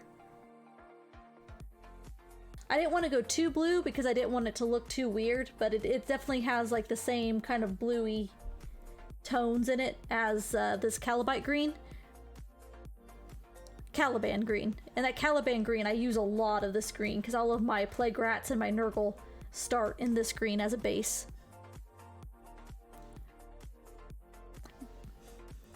It's a good looking blue. But from there, they say you can layer highlight that with Caliban Green.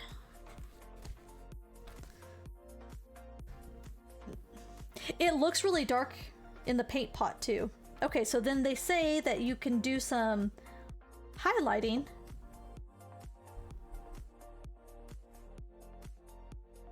with this,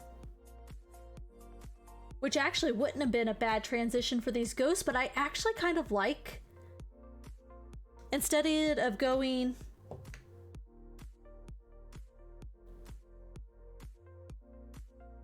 we went this direction. We went to the greens because I wanted to end up here. So we went this way. But we could have wanted, if we wanted to stay in the blues, we could have went the other direction. And gone this way. This is like a mint green color. It's like a sea foam green color. Had we wanted to stay in the blues, but I really kind of wanted this green. I love this green.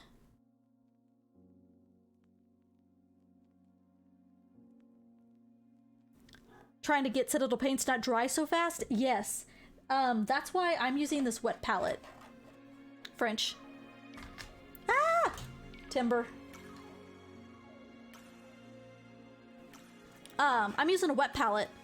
So actually, like, this purple was from when we painted my Gorma. God, when did we paint that, guys? It's been a month or more? But this purple was when we painted Gorma. It's still wet. And like that tan.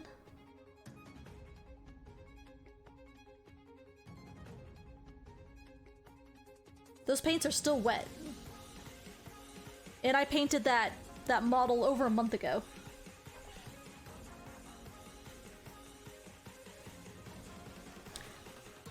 So yeah, we would have went through so much more paint had I been painting with a traditional palette. But this is, got this off Amazon. It's called the Masters Stay Wet Handy Palette. Month and a half maybe. And this is the lid. So when you're done, there's a sponge underneath here and it comes with sheets. So when this is all painted up, you just remove the sheet. It's got a little sponge under here, and this sponge is still very damp. And so it just lets just enough water seep through that paper that your paints stay wet. They're not sopping wet, they're not watered down wet, but it keeps them just damp enough to where they don't dry out on the palette. And it gives you a lot more of a window of time to work with your paints. And then you just, you throw away that top sheet and you put a new sheet down, and then you can buy replacement sheets. So yeah, get yourself a wet palette. It will change your life, your painting life.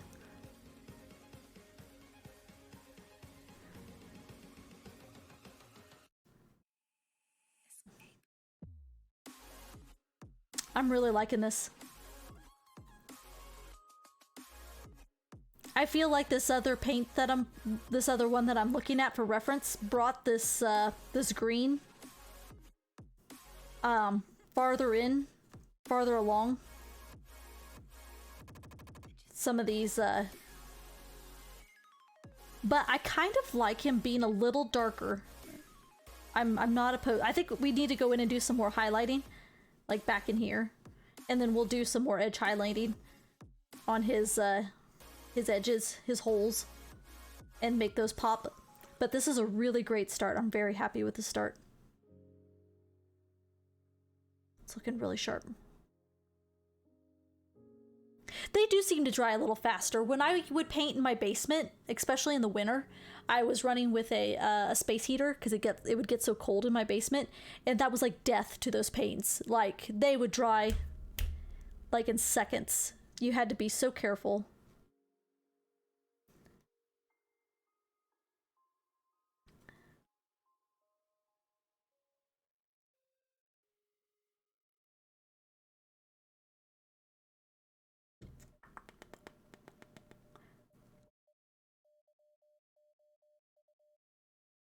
I'm trying to decide.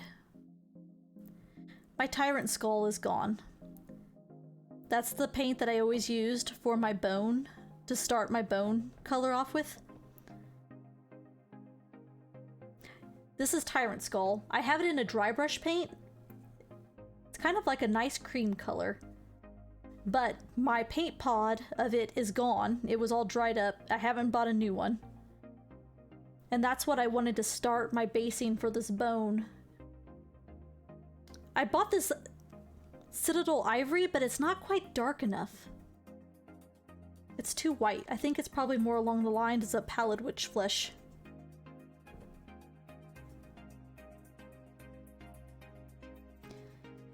God, it's even lighter than Screaming Skull.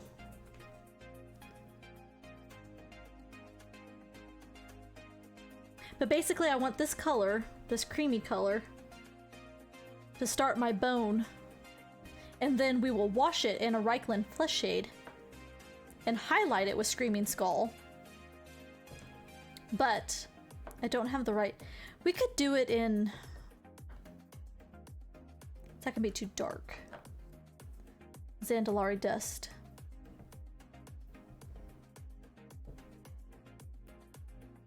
Rakarth Flesh Shade.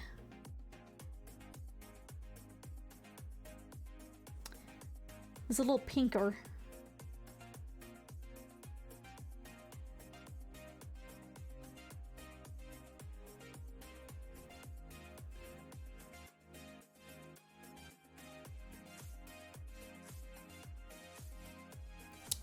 Well, let's take a look at this bone. This is kind of the bone I'm going for. It's definitely more of an aged bone.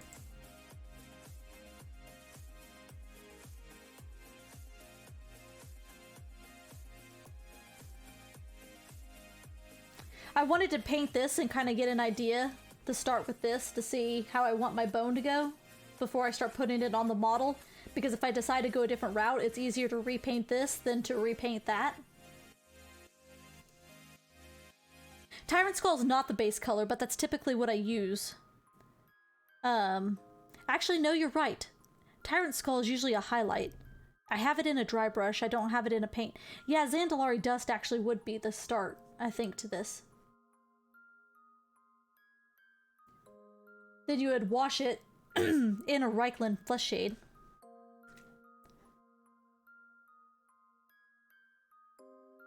Yeah, and then we would highlight it. We could even dry brush it in a Tyrant Skull. I think we want to keep it pretty dark. We want it to be aged. Let's try it. I think before we end for the night, I think that's where we're going to stop on Nagash himself on the main model. But I want to get the bone part figured out. The nice thing about streaming this is I can always go back to the VOD and remember what I did where I left off. But we're going to leave him here for the night. I don't want to... We're still in the base process of this. I think we're good for right now. I would like to dabble in the bone. So let's play around with this piece. As I knock everything over. I'm gonna lay him down because he's finicky.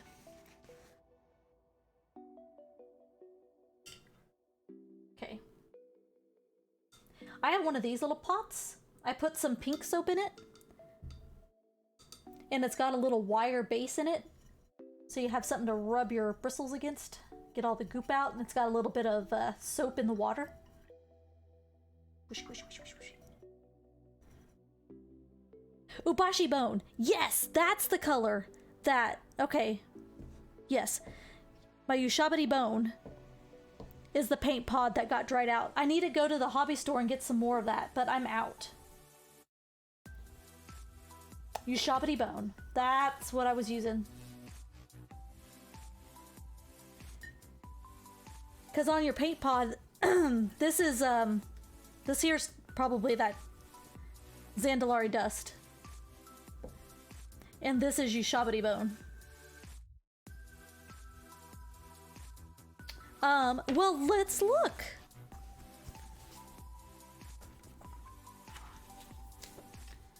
At our handy dandy. Zandalari Dust to Ushabti bone. Is what they're saying here. With Screaming Skull. Zandalari Dust, Ushabti Bone, Screaming Skull. But I think we can use Tyrant Skull in a pinch. Yeah, they do I think they do an airbrush of all of the base colors anymore.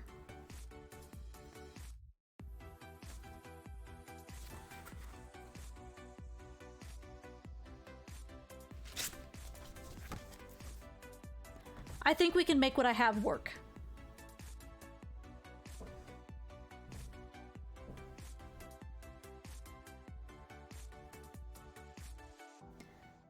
I think we can do this two-step. Tyrant Skull and Ushabti Bone are pretty similar. Because this is Tyrant Skull. And this is Ushabti Bone. They're pretty close. Yeah, I think it'll... But this is a dry brush of Tyrant Skull. But I think we can dry brush it. We're gonna play with it. We're gonna try it. We're gonna test it out. Oh, good lord. This might take a second.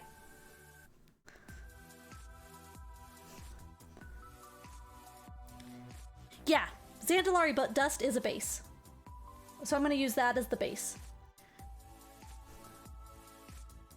We'll see. It might be a little dark, but I've used it before as a base. We may just have to dry brush it a little heavier with the Tyrant Skull. We're gonna try it. Let's see. That's why I wanted to do it on this piece, because it would be easier to go over it.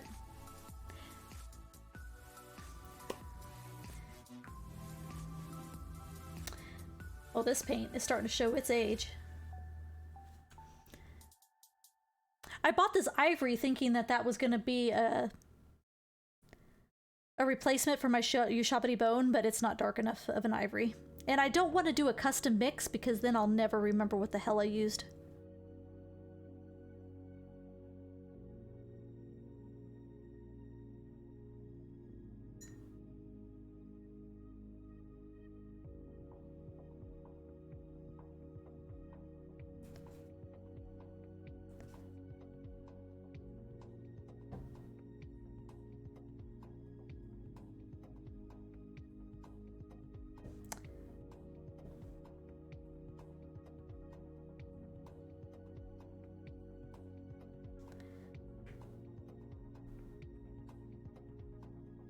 You don't think you can two-step it? What's the STD? SUTD. Would be really dark and the tyrants would be too close to white? With what? The Zandalari? The dust? Or do I need to step it down from Zandalari dust? It is pretty dark.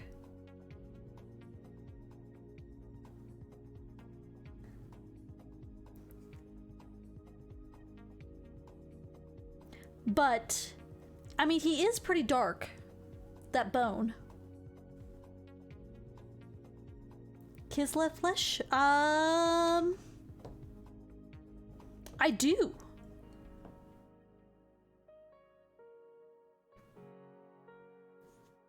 I do think I have some Kislev flesh. This is not my full arrangement of paint pods. This is just what I grabbed from my basement. But I could run downstairs and grab a couple of other colors. Let me go see what I got real quick. I could grab a fresh drink that way. I'll be real quick. Give me just a sec, I'll go take a peek.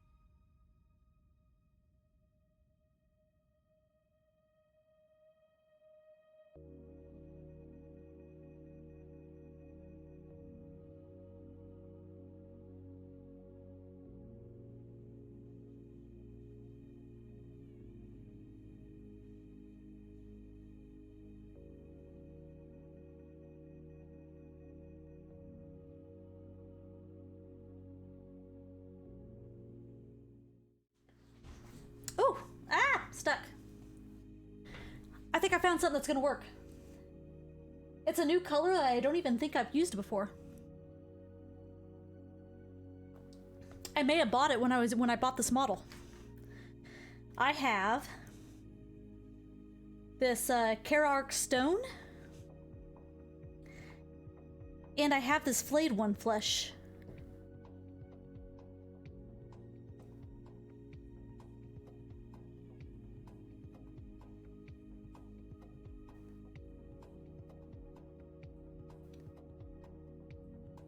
But this stone is really nice.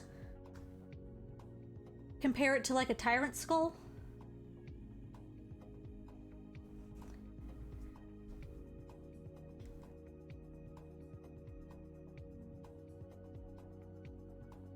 So here's dust, here's stone, and then this is tyrant skull. I'd be curious to see if you wash this with a Reichland flesh shade, if it would bring out that aged bone color I'm going for. I think it's worth a test. I kind of like this color.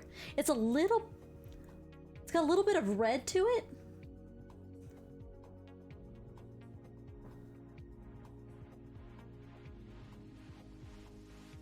It's a layer paint though, it's not a base paint.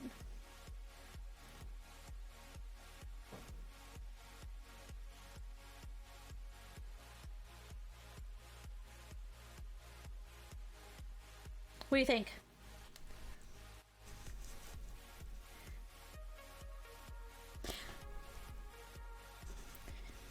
It's gonna go down a little thin. We'll have to do some coats.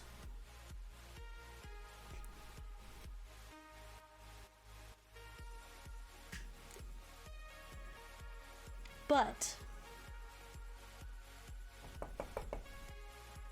I think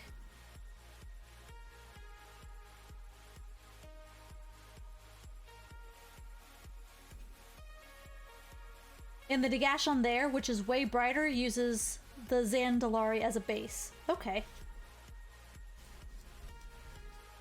Because I definitely want that aged bone look. I want him to look like an old lich. Oh man, I got some of that green way up in there.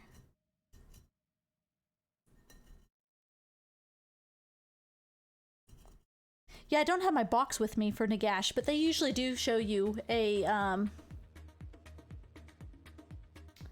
recommended colors selection. Very bleached bone? Yeah, I don't want bleached bone. Let's see. Oh wait.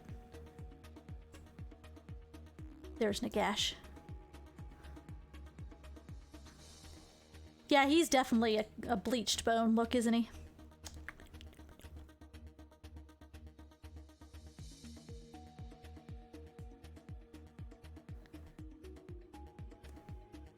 Old bone.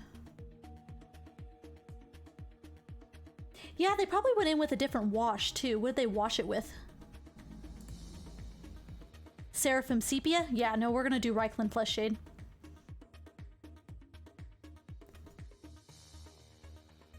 Let's give this a try. I think this might work.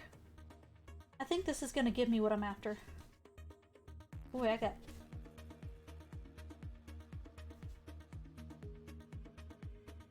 Maybe time to invest in some new paintbrushes. Should take better care of mine. Some of these are starting to show their age, though. I bought these when I very first got into the hobby. These are Citadel's brushes. Okay. Let's give it a try. So, on the paint palette here, for reference, this is Zandalari Dust, I believe, because that's usually what I start my teeth with as a base, and this is that stone. So not quite so dark, but I think with an orangey wash on that, it's gonna work. Yeah, I think this is much nicer. Let's give it a try. It's gonna take a few coats because it is a layer paint. Oh, that's going on nice. This is a new paint too. This is a fairly new one. I didn't crack the seal on it tonight, but I believe I bought this for my Marathi mini, maybe.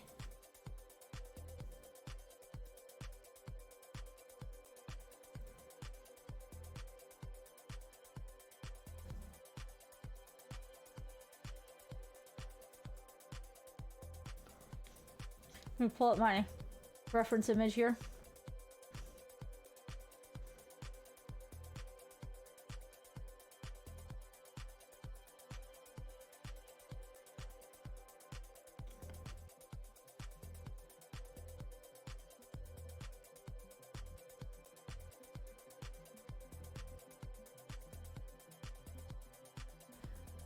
It can go on a little thick as a layer because it is a layer paint.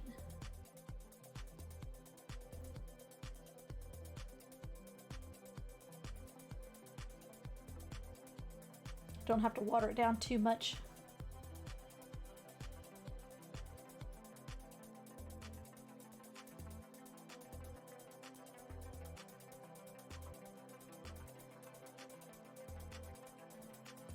We pretend it's base paint. They're all base paints. They're just, it's gonna take a couple of coats more than a base paint to cover this black primer, but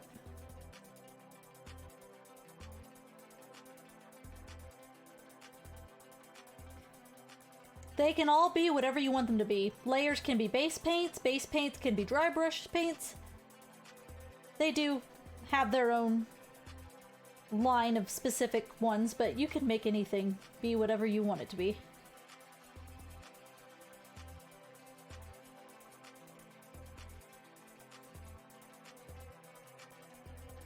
This actually does have like a, I think, like bone that we're looking for. You know, because I definitely want that old bone look. Reichland Flesh Shade is going to give it that orangey hue to it. A Seraphim Sepia, I think, would give it too much of a brown. It's too brown. I want that orange, that orangey tone to it when we're done. Oh! Well, my cell phone might be on its way out. Let's see if I can restart my charger. My backup battery might be dead too.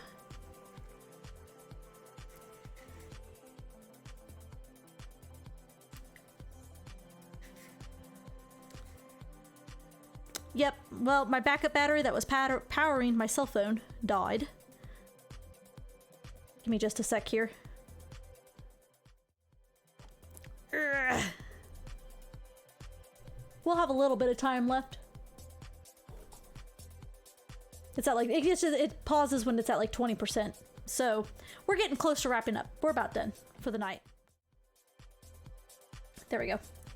When it gives you that little warning that you've only got 20% battery left, it freezes up my phone. And my cord that's hardwired in doesn't reach from over here to over here.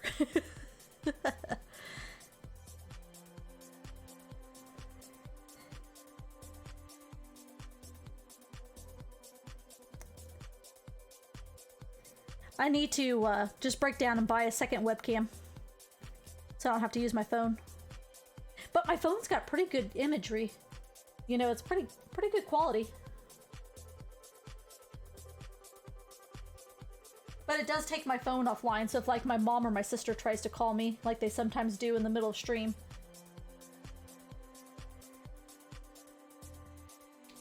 they're SOL.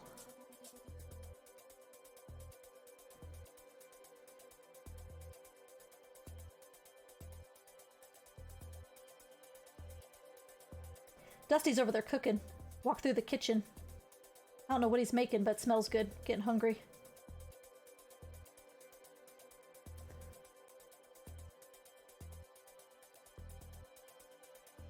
Okay.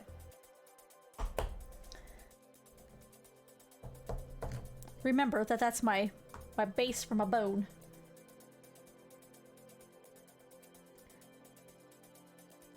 Give that a second to dry a little bit.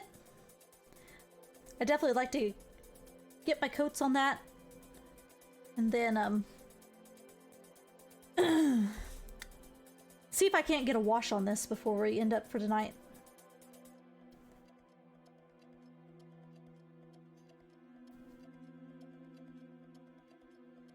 But that's gonna need to dry a little bit before.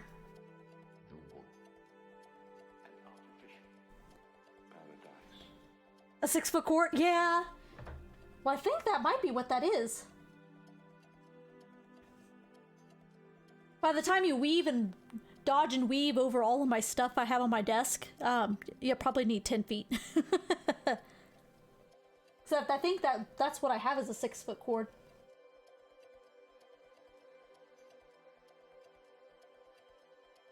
The wood. An artificial paradise.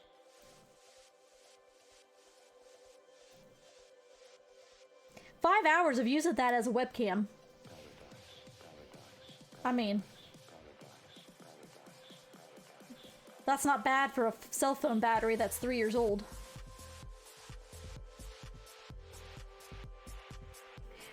I am due for a new cell phone. I just haven't wanted I haven't wanted to break down and go to the shop and spend like $1,000 on a new phone when mine's perfectly fine, other than I could then use this phone as a dedicated webcam, and then I wouldn't have to go buy a webcam. So it's either buy a new cell phone or buy a new webcam. The webcam would be cheaper, but I'm about due for a new cell phone anyways. I really like my iPhone 8 though. I don't know how I feel about the new 12s yet.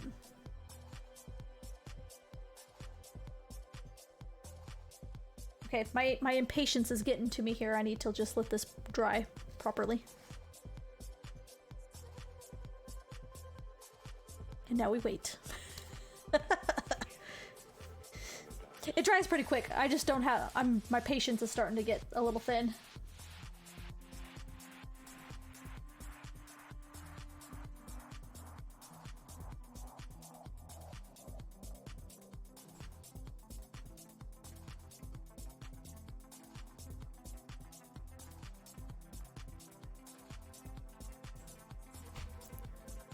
Minimize that. I'll pull this up again here for some reference.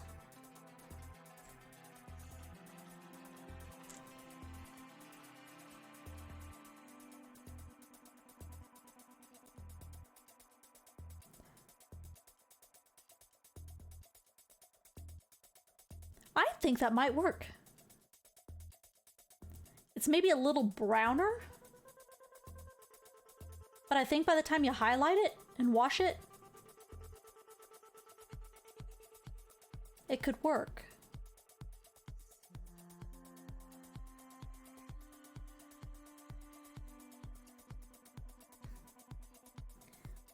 Now the question is, like, as far as going back to the main model, like his actual armor, his metal armor, so like here on his leg.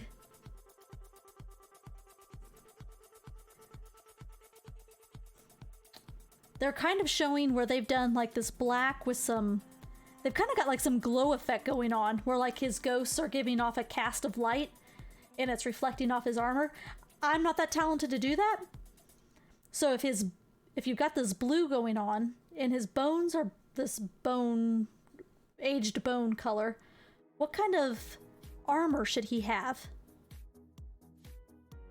And it's pretty minimal because he's got like, this is all flesh up in here. So his armor is just like a breastplate, and his ribs kind of stick out underneath his breastplate. So he's got a little bit of armor on his breastplate, and then he's got his greaves and his boots. Or his greaves and his leggings, whatever you call that.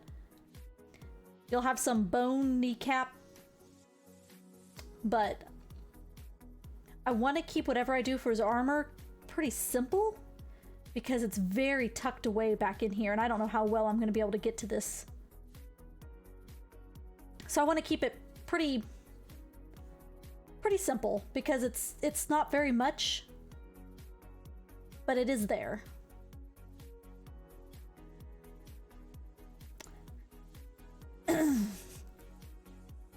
And like a purple? Yeah, his hat's kind of got like a Harlequin thing going on. It's like one half's purple and it looks like the other half's like a teal. So I don't know if he's got like a jester type, or maybe that's just the way the light's reflecting off of it. A deep purple wouldn't be bad.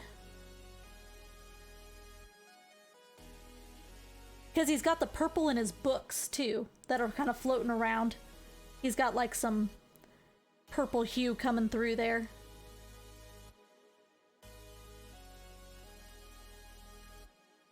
That's not a bad idea.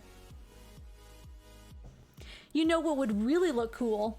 I don't have any of this though, and I think it's too late now because I think it's only in Airbrush. Malthus, do you have some of those ghost hints?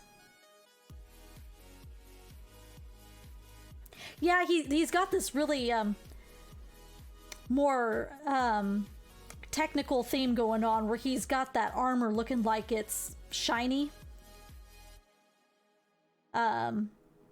He's got the light reflections going on in the leg, and that's a pretty technical thing. I'm not quite to that skill level to pull that off. I've seen it done. It's really sharp when you can do it, but that's beyond my skill level to be able to pull off. But I have seen, and I think Malthus may have some, I know my friend Ralph does, what they call ghost hints. It's not a Citadel product, it's a different brand of product, but it kind of gives a kind of like an iridescent look to your paint. Think like metal that's been heat treated, like the exhaust pipe on a motorcycle, where you get that transition from it being really hot. That's kind of what those ghost tints do. So you kind of base your model and then you put these ghost tints on, and it gives you like a hint of color, but it almost makes it iridescent. They're really neat. And I think Malthus has some. I may have to borrow some ghost tints, because I think that could be a pretty nifty way to do his armor bits and get him a bit of a glow effect without actually having to try to execute.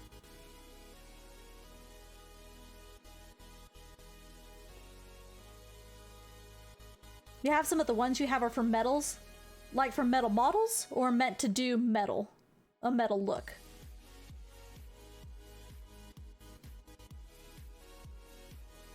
I mean, because a metal look is what I'm going for, unless your paints are specifically meant to go onto a metal model. Yeah, you don't want to use stuff that's meant for metal models on plastic models. It will fucking melt your model. It'll warp and distort your model if you use the wrong stuff on the wrong medium. Okay, I think this could be ready for another quick coat. Or I could just order my own. I mean, by the time we get around to painting this guy, I could definitely get my own ghost tints on order. Oh, like grimy stuff. Okay, gotcha.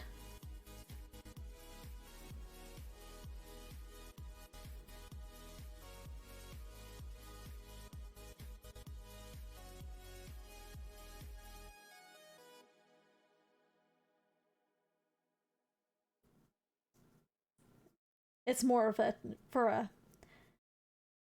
technical application, doing like a grimy metal. Gotcha. Yeah, Ralph's done some of those ghost tints before, and those pull off that look of having a hand painted reflection of metal without having to know how to pull that off the old school way.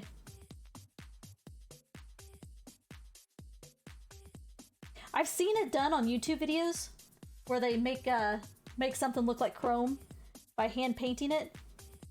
It doesn't look that hard, but I think it's one of those things that looks easier than it is to pull off, depending if you're watching somebody very skilled do it. Yeah, the purple and greens, that's what I'm thinking for his armor. If you could do his armor in like a purple and green ghost tint, because it's so minimal, I think you want the focus to be on the bone armor, the aged bone, not his not his actual metal armor he's got underneath, but it would look cool to give it a little bit of accent without having to put a lot of time into it. Since it's so hidden, it's gonna be hard to get to. So it's not gonna be something you're gonna easily be able to dry brush or do like a line layering, a wet layering, a wet highlight.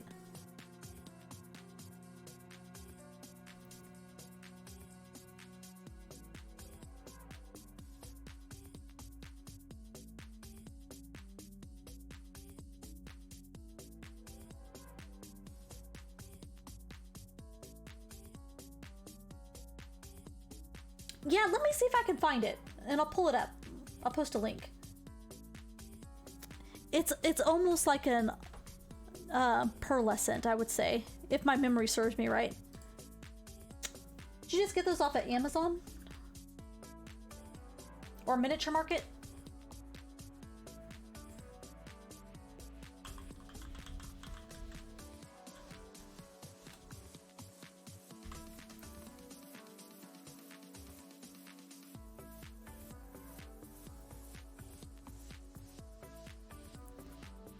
I'm not even 100% sure what brand or what they were.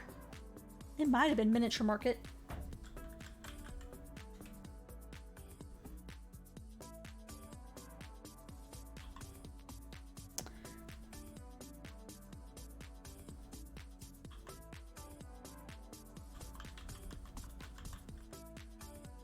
It's really hard to type this direction. Ghost Tent complete set. Oh, I don't want the complete set. Holy shit.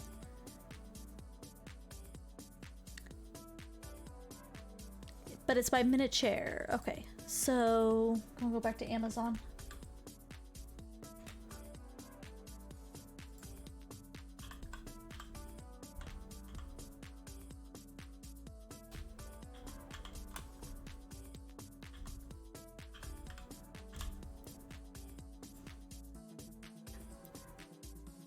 By Badger Air, Miniature 12 color Ghost Tint transparent acrylic set. Freak Flex Airbrush transparent tint. It's basically like a transparent tint.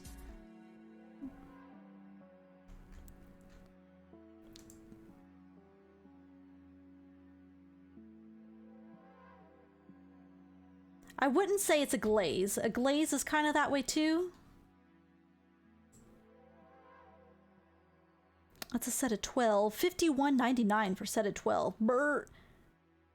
But set of 12 on Amazon is $25. What's the difference? Maybe there is no difference.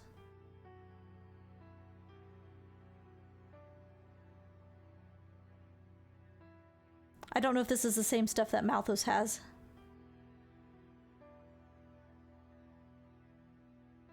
Oh, they even have like a pearl.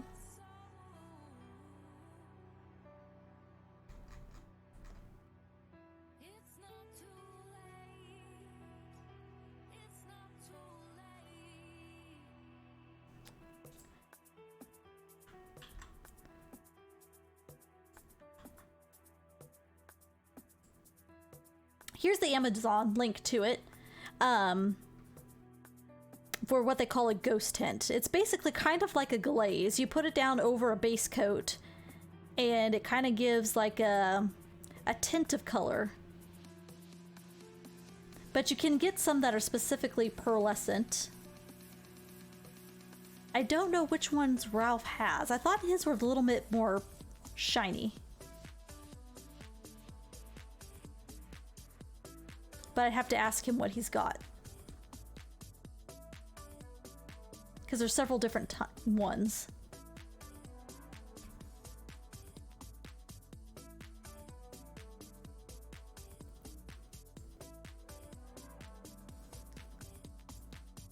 But I know they use it a lot in like 40K on guns to kind of get that look like a gun's been fired a lot, so you have like that tempered metal type of look to it.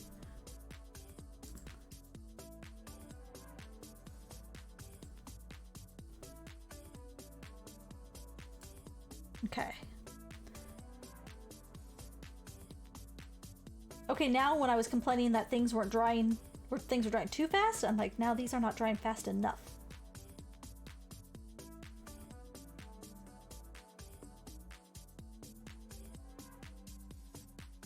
Yeah, no big hurry on that, Malthus. I was just trying to give French an idea of what we were talking about. Because they're very much a more technical paint.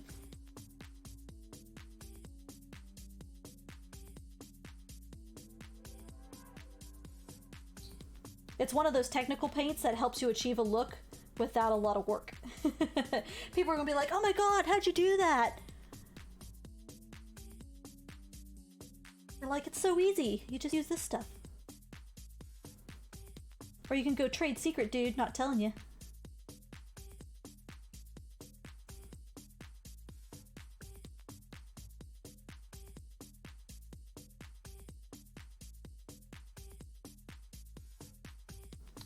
Okay, this may take a few more coats. The base of this piece here is not drying as fast as his spinal cords. This reminds me of the extra piece on my Maldraxxus character, on my warrior. She's got like this bony winged accent piece on her, but it's very floppy.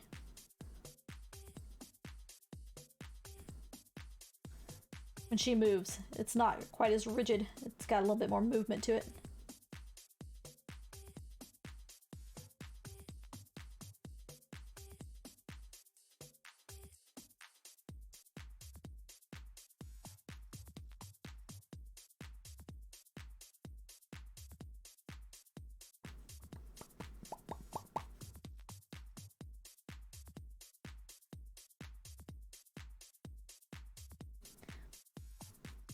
Is it still light out? It must not be. Time change. Oh my gosh, does this screw you guys up as much as it does me with this time change thing?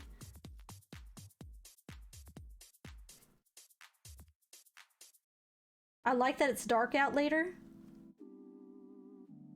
But man, it takes a little while to get accustomed to the change.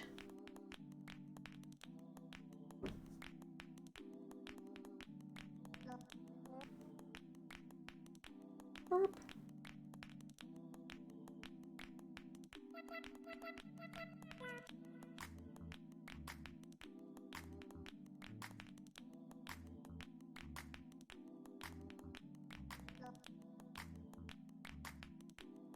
It's having a hard time wanting to build up over this. I'm not being patient enough with it, letting it dry before I try to paint over another layer.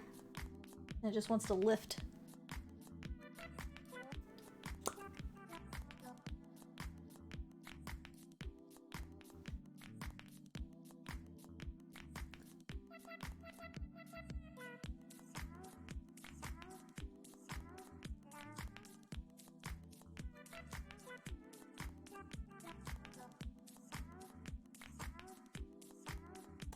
Yes, it is daylight savings. Yep.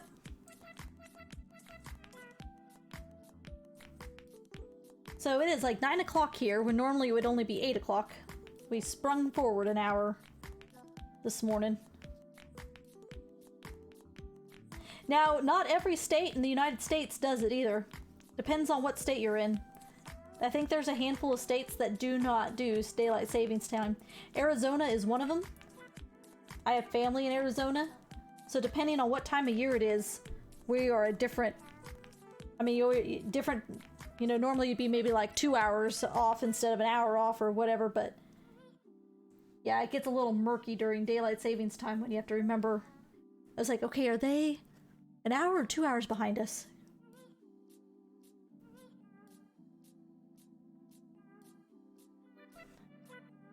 From now on, you do as I tell you. Stitch! 21 months.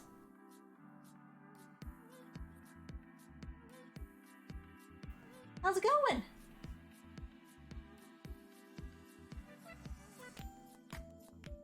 Good, we're getting some model painting done today. Actually, I'm about ready to wrap up because I think my phone died on me again. We're at 10%.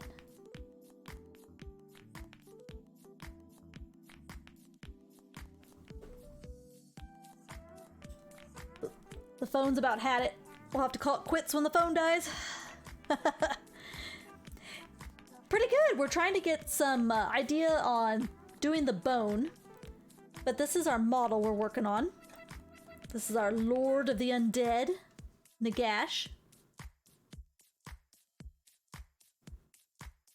It is the Badger stuff that you have? Okay, cool. I'll have to ask Ralph which ones he's got. That whole set on Amazon was $26. On Miniature Market, it was $52. So I don't know if it's the same stuff or not. I'll have to look.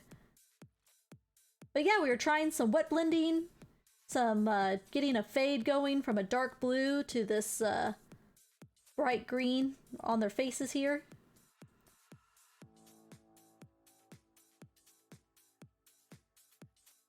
And then I'm playing around with how I want the bone armor to look. I have an inspiration picture. This guy from Chest of Colors has this beautiful model that I'm not even going to be able to get anywhere near as far as trying to replicate, but I'm using this model as an inspiration as to my color scheme that I'm going for. So it won't look identical, but I definitely like the colors he's got going on. I like how the bone armor pops against this greeny blue spirits that are weaving through here, so. But yeah, using that kind of as an inspiration to mold our model against.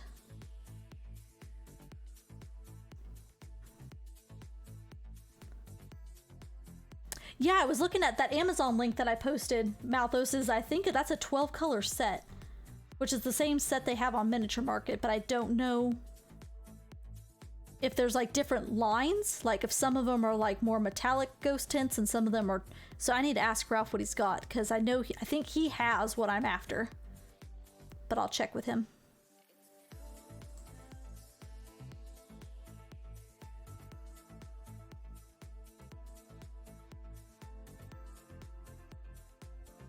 Okay, now that's starting to cover.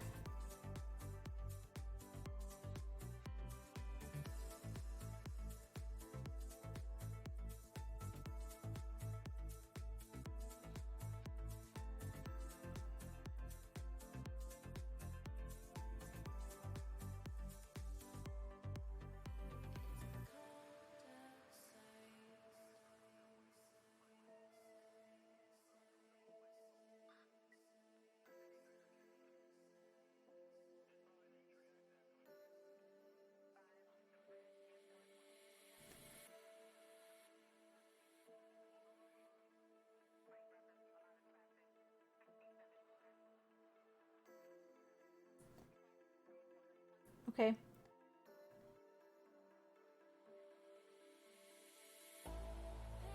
Cover, damn you! Black primer is loving showing through.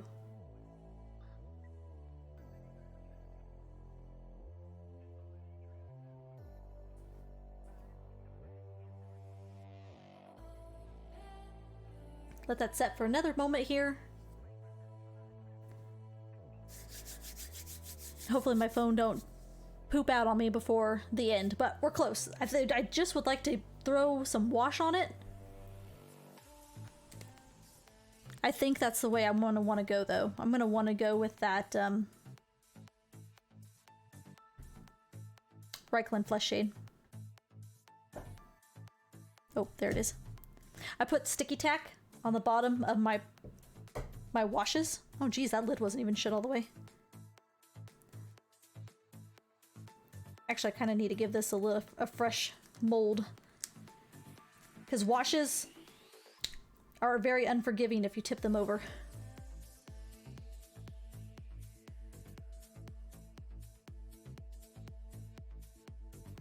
And I've done it before. They don't really want to stick to that silicone mat. Maybe that's my problem. Just stick them to something. There we go. Sticks to that book really well. They don't want to stick to that silicone.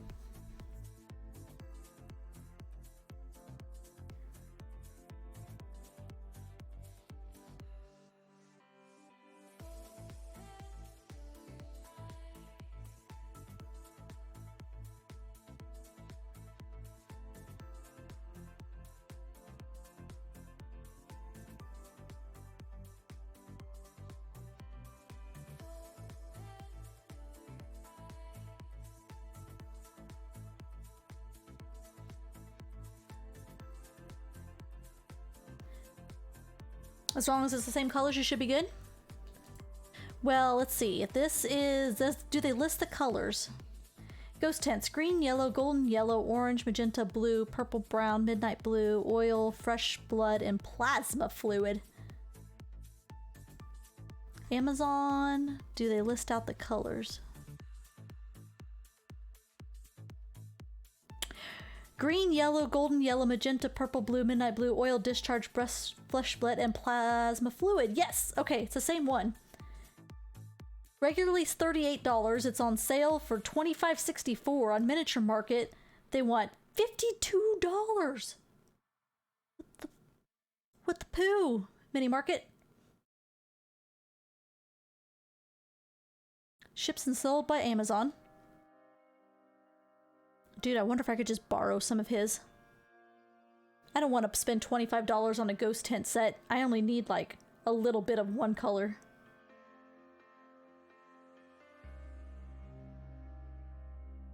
Granted, then I'd have them for other stuff, but I don't know what else I'd use them on.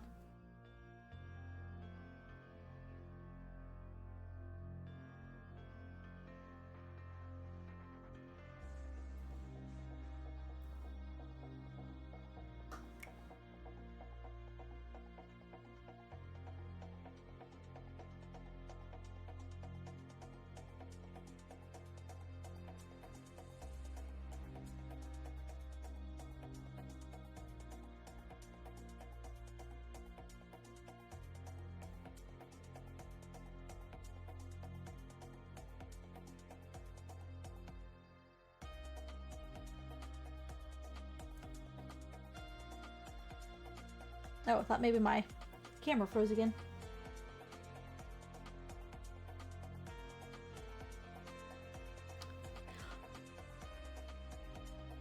Try.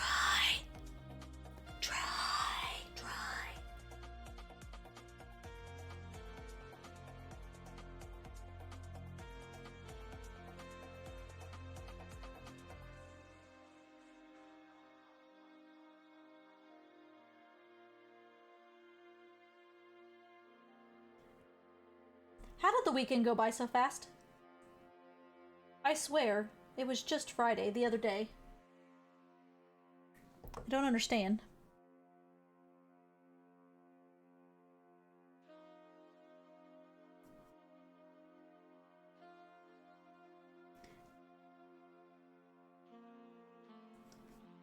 You know, these other spinies are taking the color just fine. It's like this flat spot of this back piece is not wanting to accept another layer of color, and I'm rushing it because I'm not being patient. But I really want to put a wash on this. See if this gets me where I want to be. I may put the wash on it anyways.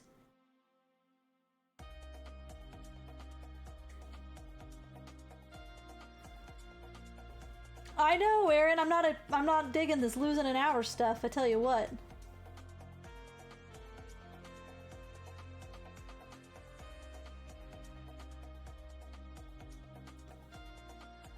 This does need to dry before we put... I mean, we'll still go over it, so if some of this primer is showing through, it's not the end of the world, I've done it before. But that's not how you're supposed to do it, kids. You're supposed to let it dry and build up your layers. It zapped your energy? It did for me in the morning. This morning, my energy was toast to want to do anything.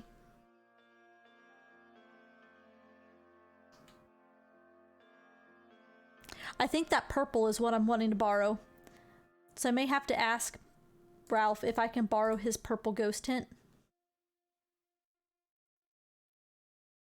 for the armor. Maybe the blue too. You had to work in the morning? Ooh, that is killer. I do not work on Sundays. If I wanted to work on Sundays, my second job would totally let me do it, but I don't.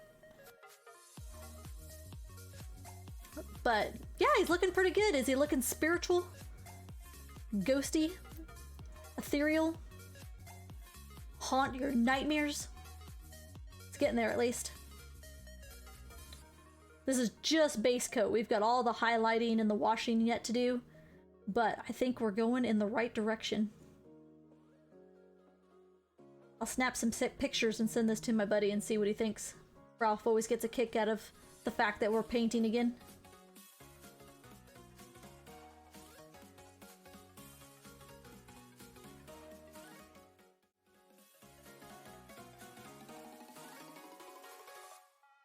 This here seems to be a little bit truer of the colors.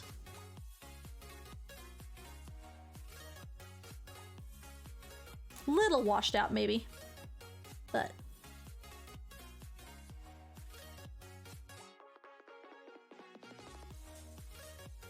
looking good.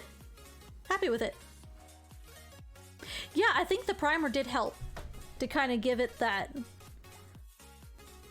make the brighter parts brighter by having that lighter primer underneath and keeping it dark where the darker primer was. But yeah, these guys were, their heads were bright, so I think it helped not muddy that up too much. So very good, very good, very good.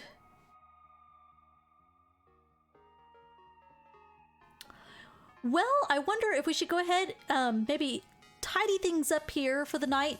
I may still try to get a wash on this, but I could always post some pictures in Discord, but I need to be patient and let this dry all the way, especially on this rib cage piece. I'm getting a lot of black primer showing through where I don't want it, and it needs to dry completely, but this is the start of the bone armor.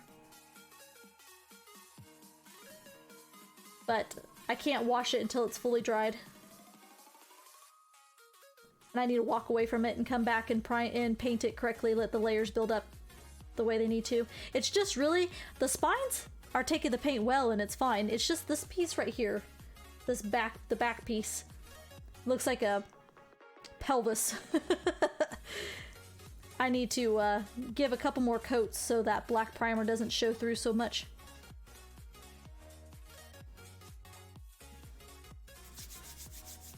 But I gotta clean up my desk too.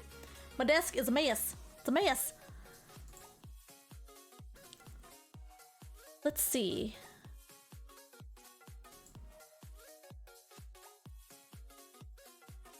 Who is on?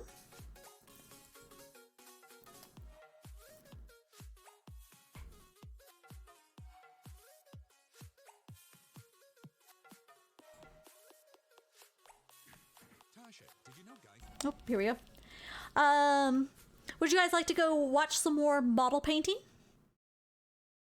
If you like the models, you're down for some more model painting, we could send you to a professional. Zambies doesn't know who I am, but I do watch her streams quite often. I'm a lurker in her area.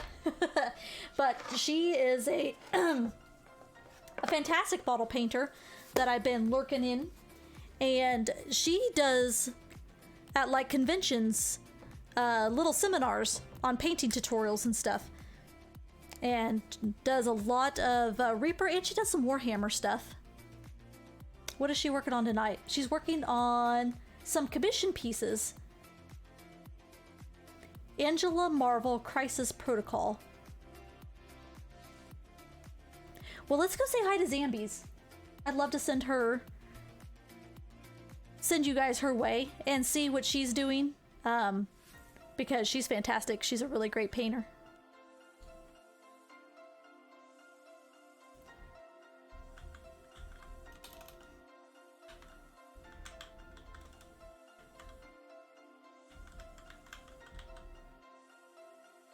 And then we can call it for the night, and I will finish up some of my my layering and my washing, and I'll post some pictures in the Discord, so if you folks didn't get the chance to tag along today, we will post some progress pictures. We'll come back and we'll paint Nagash on a future Sunday, and keep taking some progress with him. Like I said, this model would easily be a 40-hour model to paint if I was just sitting in my basement concentrating on painting and not being sidetracked with anything else. On stream, it's gonna be probably about 60 hours, I would imagine, to get him start to finish done, if we're lucky. So we got more streams of this to come. But we're gonna end it there for the night, and then we'll be back on Tuesday for some more fun stuff. Maybe do some Donkey Kong Country 3. Get started on that playthrough, since we've done 1 and 2. Those go by pretty quick as long as my platforming skills hold up to par. So we'll do that on Tuesday. I get my 3D printer tomorrow, so maybe we'll dink around in the Discord, post some pics on that. I'm gonna play with getting it set up, so if I'm sitting at my computer tomorrow playing with 3D modeling, maybe I'll throw some things in the Discord, and see you guys there if you want to come out and hang out. So, but thank you so much, French, for hanging out. I'm gonna send you guys to Zambies, so say hi, check her out. You don't have to stay if you don't want to, but she's also doing some model painting if you want to stick around for some more miniature goodness. And we'll catch you guys on Tuesday. Thanks for hanging out.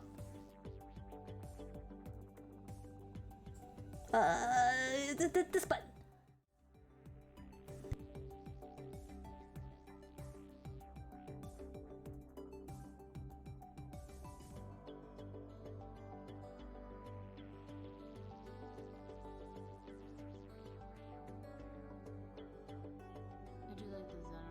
Oh yeah, if you're gonna do something like that, yeah, you can do that. No complaints. No complaints. Oh! I didn't have anything go off, but... Huh, that's weird. Guns of free spit, yeah. Gamer Inc. Hello, welcome in. My alert didn't go off, so I got confused about what was happening right now. Thank you for the raid. How was your stream? Hi everyone, I'm Zambies. We are talking about Reaper miniatures at the moment, but I am painting a Marvel Crisis Protocol. I can talk. Miniature. How was your stream? What were you doing? My hairdresser said not to use while in the bathtub. Yeah, you probably shouldn't do that though. Just letting you know, let's not do that. Every bottle of shampoo says to repeat on the directions. Yeah, repeat every time you shampoo your hair, not repeat twice. I'm about ready to go in my bathroom, grab a bottle of shampoo so I can read this, because I don't know what you're talking about. I use it to save time. If I read instructions, I would have to turn in my